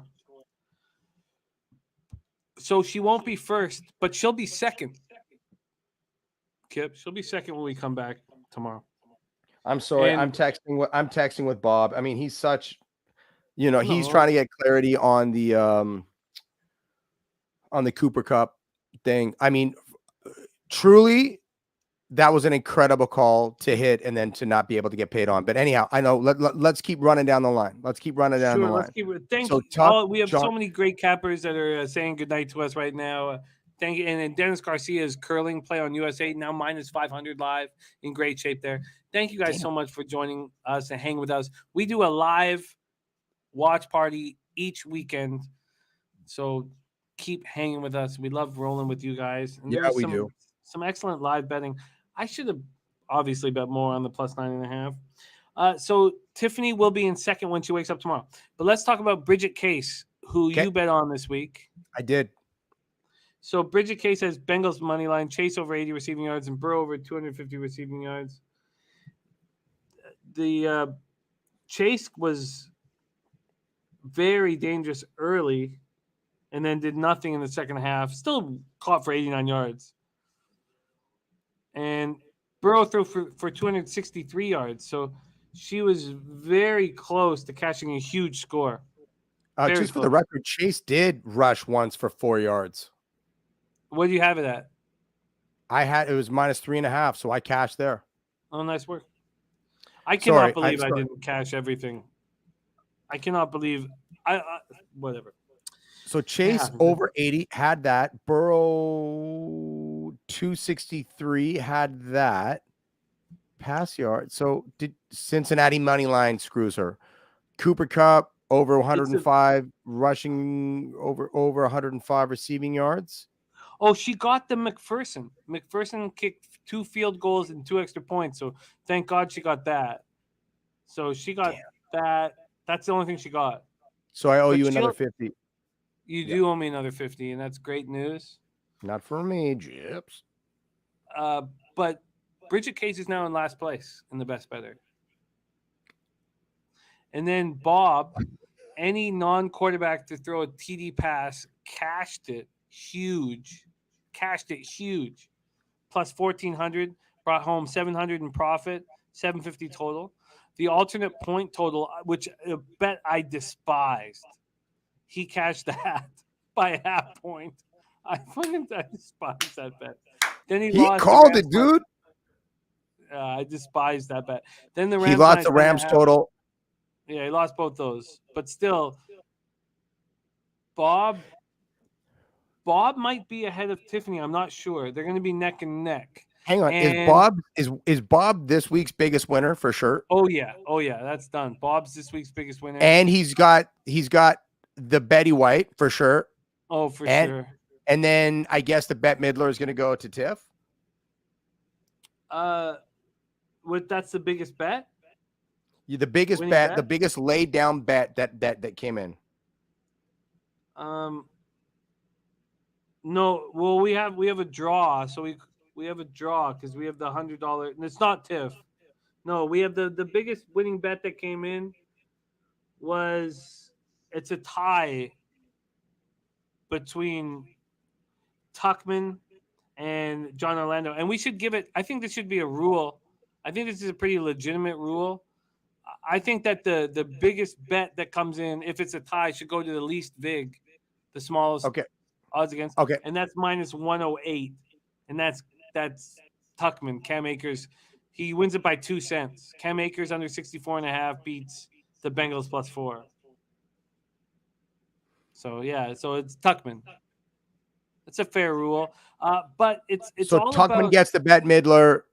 Yeah. The Betty White goes to Guiney, and the biggest winner is Bob Guiney.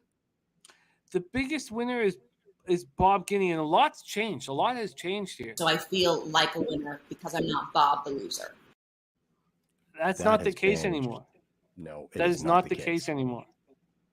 Bob Guiney is no longer the biggest loser. Bob comes out fast and hard, but he's probably not going to be the guy who lasts very long.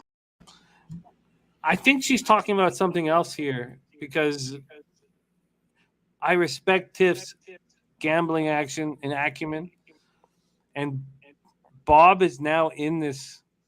Motherfucker. Yeah, he Bob's is. now in this. And he's dangerous. Yeah, He's very clearly dangerous now. dangerous, dude. But I love that. Yeah. So next week for our side betting, let's make it clear now. You get first choice. Who's going to be the worst? Who's going to be the biggest loser? Or first choice, you- who's gonna be the biggest loser. Okay, so Okay. then we go back and forth because you took the first two, and you want to stay in my head. No, wanna I stay in think my it kitchen? should. The loser should always choose first. Okay, new rule. I love that. All right. That makes sense. Loser should always Right. choose first. But next week it'll be who is the biggest loser for our side action. And look, I love being up, but I also love this opportunity hosting Best Better with you. We have 5 great players who are risking it all and making big moves. I love that Bob Guiney stepped up because you believed in him. And I was hesitant in my belief in him. I was a little hesitant, but you believed in him. But you know what you did? You were the coach that said, you're probably not going to make this team. I don't think that you have what it takes. But in your head, right? Professor Xavier, what you're really doing is you're David Blaine mind freaking him into a beast. And look what you've done. Look what you've done. Look at Bob Guiney. It's beautiful. All right, Jimmy, out of here. We're gonna see our Yeah. folks on Wednesday. We're gonna get everybody here. It was Super Bowl. We were here for the Super Bowl. Everybody that rode along with us from Play USA, from the best, better. I had, just an incredible evening watching with you guys. It was a great game. It came down to the last 2 minutes of the game. It didn't get any better than that. You couldn't have asked for a better Super Bowl. So thank you so much for rocking with us. My name is Kiprios. My name is Jimmy the Bag. I'm not sure how I'm not a giant winner. I can't believe the Bengals didn't go over 20.5 points. I can't believe it. But I'm so excited to gamble with you guys week in and week out as part of Best Bettor. Shout out to Bob Guiney for his giant score. $50 paid out, $700 in profit, and he's now in the mix. Coming from the back up to the front. And we will see you guys with episode 4 coming up very, very soon. Can't wait to rock with you again, Kip. On behalf of all of us at Best Bettor, get paid in full. Get that cash.